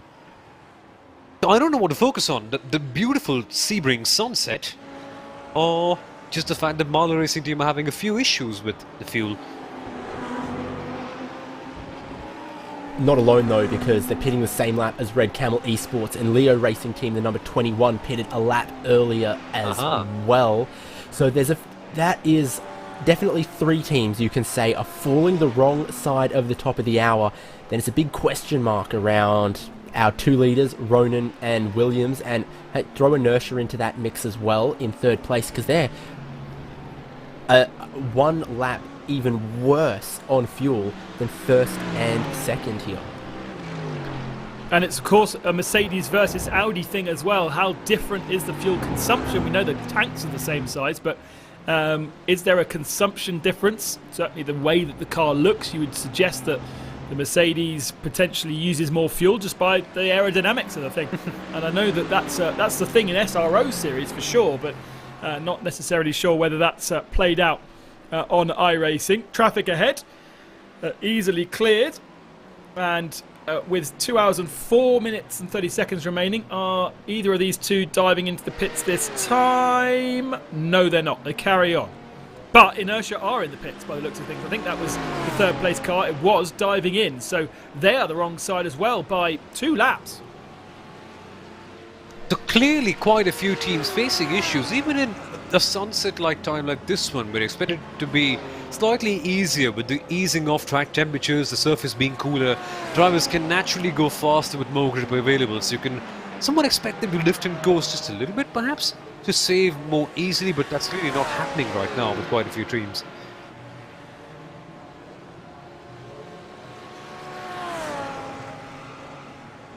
Who else Another team in the on the pits, lane. David? We've got, looks like Racecraft coming in. Yeah, exactly. A whole handful. You can see the Manidi Racing Purple are on the jacks a long way through their pit stop now. Also, Inertia still waiting. Gaudy Much for Racecraft Esports just hitting the lane 3.5 minutes early, and it's side by side for the lead. They're done being patient. Williams into the lead of the race ahead of Ronan Simsport. It's happened finally at the very end of the stint. Let's see what Arthur Leoc can do now. At the end of his stint, when the tank has barely got anything left in it, he's made the move. And is this the move to now go into the pit lane? Is this push in lap that is so important? Or whether he's just going to show his hand and go, hey, look, I've been sitting behind you all race. This is actually how fast I can go. He's got a little bit of traffic to play with the TCR car, but that should be relatively easy to clear. It is. Oof. And Ronan followed through. Is this now the time to pit? If they do one more lap, then they're very much in the window. But if they pit now, they've still got some serious saving to do. Yeah, Williams did seem to be fine with saving. That seemed to be a bit of a plus point early on. Let's see what happens. Moment of truth.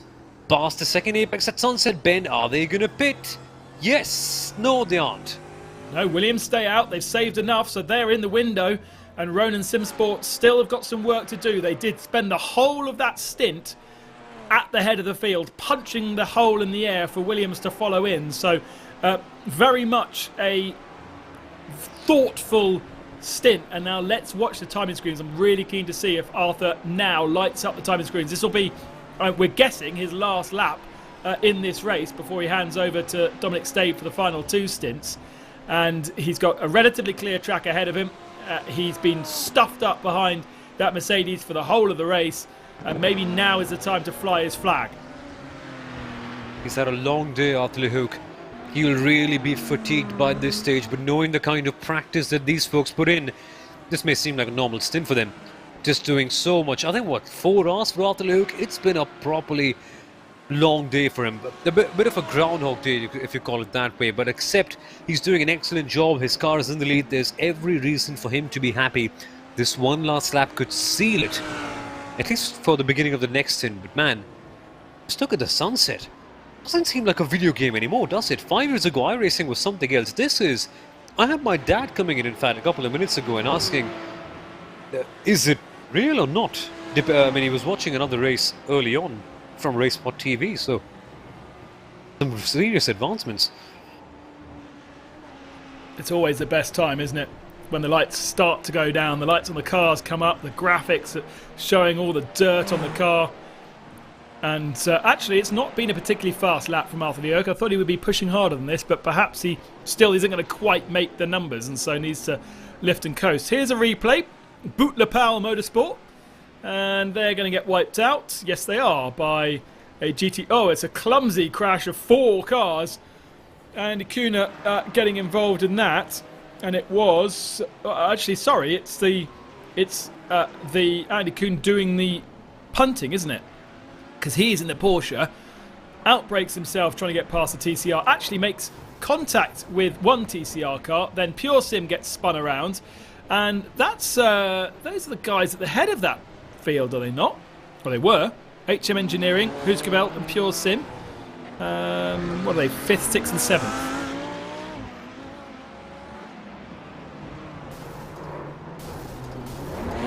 And that Husqvarna's car has been really involved in many an accident. Oh God, they even coming onto the track again, they try and get involved in each other. Those TCR cars looking very, very second-hand. But Boot de Pauw will be getting a hefty penalty, I think. Here comes Arthur Leuk then. The clock has ticked below the 2-hour mark, and he's still out on track. He's yet to make his stop, and that is really good news. Thumbs up for Williams then. His last lap aboard the car for today. He'll hand over. He'll get a full service, we reckon. Brand new tyres, Dominic Stabe, a fuel tank of fuel, and then we are moving into the final stages. In theory, that would just be one more stint of fuel for most of our leading cars that are double stinted before the end of the race. At the moment, Inertia are 1 minute and 6 seconds back. And what's happened, David, to Ronan? They're way back, 5th position right now. Yep. I mean, a full service stop. They've taken tyres. There's some others doing slightly different stuff there. I'm seeing them 4th, waiting on that Leo car in 3rd that's off cycle. Yeah. Inertia have gone tyres, fuel only, no tyres for the 79, and then of course the number 1 is coming into the lane. So I do expect Ronan will end up either 2nd or 3rd when this all cycles on through. Here's your leader with pit stop. Probably the last lap for Arthur Leuk. Red Camel's just ahead of him. Rick Broiker's coming in. That seems to be not the right time for him, but either way, Arthur Leuk now goes into his pit stall. If he disappears for a second, then that is him changing driver. Yep, there he goes, and they'll reappear with Dominic Stabe to do the final 2 stints of that race. But crucially, where is he going to fall into line? They were absolutely nose to tail for the whole of the race with Ronan Simsport. But 1 minute and 30 back, I would say that Stabe is going to be out of the pits before then. It's been a slow stop for Simsport. Here is Inertia, and Inertia sits 2nd, but they are on a different strategy because of the tyre situation, so they should inherit the lead, I would have thought. Agree with that. They're going to be in the lead on the 2nd stint of their tyres, being chased by Williams and Ronan on fresh tyres. I wasn't confident saying Williams on new tyres, but now we cut to it. You can see they are up on the jacks. That's going to go along, of course, with the driver change to Dominic Stabe. Well, that makes sense, because that then gives Dominic 2 stints on these tyres to get to the end of the race, which seems to be the way forward. Here comes Ronan around the outside. He's got a lot of traffic through Sunset Bend, and I think Williams is still in the pit lane. Yes, they're at the end of the pit lane, and they are out ahead of Ronan, so they have managed to put a little bit of advantage on them in those 2 laps where we had the stagger. But now they've got to get up to temperature in the tyres, whereas, of course, Ronan already have temperature in their tyres, so the gap will come down a little bit, but they are also staggered in terms of traffic, and that's key. It can now fall badly for Ronan and not badly for Williams, whilst they are 2.5 seconds separated. But they're in 3rd position, and they're in 3rd position, as David explained, because Leo Racing is off sequence in 2nd, and Inertia did not take tyres on their last stint and will take tyres on their next pit stop. They will, David? They're not going to go triple, are they? There's no point, actually, is there? They could. I mean, we've seen it before. Who knows? Yeah. I don't know. They give away, when we spoke to the drivers from Inertia, did they really give away much about what they were thinking about with their fuel, what they were thinking about with their tyre strategy?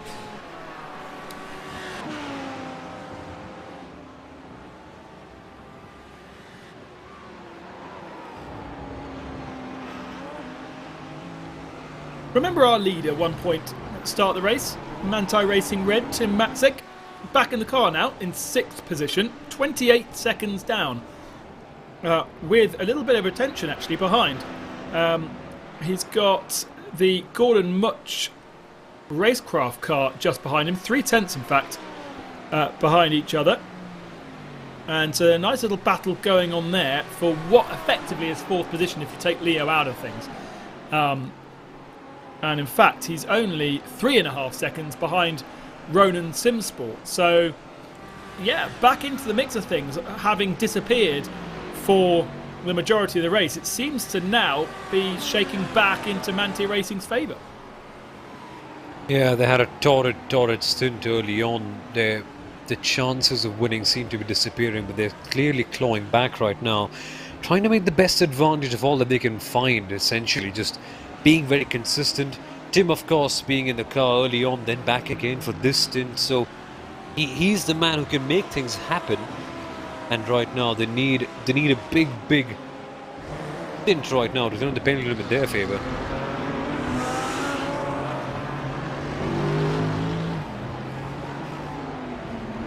The key other thing is, of course, Dominic Stabe now knows that car will do the full hour and has a little bit more calmness just to plough on, whereas the cars around him, they all didn't make the 2 hour mark, so they all have some serious fuel saving to do to get to the end of the race, or they're going to have to do a splash and dash, which would be absolutely disastrous and place Williams in a huge advantage. So don't expect good pace, I think, from Inertia and Ronin and even, I think, even Manti, isn't it? The last time they came into the pits, I think basically the only one that managed it to make the fuel last was Williams. Am I correct there, David? I'm going to absolutely agree with you that the only car we saw enter pit lane after the top of the hour was Williams.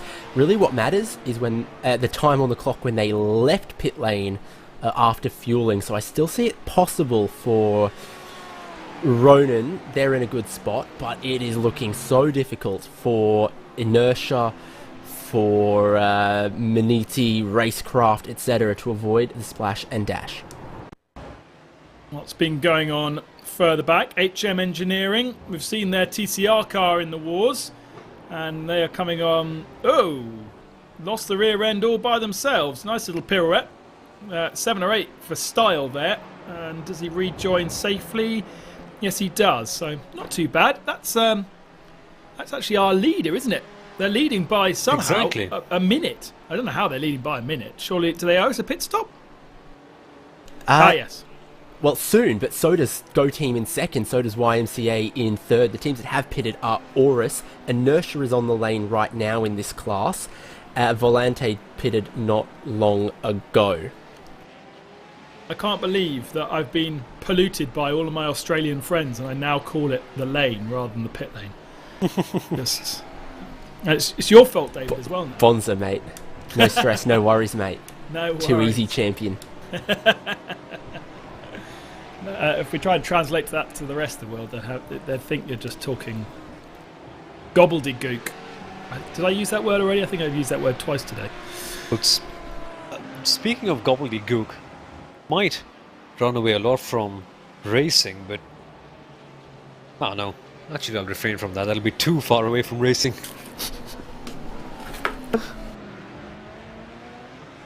But lovely time for racing. It's getting dark. It's beautiful. The headlights are back on. It's sunset's almost gone past. Just the best time. I wish I was. I wish I could go to Sebring at this part of the year, at this time, actually, to be honest, because it just would be absolutely incredible. The engine noise, the people around you, the cars, the racing, just the guessing in terms of strategy. And the caravans, which are so well replicated on iRacing as well. I've heard it's quite the family environment, isn't there, Ben? Well, I can tell you that the campsite is nowhere near, number one, that organised, and number two, that calm during any kind of racing at Sebring. It is absolutely nuts in the infield down. Oh, wow, that's a crash and a half. All on its own, T3 Esports clouting the barrier on the right-hand side and giving it some love on the left. Now, this is this an easy thing to do? He's going to understeer a little bit wide on exit, but where's the barrier? The barrier's there. What? Answers on a postcard, people. Not a very Merry Christmas, is it? Not a good build-up, to be honest. Well, I would say that car is bent now. That's an interesting one. Let's see what happens again. Let's just say he became a bit of a targetless torpedo for a couple of seconds right there. I wonder how. Could it? Oh my goodness me. Was that just a lack of concentration because he was staring at the sky, or just a hardware failure?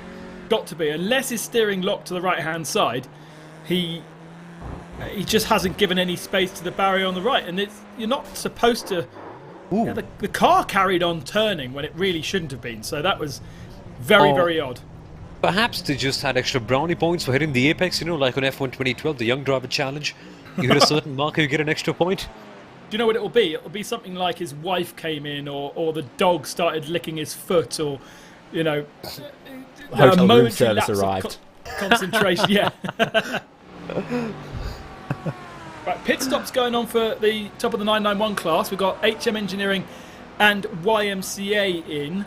What are they going to be doing pit stop wise? With 1 hour and 48 minutes still remaining, they're going to have a half a stint to do at the end of the race, aren't they? Yeah, they could be going for a splash and dash, I would imagine. Perhaps a half stint, maybe with halfway through with fuel, and perhaps they could save a little bit on tyres and then gun for it. Porsche is a thirsty car, mind you. I mean, it's a good question. I think they've got, pitting from here, I think they've got about 1 2/3 of a fuel tank still to go. The question is, in the cool and in the dark, do they try and double stint that on tyres? We saw Burst was one of the cars on the second stint of tyres earlier, and it looked an absolute right handful, giving away a second a lap here, a second a lap there. They couldn't outbrake any other class cars anywhere around, and it looked like a real struggle. So I don't know if you aim for that strategy by pitting now.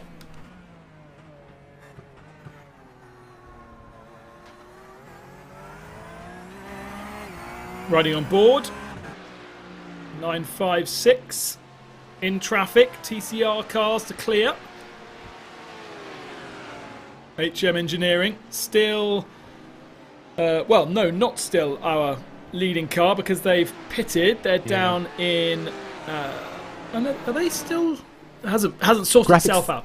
Graphics on screen are accurate for as they run on track right now. Oris in second, HM Engineering in third. The car out front, Go Team Racing, are 30 laps into a stint though, so we're going to have to pit in not too long. Really, the gap you see on your screen is the gap for the lead in class. That makes sense. And now Roan and Simsport get by. A little bit of bullying going on there to push the 959 little wide. Ultimately, it's cleared. We've got Rick Broikers for Red Camel Esports in the pits again.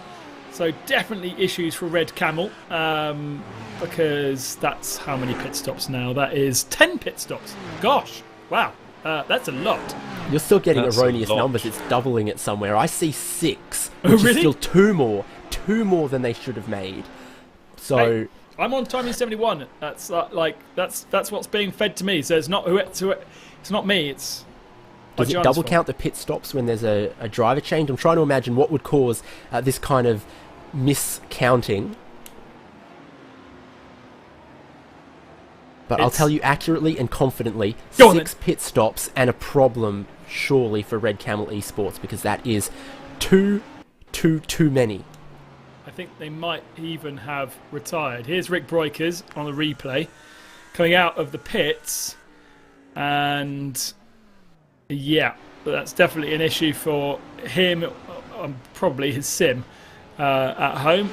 It was Luke aboard the car a little bit earlier on, his son, and Rick is now, by the looks of things, retiring out the race. So great to have Red Camel Esports with us because they are so significant in the 24H series organisation. To say Rick, part runner of the championship, and Luke, his son's been a real advocate of getting involved and heavily involved with neo endurance. So really great to have the guys, but just showing how hard it is to compete at the highest level. At least they were in the top 15 before they retired, but now it does look like they're out. the car was actually closer to 5th, 6th or 7th, definitely in the top 10 before their issues at the moment. They had not a bad strategy. They were in a position to be able to sneak a surprise on us. The Red Camel were having a bit of a decent one, I'll be honest. They did seem all right for a few moments there and thereabout. Imola was a bit of a scary mess for them, but nevertheless they did bounce back well. They were involved in a few battles. Yeah, this just a rather anticlimactic end to everything. I would not say that yet. I think it's a little... that's sad for Red Camel. Not a good ending for them, but for the rest of the race, we're headed towards a very interesting finish, particularly GT3, particularly 991, and the non-stop action that TCR has been, even if it's just three other classes clattering into them on occasion. I'll give you a strategy update here, as we've seen that Alessandro Bico and Leo Racing Team are flying along, but that is because they were on a triple stint for the tyres, bailed on it 20 minutes into the third stint, bolted a new set of tyres on. They owe us a pit stop at the end of this lap or at the end of the next. I don't think they're quite going to get far enough up the road in that time to see the number 1 board illuminated on their windscreen. How does their strategy play out come the end of the race? If we work back, considering they're so off sequence. I mean, they pit now, they go another hour, they pit again with 43 minutes to go. I imagine they're going to take another tyre stop between here and the end. Probably this one, and then go an hour 43 on a set of tyres. That would be doable, for sure. That would take just a little bit of saving, but not too much. Maybe they can push out a little bit, because of course you don't have to do full classic double stint. You can just accelerate in places, if that makes any sense, just trying to manage it out in certain times. We don't have to save a lot. No, I mean, they wouldn't have to save at all, I don't think.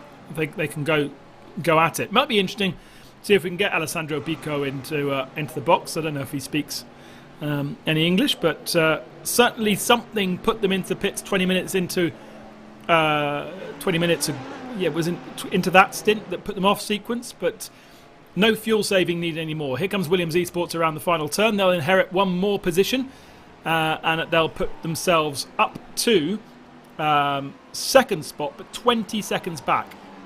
Now, what did we say was a tyre change only? 26, 27 seconds? Yeah, a tyre change adds just over 25 seconds to your pit stop.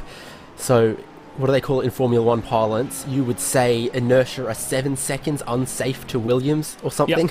Yep, exactly. So that's exactly where I was going with that. That puts inertia then, at the moment, if we pitted right now, into 4th position. But we would have the top 4 separated by 7 seconds. So it would be pretty tight between them, and that's not what Williams needs, is to get caught up behind slow TCR traffic. So we've got another 40 minutes before that question is answered, when we get the last of our pit stops in, and of course we do also have the question mark over fuel saving, but at the moment Inertia are able to match Dominic Stabe by the looks of things, and we now turn our attention to the TCR battle. SimRC leading SRC Squadra Corsa by 25 seconds, and it was SimRC who took victory in race 1 in Imola, so looking good for them. Yeah, SimRC are doing an excellent job. SimRC are actually quite consistent. They've been actually at the head of the TCR field for quite a while, and they have been controlling everything. SRC Squadra Corsa, they've got quite the lineup, but just falling back, not quite able to push on with SimRC.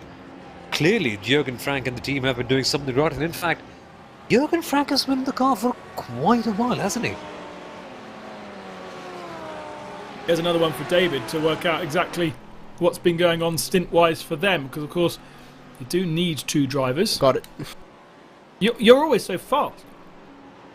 Well, when I am, I'm glad you remember, and when I'm not, we can pass it off as something else. But Felix Luden has done 40 laps in that car this race.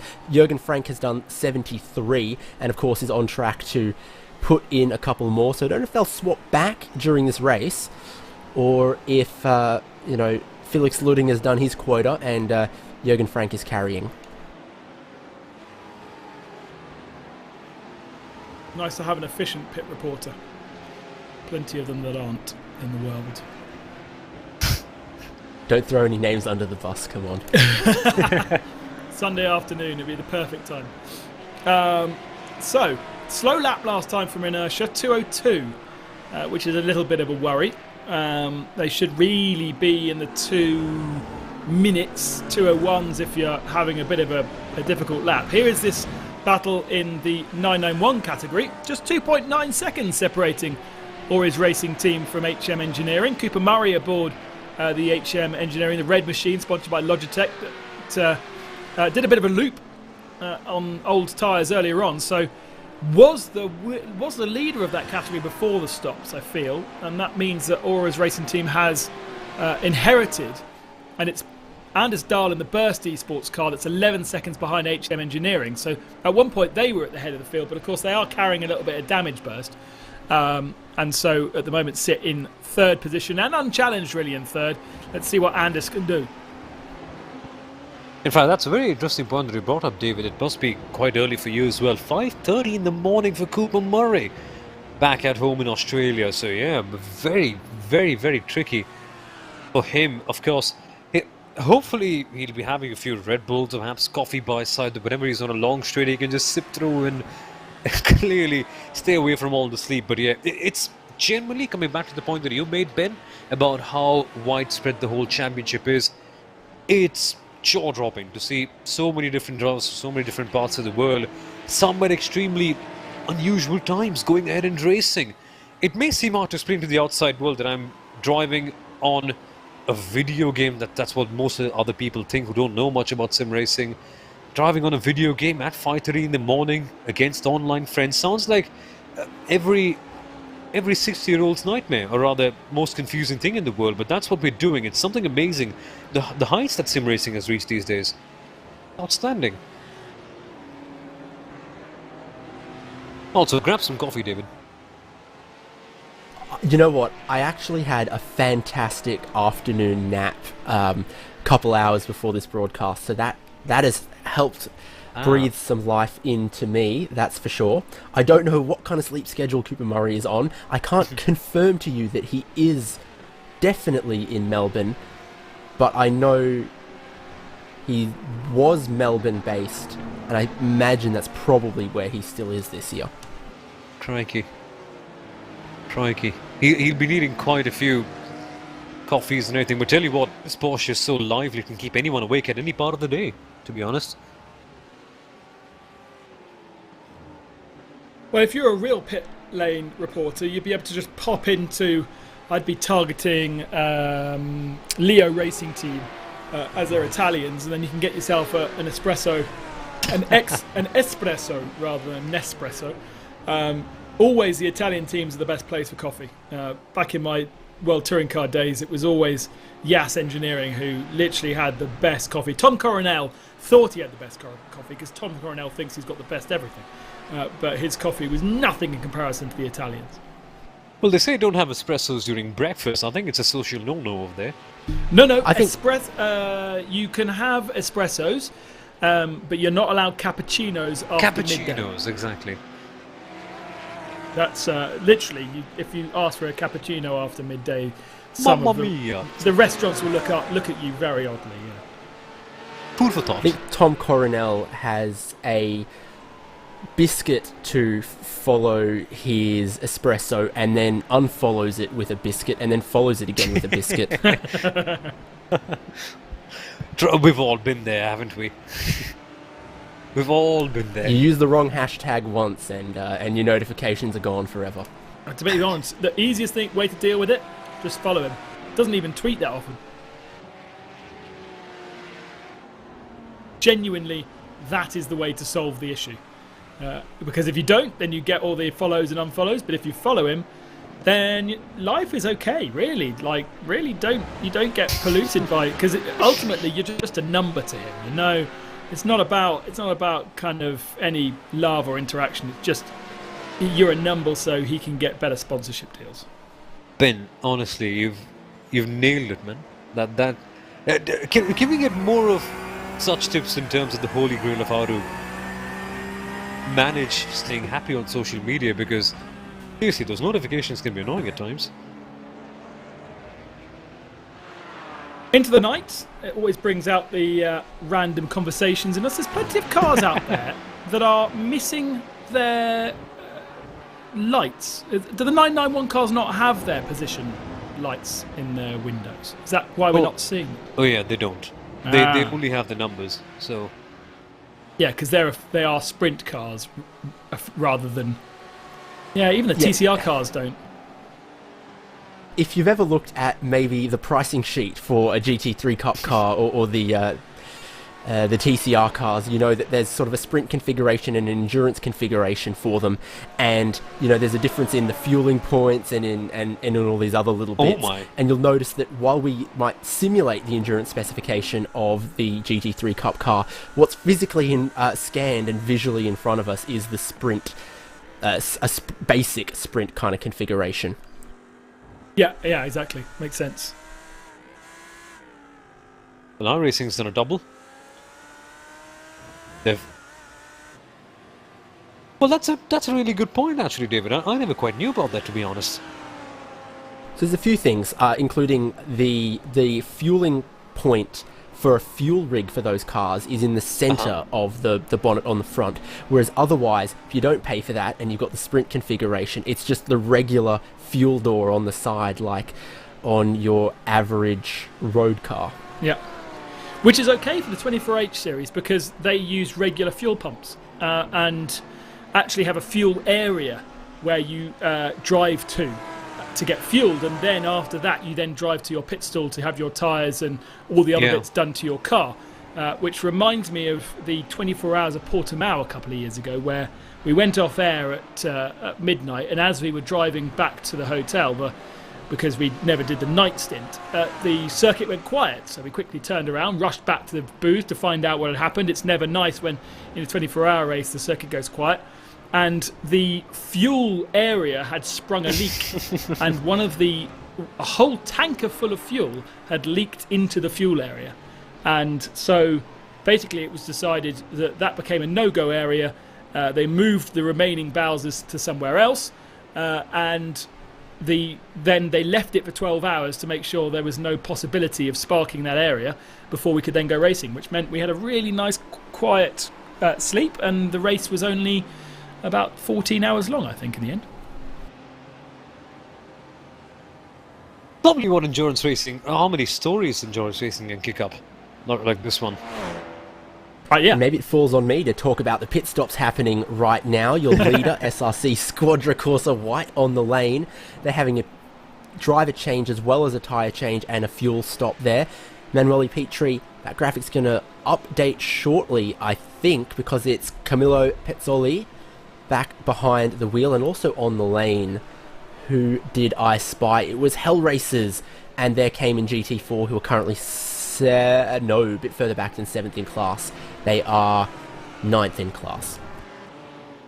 Camillo Pezzoli is the runaway leader of the GT4 category, and when everything shakes out, they should be well ahead of BS Competition with Marius Zug back aboard that car, and then the first of the Porsches. I think that's how it was before the pit stop, so let's see how it all pans out. That was the last pit stop for our GT4 category cars and TCR cars, right? Good question.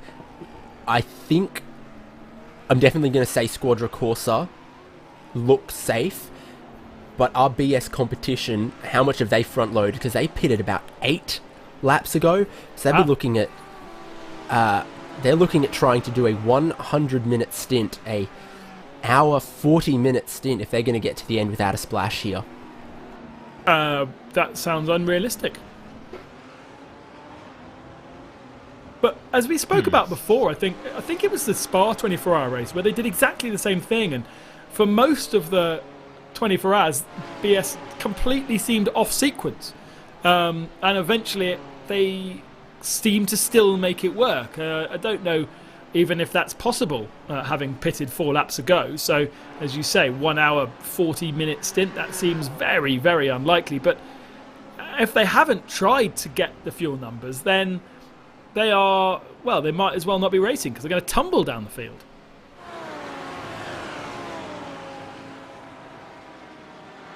Well, we wait with bated breath to see if BS competition Team Leadfoots who have forced themselves into an extra pit stop, or Strategy Masters who've strung us along.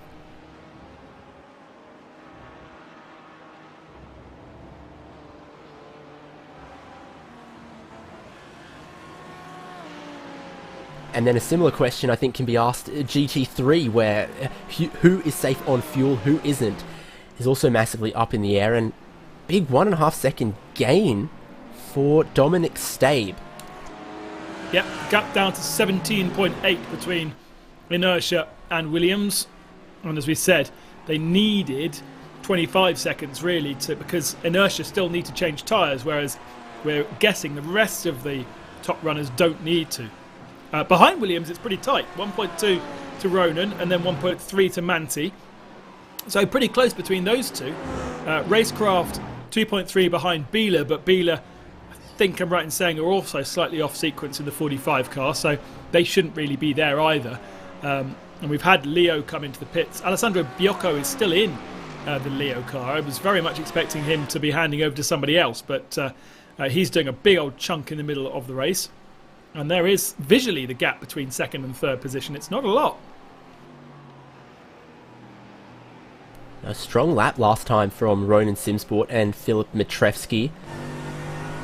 2 minute 00.6 and is across the line. Let's see what the updated lap time is that time. Again, still in the 2 minute flats for Ronan, who are on the same tyre strategy to Williams, except maybe with 2 laps less fuel on board. Is that going to come back to bite them? It's all about making it to that hour point. And if this would be the stint to really make sure you can do it. Of course, it was roles reversed last time, wasn't it? Because the last stint we saw Williams sitting under the rear wing of the Mercedes for the whole stint, for the whole 30 laps, and therefore saved enough fuel to get themselves to that 30 laps. Before it was only 29 laps. So really, I reckon Filip Petreski is pretty close to be able to do the same to the Williams. Sit behind them, and maybe that would be enough. And then you can go and fight it out on the last stint and give it a good battle to the flag. But really, this is the stint to kind of line yourself up for a push to the flag. It's not a push to the flag time now. Yeah, essentially what will happen is, and if that's the case, and then an advantage will be somewhat neutralized. But remember, Audi, they were able to save quite a bit, the Audi of Williams Esports Shield Blast, and they did that throughout. I'm not sure if Ronan Sims were able to do that in the first couple of stints. Of course, now that it's cooler, perhaps there's a better chance of them doing that. But again, they have to go past traffic like the one they're finding right now in the Porsche GT4 category. But honestly, I think Ronan Simsport will find it slightly harder, just because I think early on they weren't able to save as much as Williams did. Perhaps it's just Williams finding an extra way to save even more while being at the very top. Must be quite something. But looking at historical data, looking at the past 4.5 hours, Williams do seem to have the upper hand on that. But it could be a possibility if Ronan do stick behind in the draft range. But currently, of course, they're not quite there. No, 1.3 seconds back isn't quite close enough to really benefit. We've got a few cars from the TCR category now in pit lane, including SimRC, our leaders. Felix Ludding back aboard that car. And he's so far ahead of SRC Squadra Corsa, who have already made, I think, their pit stop, that this will be the last of the pit stops for the TCR cars. But it's not really an entertaining race at the moment back there. They've all got kind of gaps between them, and because the cars lap so consistently and so closely on pace, once the gaps have formed, it doesn't really get any closer. When they're locked together, it's entertaining and they stay locked together, but as soon as gaps are formed, very hard to see those gaps close up. And in TCRs, honestly, they need a lot of fuel saving in terms of making everything work out. And in TCRs, fuel saving can largely come down to drafts, because most of them often end up doing pack racing together. And once that pack breaks up, everyone's involved in the little squabble everywhere. There's no sort of harmony. Of course, racing isn't exactly the sport of harmony on the circuit, but it all breaks up eventually, and getting them back together needs either a miracle or a full course hero, which we don't have in the 24H series, of course. So it's all opening up, and the big advantage, of course, for DCR staying in the draft is that you could end up saving a lot of time in the pit lane, because the DCRs, they take a lot of time to fill up their fuel. They're not as advanced as the GT3s in terms of the fuel filler technology, so they try desperately hard to make sure that they can stick in the pack, they can save fuel in the draft, but when it breaks up, it just breaks up. Can't quite get closer. 49 cars still in 49 cars, sorry, still in the race. We have 3 991 cars out. Williams Esports BenQ, the first retirements. XVR also retired 3 laps later. Danny Corpy in the Inertia Sim Racing Imprimo machine retired after an accident. Salvatallon's MSI, I think they just bailed out our winners last time out, deciding they had a too sick a car to get any points, and Rick Broikers brought the red Camel Esports machine into retirement just a few laps ago. So 49 cars still running, points on offer for pretty much everyone, I would have thought, now out on track, with 2 of the GT3 cars removed. That leaves 15 runners still in that category, which means everybody's a winner. Hey, the classic catchphrase. Well, just basically every primary school sports day. Yes, exactly. You get a point, you get a point, really everybody well. gets a point. Happy Oprah noises. Wait, is that Oprah? I always get confused between Oprah Winfrey and Oprah. Whitney Houston. What? Whitney must be the singer. Yes, they're very Thank different goodness. people. I know, it's confusing. Why'd they have to name her Opera? Perhaps, I don't know. It's not a great name, and I think it's more Oprah than opera. I know. I'm stretching the pronunciation a little bit to suit the joke, and I'll point out a little bit like you stretch the pronunciation of Maniti. What? It's not. What have I been saying? I've been saying manatee. You've been saying Manti, like the Porsche team with Grello. Oh. Well, that's a compliment for them. I can see that perspective. Yep. I'm not very good at reading. But it would be a bit odd if Oprah Winfrey had a house in Sydney. It would clash a bit. She's been to Sydney. I mean, She did a week or 2 weeks of shows from Sydney. From the Oprah house? Yeah, yes, from in front of it, yes. There's a lot more opera houses in the world than just the Sydney one. Oh, it's the Yeah, big but how one, many the of them most iconic one. make a good postcard? How many? It's the bridge. It's all about the Actually- bridge. It's not about the post. What's the Elb Philharmony in Hamburg is actually worth a postcard as well, and equally ludicrously expensive for an opera house. Wow. Well, did you know, chat, that David had such an intricate knowledge of opera houses of the world? There's another thing for Racebot TV to broadcast. Well, David, just how costly is it? Is it costlier than a pair of tyres on a GT3 car, or just to put things into context? Oh gosh, 866 million euros? Wow. My goodness, nearly €1 billion. I mean, that No, was I- delivered almost like you weren't reading it. No, I mean, obviously it's clear I was reading it, but the shock was real. I was like, yeah, no, it was like 150 million euros. That's a lot for an. It's an opera. It's one opera house. How much could it possibly cost? Back to the track for just a 1 second. I'm enjoying the Opera House chat, really am. But we've got a little battle going on at the moment. Ronan Sim Sport just 0.4 of a second over Maniti Racing. Tim Matze in the number 8 machine, and within slipstream distance, I think they're half a second apart. And actually, these guys are slightly closing on the Williams Esports car, which is closing quite a lot on our leader Inertia. So it is kind of concertinaing with 20 minutes around left of this stint. Whether Maniti will do any passing, we were speculating just a couple of laps ago that it was Ronan sitting up behind Williams, but now it seems to be the other way around. and Maniti benefiting from the slipstream of the Mercedes to do a bit of fuel saving for itself. It does feel like that Mercedes is being used quite a bit in this race to fuel save for other people. Yeah, it's a big boy, isn't it? And honestly, Maniti have been a bit impressive, even with all the penalties that have bogged them down. To be able to claw your way back up in a P4 is quite an imperious performance, to be honest. Let's see what they can do from this stage. Of course, the last hour can spring up a few surprises. It's 12:15 in the night here, but yeah, just ask Toyota about that. But honestly, oh my goodness me, that would not have their comeback, would it? Well, they were going for a gap that just wasn't there, was it? BS Competition decided to take the apex, which they're completely allowed to do, and to be fair, Tim was quite far back, but suddenly, from half a second, the gap goes out to 1.8. Let's have a look at this again. From the outside point of view, there's not much of a gap there. Side by side from the TCR cars. Actually, sorry, it wasn't the BS car at all, was it? No, that was the HM Engineering. Oh, the BS car came in late.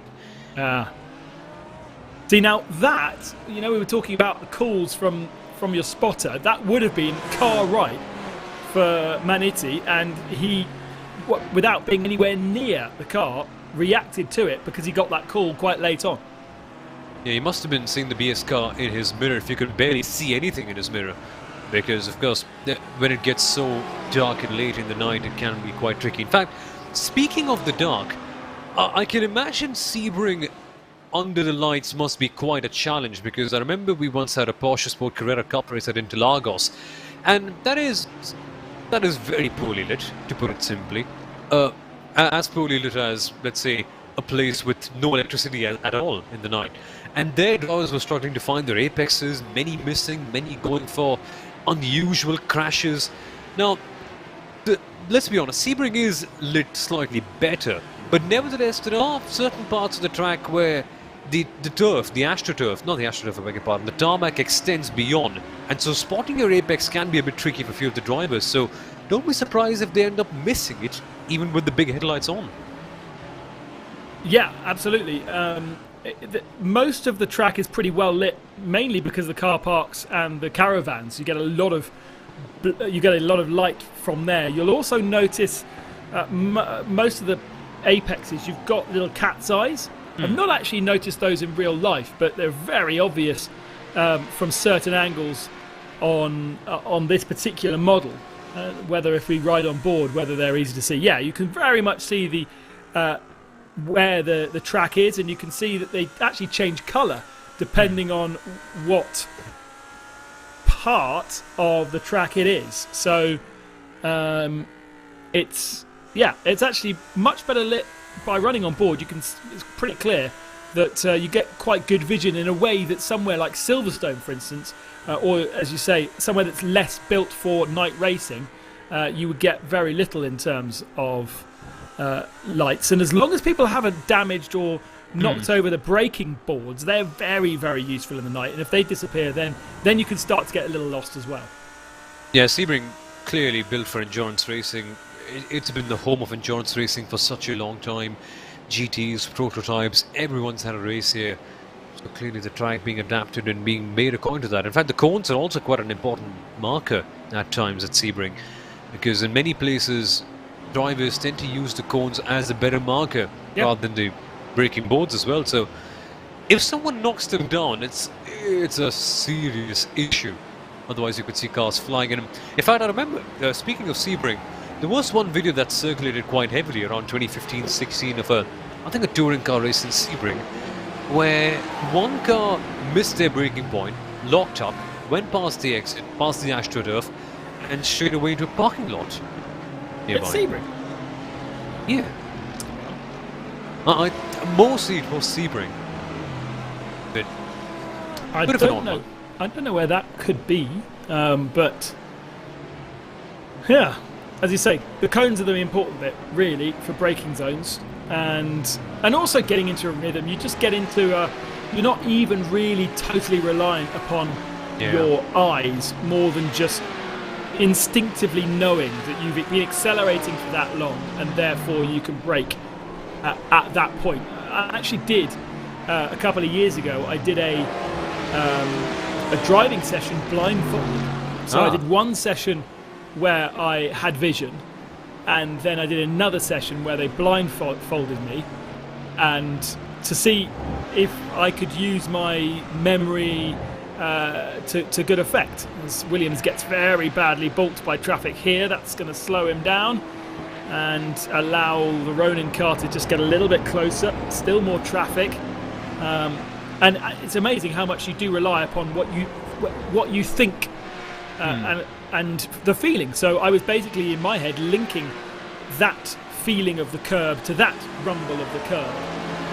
P3 battle, because Ronin getting compromised, and so Matreski now has Tim Madzek, I think, to the outside of him. Madzek's got the BMW GT4 car in the way, and now goes to the inside, has a great slingshot. They're going to go side by side past the 991 machine, and that's I thought was going to work for the Audi, but didn't quite carry the momentum onto the straight, and somehow the Ronin machine has held on.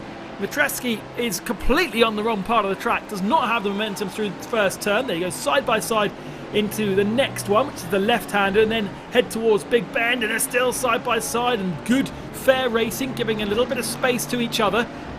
And Ronin holds on, but loses 1 second in the process to Williams. Bit of an iffy moment right there for Ronin and Williams. Both of them getting in the spirit of the competition, and now Maniti Racing is coming up towards Ronin. They want a piece of this action. Of course, they've been lurking around Maniti Racing. They've been climbing back quite a bit. This could be their chance, with Ronin looking slightly more nervous. Perhaps now is the time to pounce and get the ever-important track position. I wonder whether fuel saving is more important right now. What is that TCR doing, turning in like that? Those two GT3 cars were pretty much one train, but the TCR car still managing to split them somehow and getting right in the way, which has given Ronin a bit more breathing space. I think for the moment the more important thing is to save fuel and make sure you can make the numbers. We'll see how close people have got in about 10 minutes time, because that's when we'll next get our pit stopping from our 991 cars and our GT3 cars. That'll be the last stop for them. And then we get a clear race to the flag, and then it will be about track position and nothing else. But I think people are just too tight, Sonil, to really be fighting and making gaps right now. As dull as it may sound, it actually makes sense. You can't be fighting too hard, you can't be picking battles that you don't need to get involved into. At this stage, you have to make sure that you're clean, you're precise, you're saving your fuel. And it sounds as dull as saying, okay kids, make sure that you eat your vegetables, make sure that you have your snacks, but it's important, it's a key element. You have to make sure that your fuel numbers meet, because at the end of the race you could be in big trouble. And on Maniti Racing, Tim Matska, why is he pitting so early? Maniti Racing deciding they're not going to make it on one stop, and so rather than fuel save, they are going into the pits now, and then they will go flat out to the flag to the end. I can only imagine it also takes them out of that traffic, because they were perhaps getting a little held up by Ronin Sim Sports, so puts them in a different position. They don't have to completely fill the tank, because they know that they're going to have to pit again, so that can be a short stop, and it was only 15 seconds. David, down in the pit lane, how do you read that one?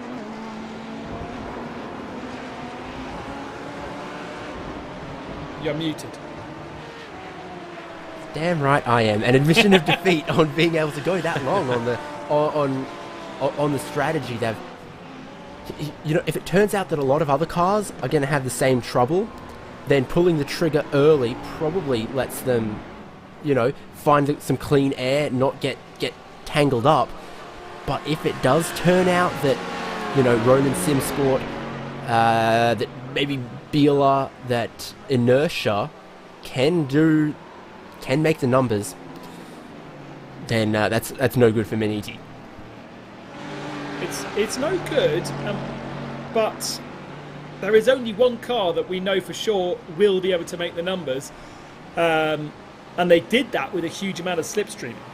So now with Williams out there with Dominic Stabe at the wheel, so a different driver, they've pulled the gap down to inertia to just 10 seconds. So Stabe has been pushing hard.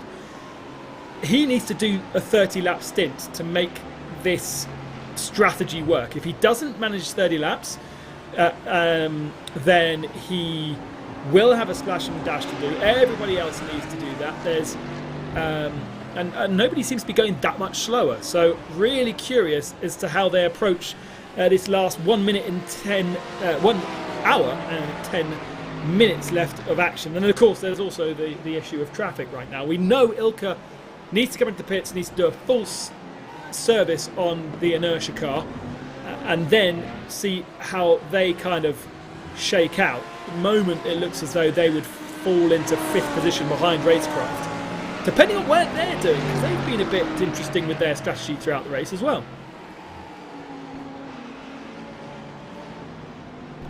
Yeah, Racecraft are in the same fuel position as Inertia, but are they in the same strategy position on the tyres? Don't believe so. No, so what would be... we think they've gone to doubles, because they did that no, correction, one trip. I think they are.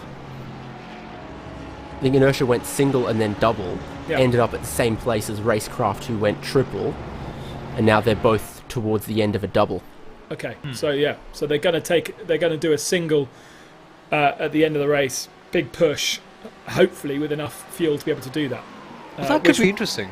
Put them on the same part of track and in the same strategic position as well. So that will be interesting. And of course, no, I was about to say both same cars. They're not. Racecraft in the Audi and Inertia in the Mercedes. It's seriously mind-blowing to think of the prospect of Racecraft getting on fresh tyres and pushing hard for the last stint. I think it'll be fun. And if the gaps turn out to be even closer, and then if Racecraft Esports on fresh rubber can close up to all the other guys up ahead, that could be a cracking battle that we get to see towards the end in the very dark. But that battle has been sent for a toss because Inertia Sim Racing from the lead are in the wall. Sent for a toss being a cricket, cricket, which won't make any sense to anybody who doesn't understand cricket. But I know what you mean. Let's see what happened to him. Asking too much of tyres that have had too much, perhaps, with only 7 minutes left of this hour to go. Through turn 1, leaning on the rear right. Oh, no, okay, was alright through turn 1. Now through turn 3, yeah, he just asked too much of that rear right tyre and it did not stick. I thought it was pretty close going through the first turn, but it turned out it was turn 3 he's undoing, and a decent whack into the wall. That's all very much undone everything, hasn't it? Disappointing for Ilka. It's just all the effort, all the hard work for all the last 4.5 hours. Wait a minute! Oh my goodness me! This is absolutely crazy! What's happening in the dark at Sebring? That's the Williams Esports Chill Blast team, who were also supposed to be fighting for the lead. This is, oh my, I'm flipping out in this case. It's hard to process. Bring the popcorn, ladies and gentlemen. They've bailed. They're out. Let's see what happened. There was no lines on the track, so it was speculating that might have been a hardware issue for Dominic Stabe, and yes, it definitely was. The car hooks left and into the wall, and that's why he did not recover again. Huge disappointment for Dominic Stabe. Let's have a look on board. That wheel's just got a lock left. Oh my god. Oh my god, that's essentially 2 of the competitors for the battle wiped out. In a second here, Arjuna, our producer, pointing out that the wheel seemed to die all of a sudden. The wheel was fine, and then it just locked up, and the last hour really brings up some drama, doesn't it? Just ask Toyota, just ask Williams, just ask Inertia about it. And guess who's just on the fastest lap of their race? Ronan Simsport. Ronan Simsport. Hanging in a lap when it counts. It's going to be an unbelievable result if they find themselves and keep themselves at the head of their field. There they are, now leading. Williams out of the race. Drama. The winners of last round, MSI, also out of the race. And I'm not sure whether Williams will pick up even 1 point for retiring now. They may have done enough of the race with just under 5 hours remaining. Just under 5 hours remaining? Just under 5 hours gone. You scared me by saying just under 5 hours remaining. Yeah, forgot to tell you, it's a 10-hour race. They speculation that they can tow back to the pits, but on my timing screen it says stop, which means they're out, right? Dominic has left the server. We'll get a quick word on that rather soon, but and they said sim racing does not have technical failures. Yeah. It's the biggest one of them all. And David, presumably they couldn't be able to put Arthur Leoc back in the car because he's already done all of his drive time. Yeah, he would exceed 70% depending on if he gets in now or if he gets in with, a couple. You're right. Martin Christensen is aboard the car. I don't know how they've done that. They've obviously taken a tow back to the pits, so they are sitting in the pits in the background. But Martin Christensen, who I don't think was due to drive this race, is there in the pits. They're doing a tow. They might... Well, I suppose they don't really need to repair because it wasn't that big an impact. They've got Racecraft coming into the pit lane as well behind. You'll see Racecraft pull into their box in just a second out of 4th position. That is 4 minutes to the bad, so they're going to have to splash and dash. Williams up on the jacks.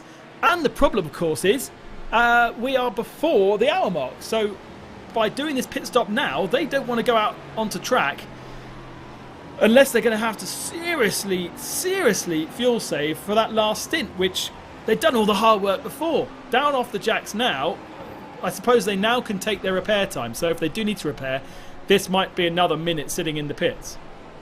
I mean, we commentators are a lot like teachers, aren't we? Just you have to be on your time. Just the hour mark means so much, but it does. In the world of endurance racing, and this part of the race, it really means so much to meet your fuel numbers, to be there at the right time so that you don't panic towards the end and essentially not end up having what happened in the Super GT this morning. Yeah, absolutely. Very possible of that happening, I think, because Racecraft coming out of the pits with 1 hour and 3 minutes remaining. So unless they're going to seriously tour, they need to basically save 2 laps worth of fuel. I think that's impossible. So a splash and dash needed by then. And suddenly I'm thinking that Tim Matze and the Maniti Racing guys have got this right by just not rolling the dice, just taking a decision early doors. We're going to need to do fuel at the end of the race, so let's split the strategy in 2 and just push hard. Who would have thought? We were wondering, and we were actually really thinking that, this is the wrong strategy, they're on the back foot, but it's amazing what fate can hold for you sometimes in the world of motorsport, and luck can suddenly change in a matter of seconds. And here they are, Maniti Racing, with the penalties, with the crashes that happen in the middle, all the drama, and then falling off the top 5 within a snap of a finger. And I won't say that someone has snapped the finger for the other 2 cars that had the mistakes, but they're right in contention for a podium, it seems now. Crucially, Ronan Simsport going into another lap. Now, if they pit at the end of this lap, which I think is probably all that they can do, they would still be... Well, they'd be in the pits when the clock hits 1 hour, but they wouldn't have entered the pits when the clock was 1 hour. They'll enter the pits, I think, with about 13 seconds to go before they hit the hour mark. So they would still not quite be in the right window. Let's see if they can push to 31, but that seems very, very unlikely. And they've got traffic on this lap as well. This is our leader, 3 seconds to the good over Inertia. Inertia have pitted, have they not? Yeah, they... No. I won't say it one way or another, but they are still just 3 seconds behind Ronan. I think they carried on after getting that damage. Yeah, of course. Yeah, there they are. They didn't pit, they spun. That's why they're in that position now. So they can effectively also potentially make the fuel numbers. They're on stint lap 30, so they're actually 1 lap longer than Ronan, which suddenly it's like, oh yeah, we can do it easy, no problems. Having all race us going, it's going to be tight, it just kind of falls into everyone's hands by the end. And they would be the second team to go over 30 laps, wouldn't they? I hadn't seen anyone do 30 laps to a stint until Williams did it. Now Ronan are doing it. Now Inertia are doing 31. So, yeah, agreeing with Ben there that they had us worried when they only did 56 minutes or something on the first stint, and now I know what it is. Everyone either able or more willing to save a bit of fuel. Your top three all on the lane together. That's Ronan Simsport, that's Inertia, that's Bieler, all of them critically with exactly an hour to go now, starting to take fuel. Yes, an hour to go now, but they came into the pits with 13 seconds off the hour. So it's still touch and go. It's still going to be a very slow last lap to get any of these cars. And we've got the lower end, the EFP car collection car coming into the pits. It's going to be super tight. And of course, the race clicks down to 0, and they might then have to do, well, they certainly will have to do a lap after the clock, or at least half a lap after the clock it clicks to 0. So I don't know if any of these guys are going to be good. They're going to be so very slow on this last stint. Whereas your Leo, was it Leo Racing? No, Maniti Racing, sorry. Yes, they still owe us a pit stop, but they can go flat out. They can be hitting 59s if they want to. Yeah, Maniti now have the liberty all of a sudden. Now they have the monkey off the back. Now all of a sudden that extra pit stop seems more like an asset rather than a liability for Maniti Racing. Yeah, I would agree with you on that. I think it's going to be very, very difficult final stint for all of those cars we've just seen in the pits. Anybody else still owe us a pit stop, David, or is that it for the GT3 cars? It's Leo Racing Team, it's Bieler Racing Team 46, it's Relay Sim Racing, I think. Okay. But for most of the big cars we're expecting to see in the top 5, I think that's all of them there. That's the Maniti car we mentioned that went early, that still owes a pit stop, but yeah. Okay. Dominic Stave back in the Williams Esports car. They are still in pit lane, actually, so they're still trying to sort out whatever problem they have technically with Dominic's car. Riley come into the pits now, so they've managed to save the fuel. That's the right side for me. That's super safe. They're all good. They can push hard to the end, but I'm not sure. We know that Maniti, so let's go through this top order then. There is our leader, Tim Madze, Maniti Racing Red. They pitted midway through their last stint, so they still owe us one pit stop. Leo Racing Team 12 also owe us a pit stop, and they are second by 3.4 seconds. Now, we then have two cars which we just saw in the pits, the Ronan car and the Inertia car. 9 seconds between them. They are on the very edge of not being safe.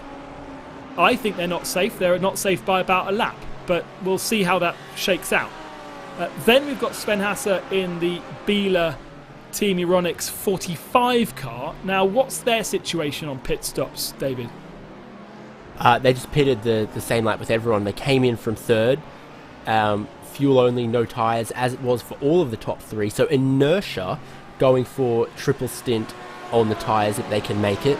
Just like Racecraft also. Yep. Yeah, so Inertia and Racecraft, you reckon they're triples rather than single? Pretty sure. Pretty confident we're seeing the start of the third stint from Inertia Sim Racing Mega Auto. So that's a different strategy again then. That means that they've got to save tyres and they've got some serious fuel saving to do, because they were 2 laps. They were 2 laps the wrong side of things. So they're learning to count. They've been doing their stint lengths 1, 2, 3. Okay. Sven Hasse up to 4th position. He's passed Oskari Rien in the Inertia car. So Bieler obviously not worried about things and pushing on. But lots and lots and lots of question marks over how things are going to play out here. This is going to be a very, very interesting last hour. So that was the GT3 situation in the top, well, basically in the guys that are fighting for it. Let's have a look at the 991 category. Ori's racing 9 seconds ahead, and then a big gap to Inertia, Sim Racing, EuroRC.com. What are we missing there in terms of pit stops?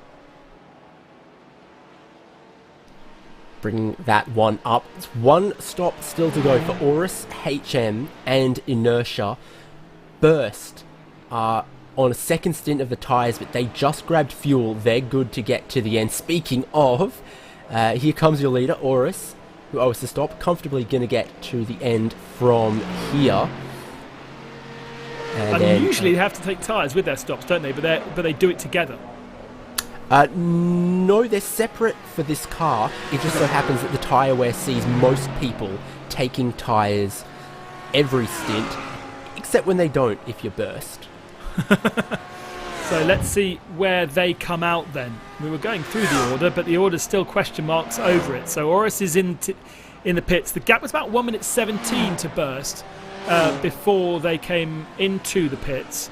Fuel going in right now. If the car goes up in the air, that means it's having tyres changed. Carlos Fenusa is aboard the car. No tyres, 33-second stop. They are going to double stint, and that puts them in a pretty healthy advantage, I would say, David. That's interesting. It all depends what HM Engineering do as well. I get the feeling like maybe the battle for the win is still between Aurus and HM. Okay. And Burst are a bit of the dark horse on that one, but still more pit stops to cycle through in this class. It all depends on what HM Engineering do. Pit lane transit time for Aurus just then, 56 seconds.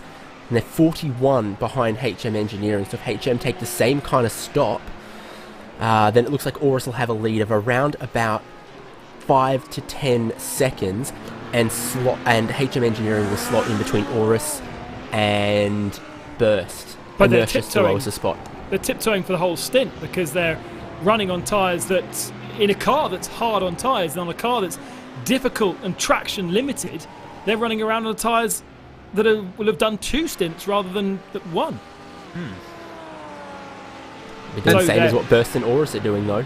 Well, yeah, I suppose that's true. Do we know what Burst did when they came into this pit? What was their pit lane time?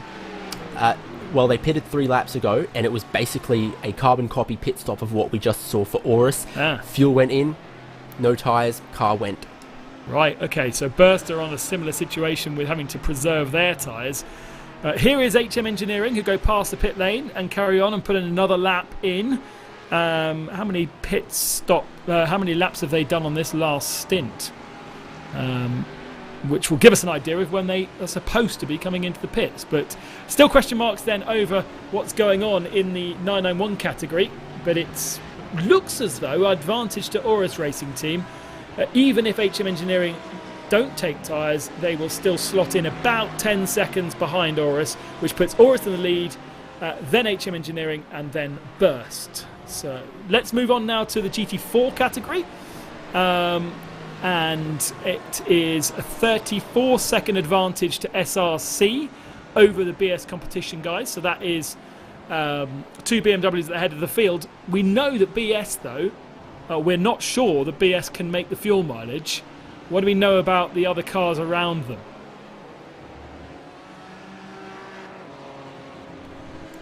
Sorry, I was looking elsewhere at some of the GT3 fuel mileage. I'm not sure to what extent we need to be worried in GT4, except to say that BS competition are definitely stretching out the final stint if they are gonna make it. SRC Squadra Corsa, you remember they pitted just what was it, about an hour 33 minutes to go or something like that. I think Squadra Corsa can do it, but then Pure Sims in third there are carrying a lap more fuel than that. Torque Freak in fourth are carrying a lap more fuel than that. So I'd say Pure Sims definitely safe, Torque Freak definitely safe, SRC Squadra Corsa marginal, BS competition questionable. Yeah, I think BS definitely owe us a pit stop, but actually if they only do a splash and dash because of the gaps to Pure Sim, it's nearly half a minute. I think they could... it's going to be tight. They would come in and it would be tight, but the BMW seems to be the car to have. 1-2 for BMW, Porsche for Pure Sim in third position, and Torque Freak Racing there in fourth spot. They are in a Porsche as well, so not particularly close or fascinating in GT4 right now. Let's move our attention to TCR and just get an idea of where we're at with all of them. Sim RC with a decent advantage over RC Squadra Corsa. 43 seconds to the good. Relatively close between Squadra Corsa and MSI. What is that? 6 seconds between the two of them, and then Frozen Speed in 4th position. And they've all done their stops and everything, so we don't have to worry too much about strategy there. It just looks like a cruise to the flag, and make sure no GT3 cars end up in your boot. Possible. Right, yeah, okay. I'm in agreement about the stint lengths, by the way, for TCR. I think everyone here is good to just get home 50 minutes away. Williams Esports, by the way, I think now back out onto circuit. Dominic Schreib is aboard that car. Just trying to check in that yes, he is. Steib, sorry, not Schreib. Inertia Euro RC come into the pit lane, as do GTL VRT. So people who are off sequence, perhaps because they had to make pit stops. Insignificant, perhaps, in the leading battle. Euro Duminen comes in. Actually, he comes in from what was 4th position. Inertia Sim RC, EuroRC.com. So he's given away some points there and put Go Team Racing up to 4th and YMCA Esports up to 5th position. 1.1 seconds between Inertia Mega Auto in the Mercedes and Racecraft Gordon Much in the Audi. And a bit of traffic to contend with there. Which is kind of the closest battle we've got going on track right now, although Leo Racing are slowly nibbling away at Manatee Racing's lead at the head of the field. Finally, HM Engineering into the pits. What's the kind of pit stop time for this? We're expecting them to double stint these tyres, we would think. Especially how long they've gone compared to the other teams that did burst, for example. You imagine they're just going to cover off what everyone else has done and then they'll come out in between Aurus and Burst, most likely. Does look like Cooper Murray staying. Now the timing said that it was stopped at 33, but I didn't see he was moving as Aurus Racing comes past. He is now moving now. I'd say that was a longer stop than the other guys have done. Maybe he's going to try and attack with fresh tyres whilst everybody else is struggling with used ones. We'll get confirmation of that from David in just a second. But back out onto 29 seconds. Okay. According to the graphics, he has just kept those tyres on. Matched what everybody else is doing. Comes out into P2 with a bit of traffic. Is P2 correct? Yeah, 5 seconds behind Aurus Racing. Yeah. So now it should be interesting if they are actually on fresher rubber. I don't think they are. No, they aren't, right? No, I think that was my eyes. Now, your top 3 in this class have all ended up just following the same strategy to the end here. They're all going for a second stint on the tyres. No one has a tyre advantage over anyone else, and HM Engineering have slotted about halfway in between Aurus and Burst. The teams we are still waiting on the final pit stop from is Go Team and YMCA are on the lane at the moment as well. So that could still see Inertia end up in 4th. I think it will. My timing screen is saying Leo Racing. Oh, what's going on here? Have got some kind of an issue. Whether it's a connection issue? Yeah. Seems as though he might have a connection issue. We're looking at the number 12 Leo Racing team. Seems to have disconnected. I don't know whether he's fully disconnected, but he's certainly not on my timing screen anymore. And that'll be a real shame. An alternate strategy to Leo Racing team number 12. But I think he may have disconnected. Now, they did seem to have a decent race, or is that just... Oh yeah. His spin is just 3 years away from my birth year. It's 2000. 2125 actually. Far more, so. That's milliseconds, so you can work that out at being a ping of 20 seconds. No, 2 seconds. Still pretty bad, isn't it? Yeah, horrible, unworkable, and I would suggest indicative of a different connection problem. In fact, you can almost see the headlights flashing, coming and going, as Alessandro Bico was coming and going, and now he is going. So, both our top two into the pits, Alessandro Bico and Tim Matzke. They are kind of due to make this pit stop, slightly off sequence because they knew that they weren't going to do the fuel mileage. It would be a sensible option for Leo Racing Team 12 to get Alessandro Bico out of that car and get somebody who has an internet connection working into the machine. Although really you wouldn't want to change drivers, that wouldn't be an ideal situation so late in the race.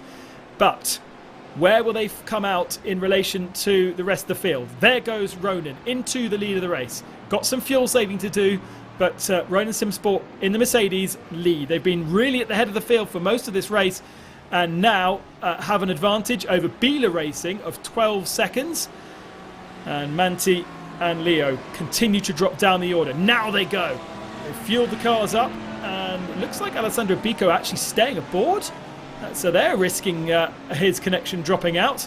And Matzke comes into 5th, Bico into 6th position. That's behind Racecraft of Gordy Much in 4th, Oskari Rine for Inertia 3rd, Sven Hasse for Biela 2nd, Howe and Felipe Mitreski in the lead of the race for Ronan Simsport.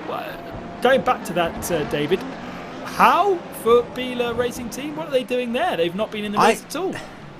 I think they might have been nowhere for the first couple of hours on account of they were just trying to do the 29 to 30 lap stints. But yep. Someone's going to rewind this broadcast about 3-4 hours at some point and get you saying, Biela are often nowhere in the first hour and then just appear. And right on cue. Did I say that? That was very educated of me. Yeah, it was. Can I steal your crystal ball for future broadcasts, please? Well, yeah. And they're on the same fuel strategy as Biela in front and Inertia behind, so it's not like they've ended up here and have to pedal like mad. They're in the same boat as the car 11 seconds in front and the car 9 seconds behind. Yeah, so all of our top 4 are on the same strategy, and they are 20 seconds apart. Then, at 25 seconds back, you've got Tim Matzke in the Maniti Racing Red Machine and Leo Racing Team 12 of Alessandro Bico, who've just pitted, and they can go flat out. Push as hard as they need to. Don't need to make the numbers, don't need to make the fuel. Let's see what kind of pace they've got. Gordy Much nearly throwing it off the circuit at sunset. I'm right in saying that the top 4 are basically doing the same thing right now, yeah?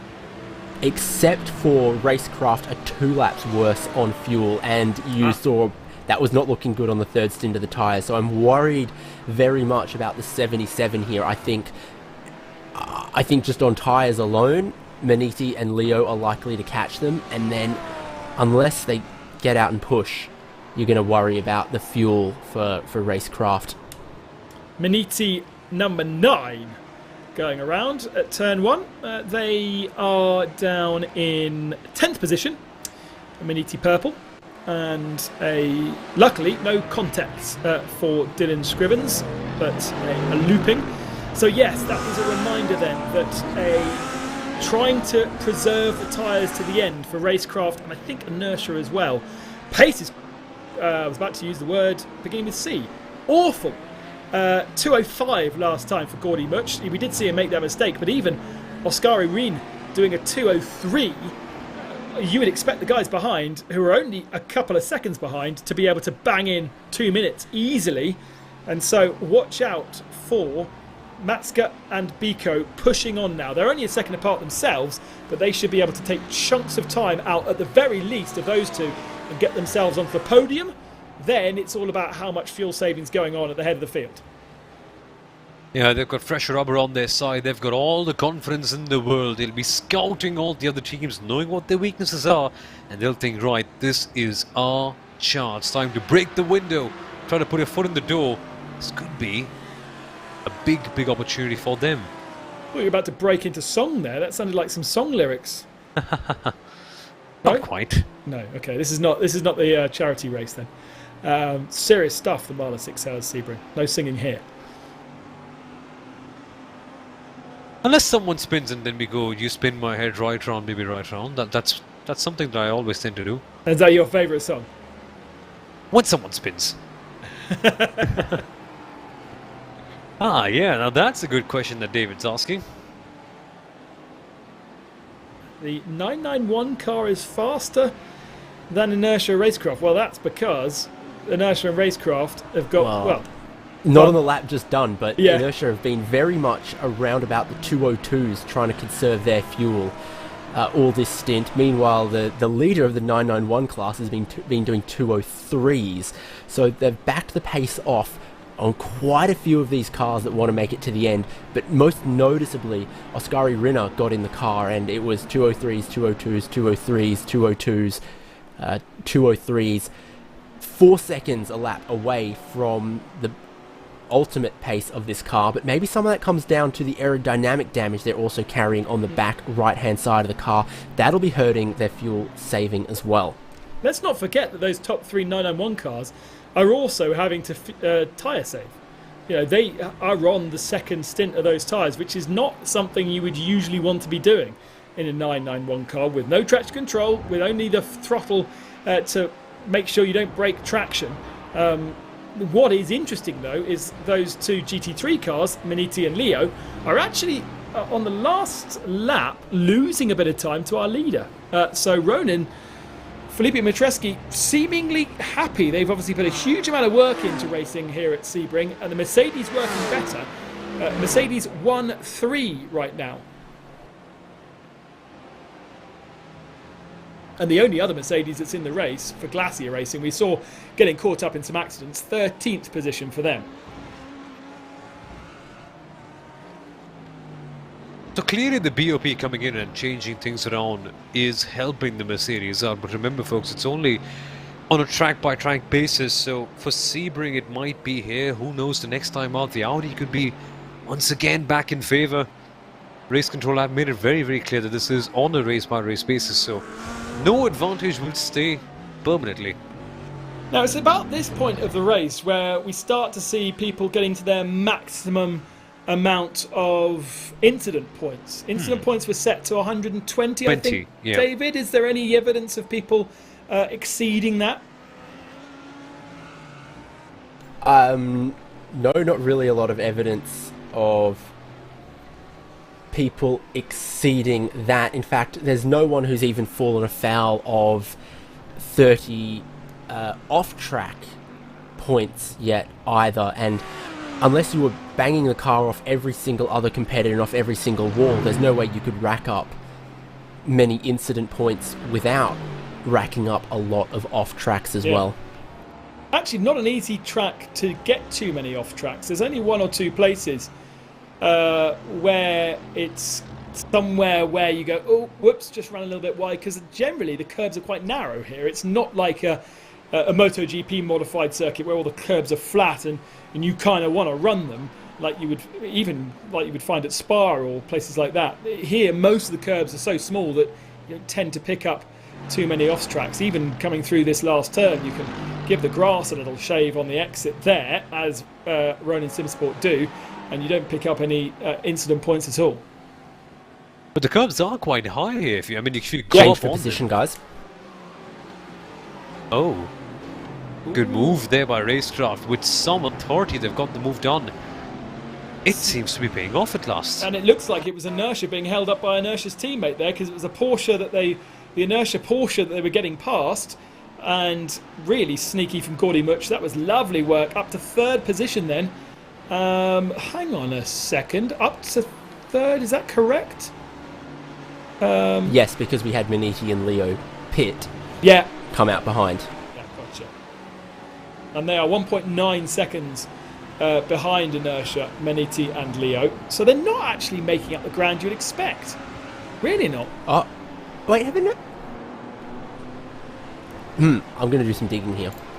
It was I don't know how you would translate what you just said. It sounded like some noise, but basically meant I'm thinking about something and I'll get back to you. 12 seconds is the gap between Matreski and Sven Hasse. I can't believe that we just haven't spoken about Biela Team Euronics at all. 45 car up to 2nd position. There they are. And yeah, I definitely haven't spoken about Lucas at all. Doesn't look to me as though they've got the pace really to challenge Roland Simsport for the win. It is just going to be about really their own race, Somil. They're just minding their own business, making sure they've got the fuel numbers. Yeah, BL Racing Team Units I think had a similar one last time out in Imola only. They had a similar race, being very quiet and just quietly climbing up the positions. It's been the case for them in quite a few cases. BL Racing Team Units, they just often end up having a very robust strategy. They come in towards the end and all of a sudden you notice and you're like, wow, okay, Bila are there. Wow. So I think their consistency is something that really separates them, that they may not really be visible, they're not very flashy in terms of the way they race, but they have a robust, strong strategy. They don't make any major mistakes and they capitalize on what the others end up doing. So it's actually very rewarding to see them right there. It kind of goes to show that you don't always have to be the fastest or the most glittery endurance racing team. Sometimes just the most consistent one also pays off.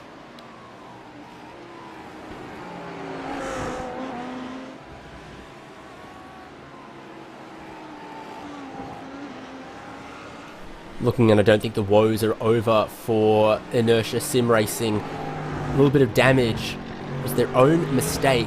It'll be hurting their speed, it'll be hurting their fuel economy, and from everything I can see, they are so desperate to get this car to the end without another stop. Once they come this far, with their ways set on the strategy, aborting it would be yet as painful. So Maniti Racing, you can see, really closing up in on them. Racecraft just getting away a little bit. Every now and again you get a good shot of the twig to the rear wing and the bumper pushed in on the back right hand side for Inertia. Maniti are closing up on them, and then Leo not far behind either, just another 2 seconds. Been some turnaround by Maniti Racing after all the penalties. They've been climbing up, they've been very slowly and steadily been there, and we projected them to be somewhere around this mark around an hour ago, considering how well they were doing it. Then came the pit stop, and then we thought all of a sudden that no, maybe just Maniti Racing will not be in the chase, but so it's the thing in the world of sport, isn't it? That sometimes there are things out of your control that really put you back in contention, and Maniti Racing have grabbed those opportunities by both hands. B4, when it really seems to be on the cards, who knows, we could see a move right about at the end of this straight, if they're daring enough. Matze really in the slipstream. Probably enough space to dump his nose down the inside, and yes he does, and it's really not fought, but there's a little swapper and he's on the marbles, and that's going to allow Inertia to come back through. You could just see the tail start to step away mid-corner there for the Audi, and he loses the position once more. But it certainly does have the pace, that's for sure. Just needs to do it without that big slide.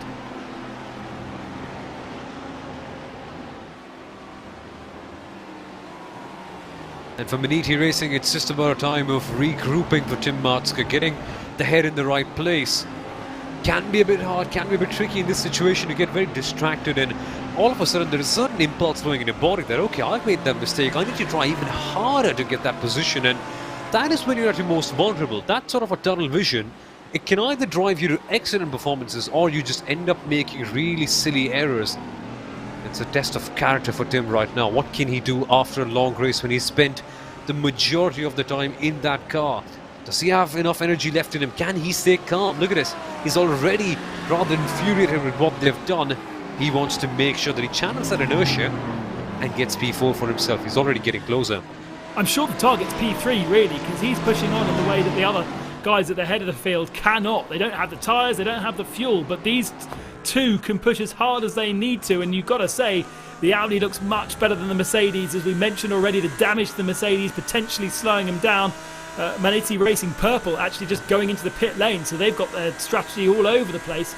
A little flash of the lights, there's no traffic to slow them down through Le Mans and onto the back straight, but Madse's got a much more settled Audi. He draws onto the tail and has the traction coming out of the turn. And now let's see if he can do a repeat performance of what he did one lap ago, but without the swapper mid-corner. Are they going to close on that traffic enough? I think it's a 991 car, so probably not. Turns in. close, and again really wide from the Audi, trying to get that little bit of a switch back and get the drive, and it's going to be into turn 1 that the pass is going to be, and there's the third place car just ahead with the BMW GT4 car in front of them. Here's the position then for 4th spots with just half an hour remaining. Maniti go into P4. There comes the major move then for Team Maniti Racing, at last liberated, at last given the green signal. They've got free air, but no, it's not done yet because Inertia Sim Racing do not want this battle to be done here itself. They want a challenge, and that's a good thing for them to see. Never letting go so easily. What can they do then? Remember, Leo Racing Team 12 is also on a similar kind of strategy to Maniti, so expect Alessandro Biocco to be doing the same thing to Inertia very shortly. And you have to say, you would tip Madse to get onto the tail of Racecraft pretty quickly, and Gordy Much as those top 3 save fuel, save tyres to the end of the race, and still with half an hour remaining, Madse, okay, he is probably 15 seconds away from second, so that's going to be pretty hard work, and 25 away from the lead, but flashing lights furiously through the traffic. This is really starting to step up at the end of this 6 hours of Sebring, thanks to MAHLE Racing, and we're back onto the sprint again. Yep, word coming in from our producer, that's the second Maniti Racing car, the lapped car, that wants to get past the Leo Racing machine and the Inertia car up ahead. Can we see the second Maniti car causing trouble and perhaps changing things up right here too? That would be a bit odd. Down in 10th position, just come out of the pit, so doesn't need to fuel save, doesn't need to save tyres, and actually does have Dominic pushing behind, just 1.4 seconds, so no wonder he wants to get a wriggle on. He doesn't really want to be sitting behind GT3 cars with the potential of losing 10th position. A word coming in from Arthur LeHoux of what happened to the Williams Esports car as they go side by side. Leo Racing to the inside, Inertia push to the outside line, but then again they counter back once again. That is some will and some strength right there, blocking the Leo Racing car off so late in the race. The intent never dies, and Inertia Racing team are doing an excellent job of keeping the position, but Leo, like a crouched lion, they want to attack. They're finding the right moment to pick the spot and bounce back with some aggression. Meanwhile, Arthur Leo has just posted a tweet which says that Leo Racing team are going around the outside. That's not what the tweet said, but they're still going side by side. This is an epic battle. Wow, sit back, relax, grab your Coke, grab your Pepsi, whatever it may be, because this battle is going to go on for a long time. Door-to-door action once again. The Mercedes to the inside line it goes. The Audi has the outside line, but again the Mercedes could counter back. It's all a case of who lays the power down at the right time. And now comes the Maniti, who's a lap down. Amazing drive from that Audi, and that's tyre saving versus no tyre saving, I'm afraid. The grip just not there for the Mercedes, and the Audi eventually at turn 7 being able to go all the way around the outside, being able to lean on that rear left tyre that gave him enough grip. And we've actually got a battle for 10th position in this battle as well, because Dominic Push has just drawn onto the tail of the Maniti Racing purple car. There the two are, and it's no wonder Maniti wanted to push so hard, because Riley Sim Racing, presumably on a similar strategy, remember they've just pitted also, really looking feisty too. So we've got 6th and 7th, 10th and 11th, all on the same part of the circuit, side by side for 10th position. And Maniti on the inside holding on for the moment, but Riley trying to go all the way around the outside. And of course, Riley don't know as much as Maniti as to how slow Inertia are and which line to choose. Exactly, that's a bit confusing for Riley. Here they come then. Oh, this is risky racing. No, Maniti going down the inside of Inertia. Stay clean, guys, please. Not for position, this one. And Inertia just seem to be dropping off a cliff in terms of their pace. That's P10 and P11 going past. So that strategy has made sure that they lose so much time on a lap-by-lap basis. Oscar Rinner must be feeling that he's driving a snail right now, but he has to nurse the car back home to a good position. Well, that's it now. 6th position, probably he's not going to drop any further down. Maniti. He's got Semi-Matti Trogan 43 seconds back, so I'm pretty sure Inertia now will stay in 6th position. Here, though, is Maniti on Racecraft. Again, Racecraft nursing tyres and nursing fuel. Maniti not needing to, and questioned whether it was the right way to go into the pits midway through the stint and just to do 2 flat-out stints and 2 short pit stops. Well, you've got to say, maybe they're not going to take the victory, but they've got a much nicer car to drive and they can push hard now, and it's almost fait accompli. Tim Matze is looking to take 3rd position from Gordy Much in the next couple of moments. Matska has already cleared down 1 target. He's knocked down 1 flagpole. He wants to go to the 2nd one. He's been under tremendous pressure all throughout today, but Racecraft Esports, what about them? They've made a completely alternate strategy work. It's been like they've pulled a rabbit out of the hat, and all of a sudden everyone was fascinated, like, wow, Racecraft Esports, what have you done? That is incredible, and so they deserve to be here. But now this is when everything culminates. All that's happened is kept aside. It's all about the here and now. Who gets the edge here? Is it Matska? Is it Much? Much holds on to the position for now, but Matska clearly does seem to have somewhat of a pace advantage. Well, the tyres are being preserved better on the Audi than the Mercedes, that's for sure. And that's actually kind of what you would expect, the way that the 2 different cars are built, with the front engine, the Mercedes, and the mid-engine of the Audi. You would expect the Mercedes to use up tyres more. So Inertia's really definitely fallen off a cliff and into 6th position. Gordy Much has got a slightly better pace, but not a huge amount, and Tim Matze is flashing the lights because he's got the Leo Racing team guys breathing down his neck. Very, very 2.5 seconds behind right now, but if he sits behind Gordy Much for too much longer, then Alessandro Bico will be in his mirrors and he'll start having to think about defending as well as attacking, and he doesn't want to do that. He just wants to get past and clear, and now he might even have traffic to help him do that. We've got a couple of GT4 Porsches to play with. To the outside, no space there. It's 1 Porsche to clear. That's the Lepau car. That's been done. Next car is going to be caught, so thinking just about the right place. There's a nice clear bit of track to just use the power of the Audi to stream past the GT4 Porsche, and for the moment at least that bit of traffic was easy. The mark of a good endurance racing driver, if they can navigate through traffic and be incredibly clean and precise in the way they do that. Matska doing well. We've seen Tim Matska in so many series, but so have we seen Gordon Much. Both drivers with incredible experience behind them. We've seen them time and again at 24H Esports. Ibra, what do we get here from both of them? What kind of a battle are we on for? Is it going to be a clean one? Clearly, the mind games have begun from Maniti Racing. Matska to the outside, you can look at the bumps. It's going to be a bumpy ride for both of them all the way through. And GT4 traffic navigated easily.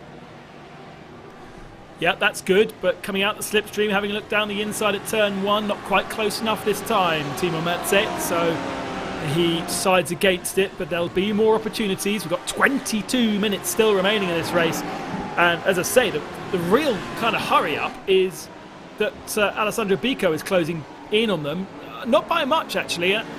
In the traffic he lost a little bit, he lost a couple of tenths of a second, so the gap is still 2.5 to Leo Racing 12. And Inertia another 4.5 back. But let's not also forget that there is, for Gordy Much, tyres, and now it's been done. Easy peasy, no traffic needed, just under brakes. Matze gets past Gordy Much, and Much down to 4th. Matze up to 3rd position. 14 seconds behind Biela Racing Team Euronics, who need to fuel save to the end. As do our leaders, and Much is tyre saving as well, so we expect to see Leo Racing go past pretty quickly, but maybe not so, maybe not until 1 or 2 laps to go still, because his gap is 2.2 seconds. It's coming down though. Well, Tim Matska is quite an avid Manchester United fan, and they just won today, so perhaps double win in both cases, but the fight isn't over yet, mind you.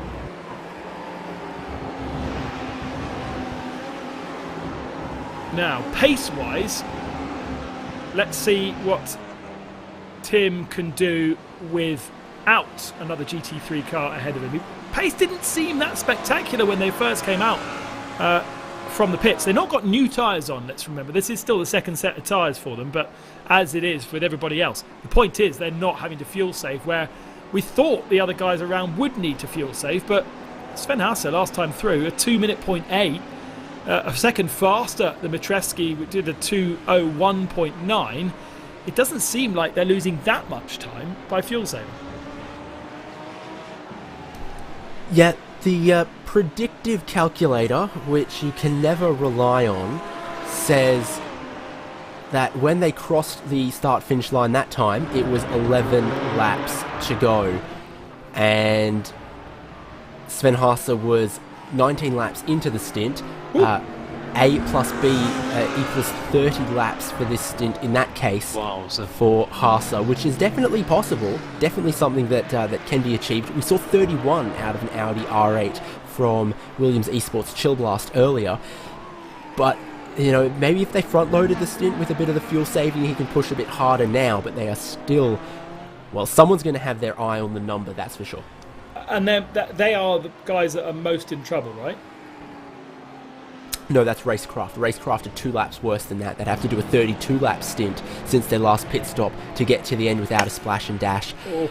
I struggle to see that happening, I really, really do.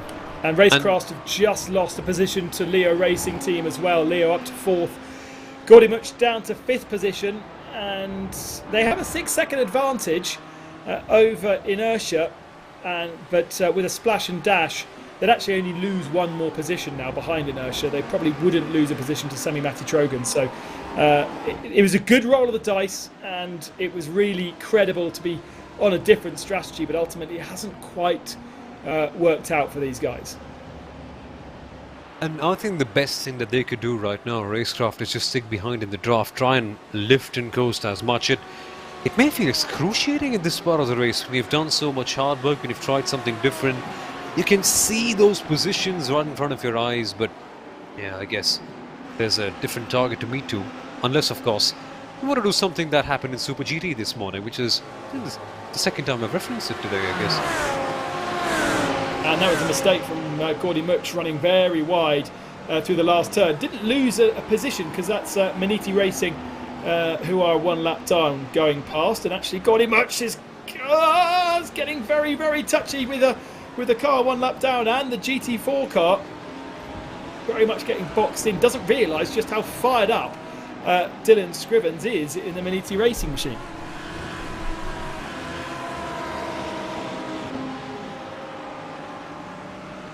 Coming up to 15 minutes remaining of the Mahle 6 hours of Sebring, and we have 12 seconds separating our leaders in the GT3 class. 26 seconds separating the top 3. Fuel saving going on, and a bit of tyre saving going on from our front 2, whereas our 3rd place guy getting his head down. Battle for 6th position in GT4 here. E-Game Racing ahead of Hellraisers, and just 0.2 of a second between those 2 Porsches. It's still BMW at the head of the field. We do still have a question mark over BS Competition, let's not forget, who lies 2nd in GT4 class, but needed to do something like a 100-minute stint to get to the end, which was seemingly very unlikely. So if they have to do a splash and dash, then that will promote Pure Sim Esports, the Porsche of Ashley Finch, up into 2nd position, and I think BS would then slot into 3rd. Tim Claessens in Talk Freak, is 4th position right now. Stephen McGarvey in the SRN Motorsports 1 lap back from that. And there is the BS competition car of Marius Zug, 43 back from Camilo Pizzoli. It's been another absolutely dominating performance by the SRC Squadra Corsa team, who took victory in the opening weekend, opening race, at Imola a few weekends ago. And look on course to be doing the same here this evening. Pure Sim was 2nd in Imola, and if BS have to make that pit stop, will be 2nd again, and Talk Freak were 3rd, and looks like they might be 3rd. So rather predictable GT4 racing. That's a bit annoying. We need something to shake that up, don't we? Perhaps go for the American way and have a competition caution, I guess. Competition. I as you well know, I do a VCO chat show every Monday evening on the VCO channels, and thank you very much to VCO for being the presenting partner of this particular race. And I spoke to Neil Heckin, the boss of the championship, about competition courses. I'm keen for it, but he was less so because he wants it to keep it as true as possible.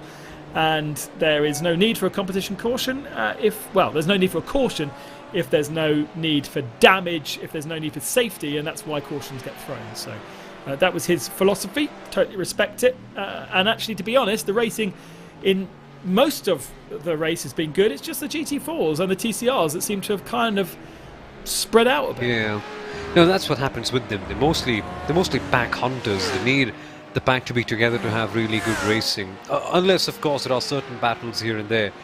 Just like the one that we had, I think, between BS Competition and SRC Squadra Course a couple of hours ago, that can just add in the entertainment quotient. And I wish we could have Tony Kanon donating 2k to get a caution in, as Arjuna has pointed out, on the production chat that we have right here. But to be very fair, we have another championship on iRacing that we also air on the RaceSport TV network. It's okay.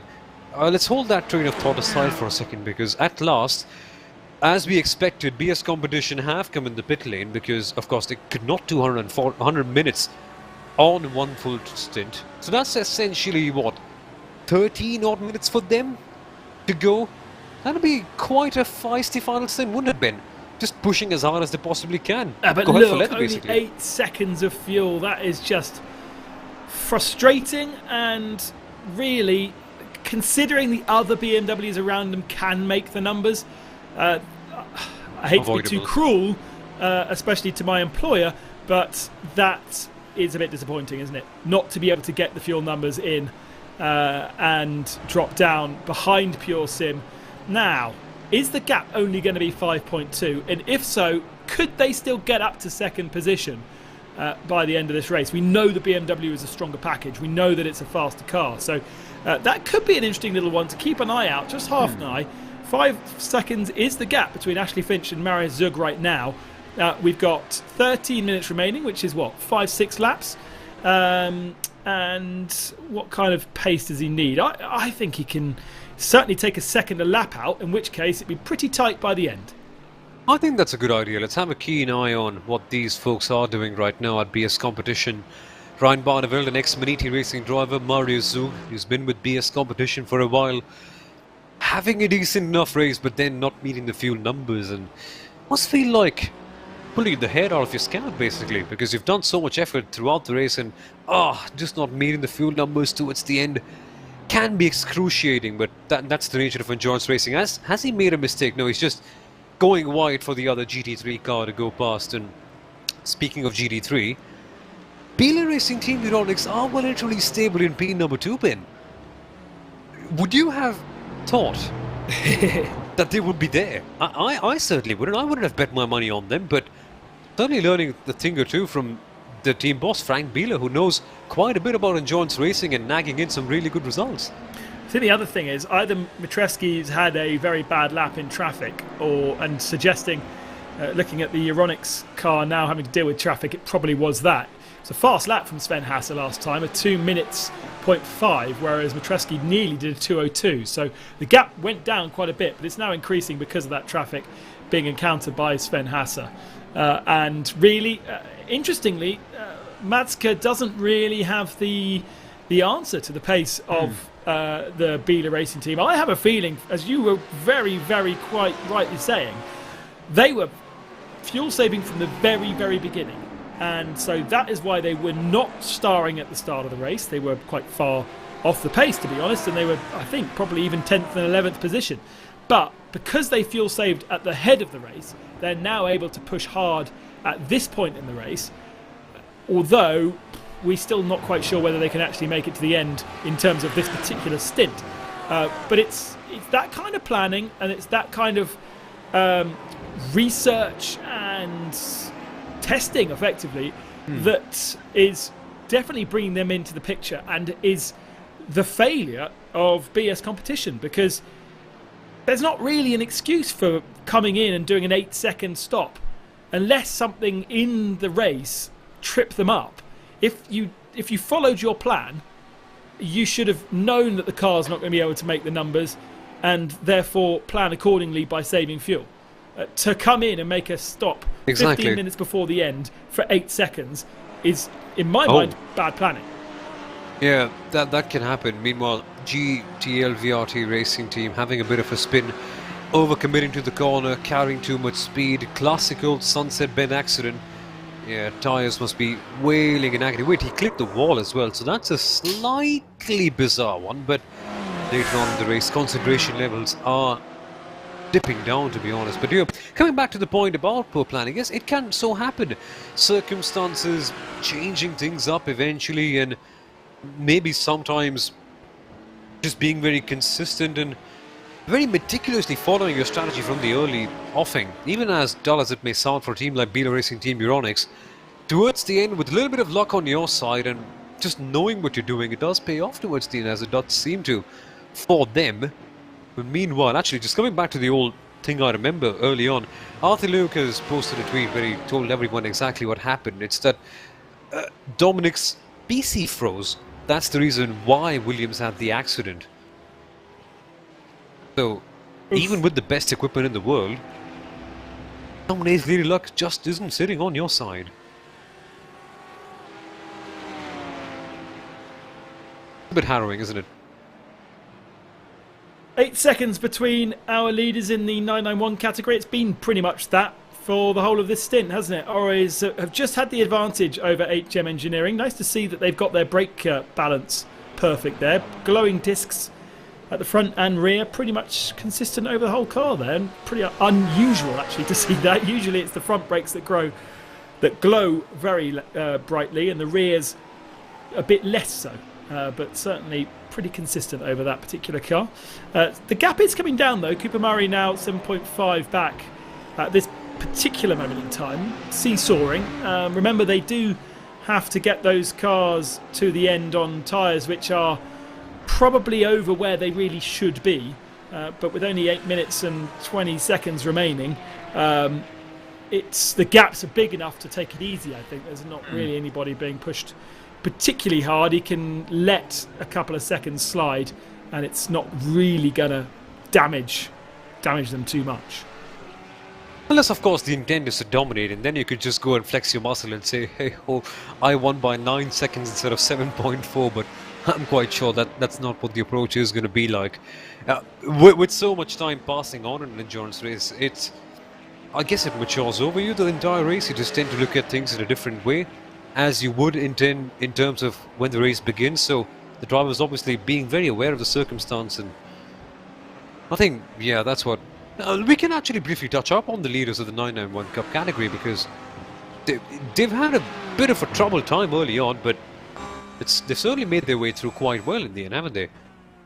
Auris Racing Team? Yeah, it's been it seems to be a pretty clean run of things anyway.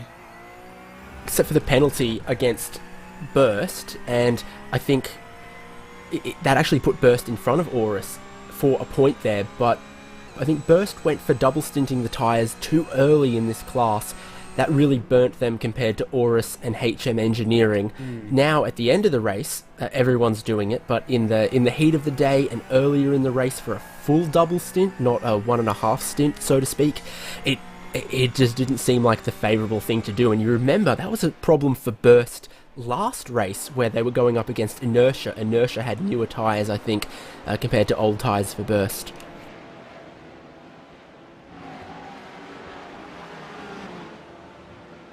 I've just been followed by Jean-Eric Verne on my Twitter. How very odd.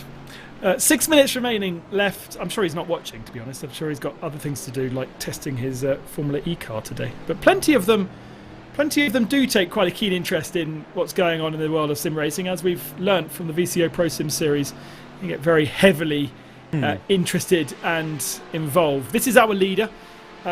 Just a quick word on Auris Racing Team. Only 4 points out of the first race in Imola, so this is going to be a great haul of points for them and put them back into a really strong situation. Same could be said, to be fair, of Ronin Simsport. Only 12th position in race 1, and with MSI scoring no points and Williams scoring no points, they were our top two in the first race at Imola. and then Ronan picking up the 25, Ronan suddenly throw themselves right into the mix of things. It's going to be very interesting to see the championship standings post-race. Go to neoendurance.com pretty soon after this race to have the updated championship standings. Probably it will be Leo Racing that will be at the lead of the standings. They will have 16 points from Imola plus 13 points from this race as they sit in P4 right now. So I would expect them to be perhaps the head of the field. Or maybe Biela. Biela with a fourth and a second. Maybe that would be enough to put them at the head. My on-the-spot maths isn't quite good enough. But this is a crucial moment now. Matreski doing a 2 minutes point 3 would suggest he's not worried about fuel and getting to the end of the race. Our leader, 4 minutes and 40 seconds remaining, and he's pushing hard. Yep, he is pushing hard. Certain drivers do turn the heat up on towards the end of the race and just are able to get something in. But coming back on the point that you mentioned about Ronan, Ben, we all know that Ronan Simsport is one of the top endurance racing teams in the world. Quite reputed, they know exactly what they're doing, but I was shocked to see them not having a brilliant result in Imola, and then all of a sudden seeing them in the top 2 in qualifying. I was like, wow, this is where they're supposed to be.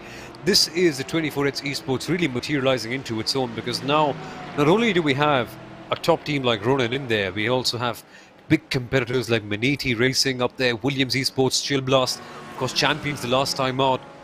Just turning out to be a really fun series, and the championship standings really have been thrown up in the air as we see the leaders, SRC Squadra Corsa, just not meeting their fuel numbers.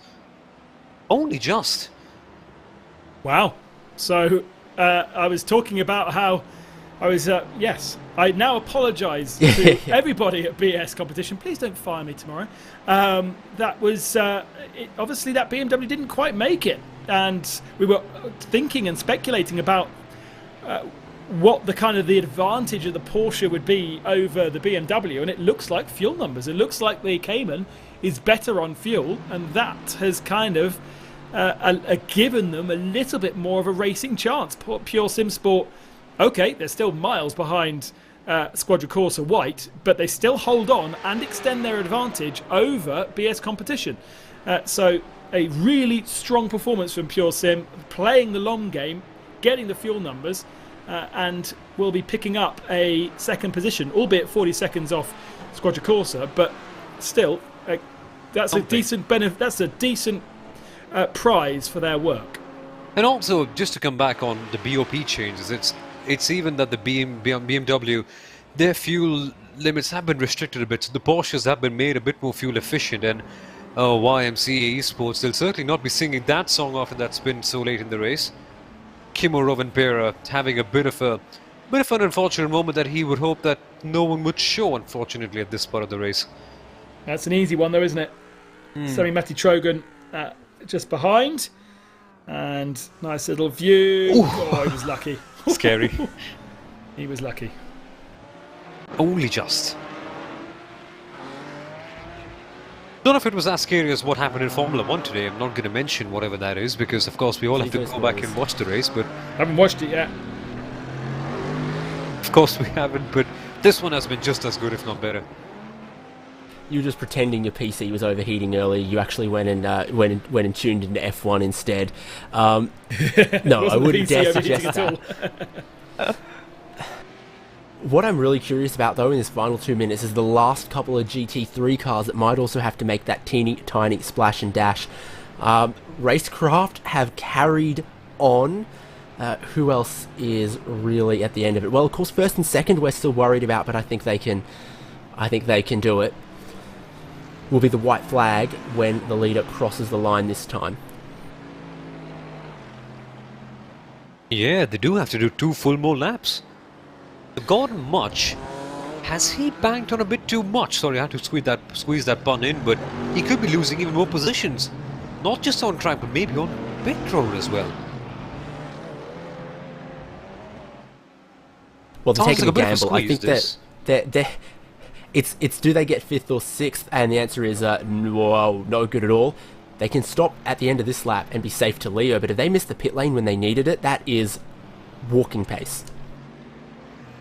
They've got a fuel save like an absolute miser. Yeah. They've got to pit is what they've got to do. In essence. Look at the kind of speeds they're carrying, seriously. They're raced No, off. seriously, they're going to get passed by TCR cars. Seriously. But with the gap to Semi-Matty Trojan, why not pit? You're not going to lose that much time. But maybe he can't even get to pit lane. Maybe they've made this call too late. He doesn't look like he's going very fast at all. And he's still going to have another lap to go. Where is our leader on the track? I haven't got that bit of information on me. But he really is touring. Maybe he's already run out of fuel. Here is the Ronan Simsport car then on the final lap. And if Racecraft park up now and let him go past, yes, they'd still lose 2 more positions. So it is worth them getting into pits and fueling, but looking at the timing screen, they're not. I'm not even sure whether they've got to the line yet. I think this is potentially, here they are going around the final turn, and they've gone past the pit lane. Oh. So they obviously they feel like they've got enough fuel to do one more lap. That last lap was a 2:23. They've got a 40-second advantage over Sami-Matti Trojan in the MAHLE racing machine, and they are still on the lead lap. MAHLE and Biela 46. So if they stop, as much stops now, he's going to lose 2 more spots. So he needs to at least do this last lap. Well, David coming up with some excellent piece of information. To put things into context, actually. Either way, coming round the final turn, lots of fuel saving, lots of strategic calls, but ultimately the best pace from Ronan Simsport. Mitreski started the car and he gets the glory of going over the line to pick up the checkered flag. He holds on to the advantage of 11 seconds, and over the line with him goes Aurus Racing, who win the 991 category by just 6.5 seconds in the end. We've still got to wait for the first 2 in GT4. And the TCR category yet to finish, but BS Competition were right behind our eventual winner, and so they've picked up and confirmed their 3rd position, and they will finish 1 lap down behind our leading 2 GT4 class cars. Over the line for 3rd position, Maniti Racing, Leo Racing in 4th spot. And we're still waiting to see what's going to happen. Here's Felix Ludding over the line for TCR victory. Him and Jürgen Frank are sharing that car, and a dominant victory in TCR by over 40 seconds. And in 2nd position, we still wait to see, well, 2nd, 3rd and 4th on that lead lap.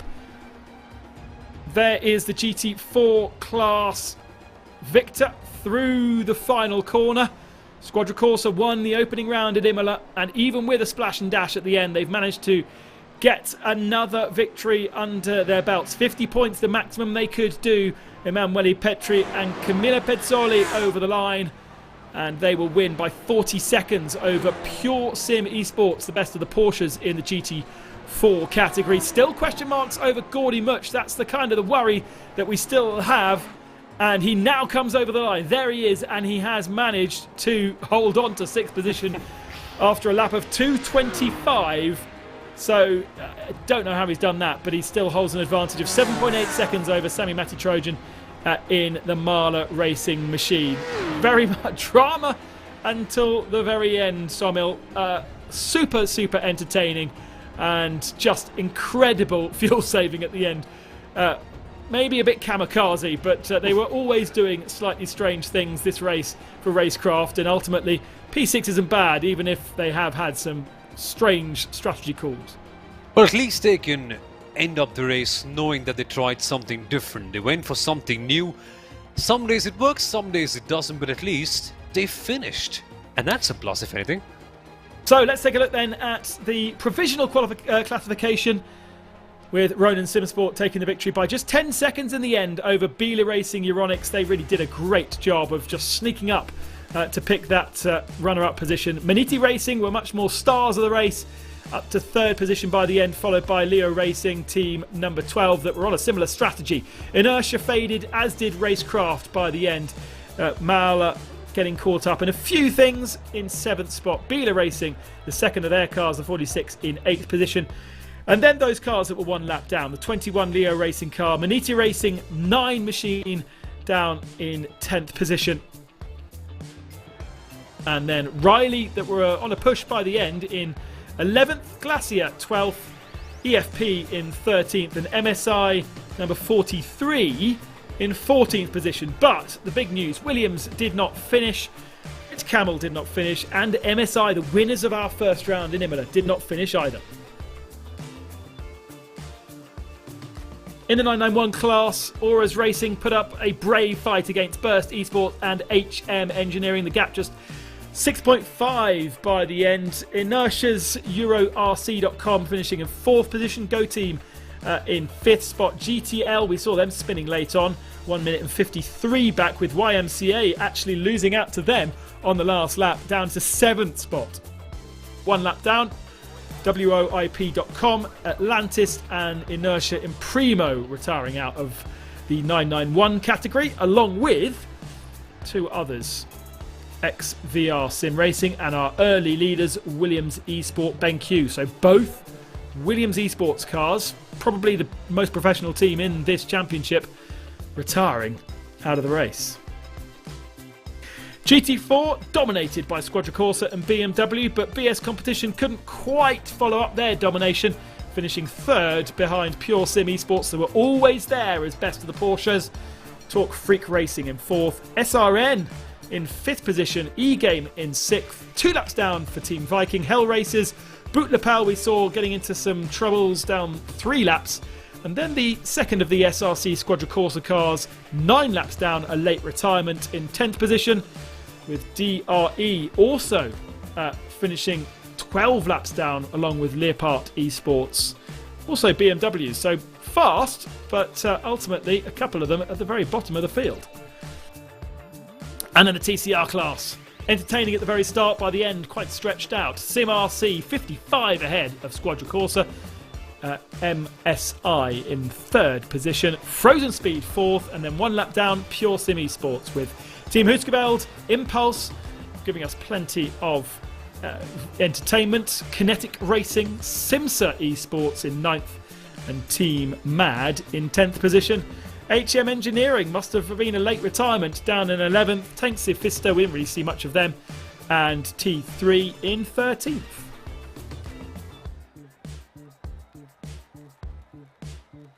So, very, very entertaining stuff. And looks as though there are no pending retirements either. So it's time now to chat to some of our leading drivers with David Hayes. And we're going to start with someone representing the race winner. I called it out on the broadcast, Shinya Mishimi, working strategy for Ronin Simsport. And in the end, it was a winning strategy. But how about the fuel consumption around Sebring? Yeah, it was a tough one. From my early kind of predictions, I was thinking we were going to actually be running 2 or 3 less laps, but the pace was a lot quicker than expected. We had to adjust for that, and yeah, we barely made it at the end. It was really close. We had to fuel save quite a lot to make it for 30 laps, those last 2 stints, and yeah, I honestly have no idea how Williams was able to do 31. That's pretty wild. Make your own luck in all sorts of competition, and I guess you're standing on the top step of the podium. It sounds like a little bit fortunate that some teams had the problems they did, like Inertia, like Williams, but that's sports car racing. What would you do the same? What would you do differently if you had your time again here? Man, I don't really know. We pretty much gave it everything we had. I think in the end, from our calculations in the last couple stints, it was going to be between us or Williams. We didn't think Inertia was going to be there. Williams, I think, was going to be a really tough one. It was going to be within 5 seconds at the end for sure, so it's unfortunate what happened to them. But I think they might have had us covered. And of course, it's not just the fuel the cars run on that is always a strategy talking point. The stuff you attach to the wheels is critical as well. We saw a couple teams trying to triple stint tyres. We saw some teams at the very start of the race who didn't look confident even double stinting tyres. What did you guys find? Yeah, we were pretty shocked that some teams tried triples because we were a bit on the fence for doubles. We literally had to wait until the car came to a stop in the first stop to see what percentages they were at to make sure. But yeah, it was close, and you know, that's the fun part about sports car racing and all these long distance races. People come with different strategies, and you hope that you've chosen the right one. And I think today we've had a really good one. It's taken you to the top step of the podium, that's for sure. Is this a maiden win for Ronan in this championship across its several guises? It is, and I can't tell you how much it means to everybody within the team, especially Enzo at the top, and Philip's been here for forever and basically as a co-owner, so I can't say how much they're happy right now, like they can barely speak. But yeah, we're ecstatic, and we're hoping that we can continue that momentum through the rest of the championship. Maybe that's why they've sent you. Thank you so much for sharing those insights. Congratulations to you and the team. While you're here on the broadcast 24-hour series, who are you going to thank? Yeah, I want to start by thanking Ronin Simsport, obviously. It's a kind of newer team, but we've been able to do really well in a short time. I have to thank everybody at the 24-hour series for all their hard work putting this all together. It's a really awesome show. All of you guys in the commentary doing an awesome job as well. And our sponsors as well have been really good to us, and we hope that we can continue with them in the future. And I also want to thank Philip and Enzo. They did an epic job and listened to exactly what I told them we needed to do to win. So yeah, I think that's everybody. Thank you, Shinya Mishimi. Going to call you crew chief for the number 78, and what a great win you've led the team to. Really put the cat amongst the pigeons in the championship standings as well. So that was our winners from GT3. I think it's only fair we continue moving down the rungs, and of course that would take us to the 991 class, where we've managed to find our winners there. It's Aurus Racing Team, and again by just the slimmest of margins. We're joined by Carlos Feneloso and Nico Varone. Well, where to start? Really close stuff in this category, and in the end, less than 10 seconds after 6 hours of racing. How does that make you feel? Well, to start with, it was a fantastic job by all the team. Carlos did a great job, was really fast in qualifying, and the race pace was really good, so really happy and really thankful to Auris racing team and Carlos and all the guys. And then yes, the race was very difficult because, you know, it was so close, the field, also in time, but also the traffic. So probably, you know, you were probably one or two tenths faster, but the other lap you were 1 second slower because of the traffic. So it was really tough. But yeah, we managed to make the best and take the win. Yeah, indeed you do. Continue to keep the excitement going for 991 class. 2 different winners from 2 races. Silverstone next year, a couple of months away. What have you learnt from here that you can bring to Silverstone? Well, probably, to learn probably to drive in traffic. You know, with the TCR, it's so much slower, so you have to see where to overtake and that. But yeah, the pace was good, the setup was good, so we are in a good form to fight for the top in Silverstone. Carlos, you're a big part of the team today, but I think the Porsche 911 GT3 Cup is a big part of you. I want to say, I guess, congratulations on qualifying for the Porsche Tag Heuer Esports Super Cup upcoming championship. How different is that at sprint racing, single class, to these endurance multi-class racing? Yeah, first of all, you have to be mentalized to know that you are not racing alone. That's the most important, I think. You have to manage the traffic and trying to keep the gap with the first, second, or whatever you are fighting.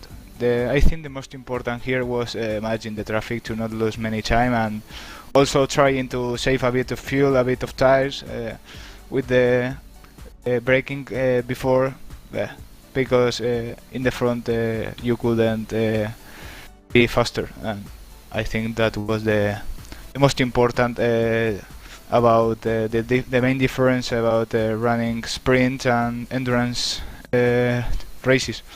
Also, managing the tires for me was really difficult, because I was used to pushing every time with this car because of the desk. But I think I managed great the tires at the end. I just was lifting a bit because the race was completely easy at the last lap, so I didn't push anything last 10 laps. So I think the race went perfect for us, so we are happy with the result. Yeah, very interested to hear about the tyres, because it seemed like last round at Imola nobody wanted to try to double stint the tyres on this car, but now at the end of this race all top 3 did it, even if it seemed like it was difficult to do. Yeah, I mean, Sebring has a different track. I think here there is less tire wear because the corners are not. I think the corners are faster. There is less rear spinning, which is the most important about the tire wear in the Porsche, I think, and yeah, also helped us the temperature was lower. I don't remember which temperature was in Imola because I haven't run, but I thought it was higher than today, so it helped us to save the tires. Carlos, Nicholas, thank you so much for your time. Thank you for joining us. Congratulations. Good points to put your championship back on track. What sponsors do you need to give a shout out to? Any final message? Thank you so much, guys. Thank you, guys. Short but sweet from our winners in the 991 class there. Of course, of our 4 categories, the next rung down is GT4 as we shuffle them in and out of the seats for the broadcast booth. We're joined by Camillo Pizzoli from SRC. Well, every category, it seems we want to talk about fuel, we want to talk about tyres. That is everything for the strategy in endurance racing. What about the fuel for these cars? I guess, yeah, there is not a lot of strategy involved with the GT4s because the tires are changed at the same time as the car is refueling, so you always change the tires basically. And about fuel, this time around, because of the BOP, it was pretty much mandatory for the BMWs to have a short stop at the end to add, I don't know, maybe 10 liters of fuel or something like that. It was impossible to do only 3 stops during this race. But, with the BMW, I believe that the Porsches were able to do so. So how does the BMW stack up against the Porsche in these 6-hour races then? Because we've still seen, you know, a very strong win from you guys. So maybe what out on track makes that possible if you are one hand behind your back with the pit stops? I don't know. The BMW is a little bit faster when it comes to refueling. Is faster on a straight line. But I believe that in terms of lap times, both cars were pretty similar this time. I don't know, Emanuele did a great job during qualifying. We started P1 and everything. We had a good race. We are very happy about our performance today. All started with qualifying, and from then on was pretty smooth. So congratulations to you then again for a win here at Sebring. Thank you very much. What do you think about the championship going forwards for Silverstone and some other races coming up? Is the BMW still going to be strong on those other tracks or just good for Sebring? About the championship, we don't know yet. We won the first round, we won the second round. Very happy about that. Looking forward, I don't know what to say. It depends on how iRacing is going to change the car during the next update, for example. In Silverstone, I believe that there will be a big advantage for the Porsches. I don't know, but we are pretty confident. We believe that we find a way to set up this car very well, and we are feeling strong for the next part of the championship. Well, Camillo Pezzoli, winner in the 446 in GT4. What are your final words? Like I said, very happy about today's performance. I would like to thank my teammates Emanuele and Thomas Petitjean and Sacha Gourlet, all my teammates from SRC, and looking forward to the next round. We look forward to seeing you at the next round then. And we also look forward to talking with our TCR winner. We've got Jürgen Frank from SimRC. And Jürgen, always the case in TCR, it seems that the first half of the race, you can't stop the TCR cars from being glued together.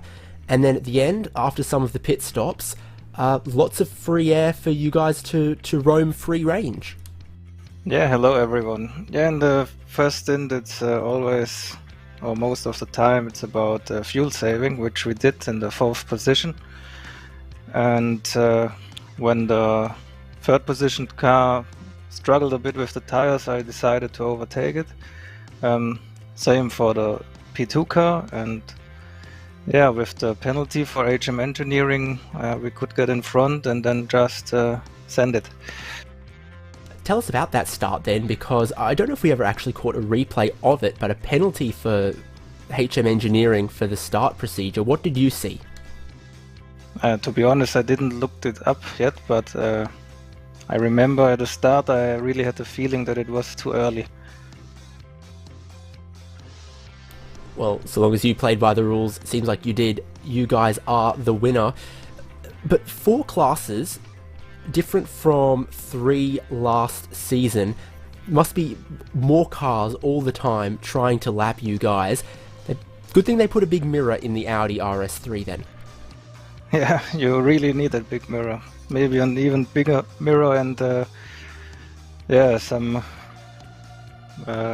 reinforcements on the car maybe wouldn't be bad either.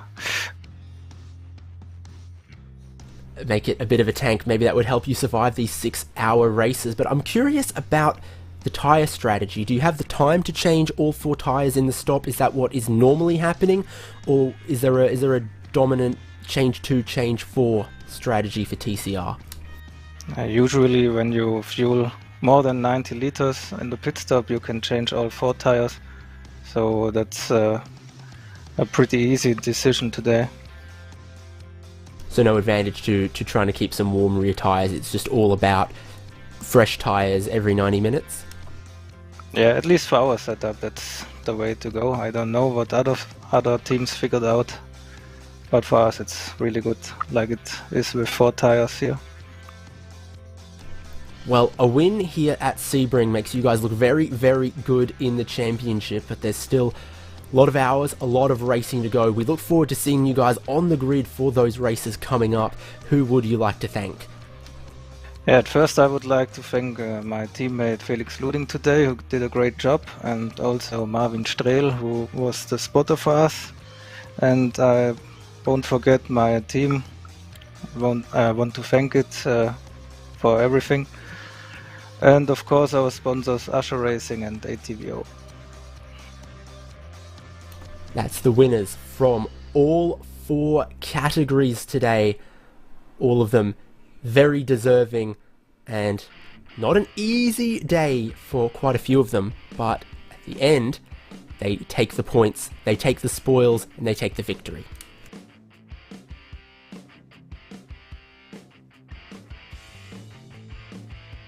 Well, thank you very much, David. And interesting to hear from all of our winners today. It'll be a few months now before we go back to the 24 Series Esports with the next round happening at Silverstone, and that will be on the 10th of January. Thank you very much for joining myself and Somil and David. And we will join you on the 10th of January for the 6 hours of Silverstone, the third round of the 24 Series Esports. But for now, from myself, Ben Kostenjuris, and the whole team at Race Spots, powered by VCO, good night.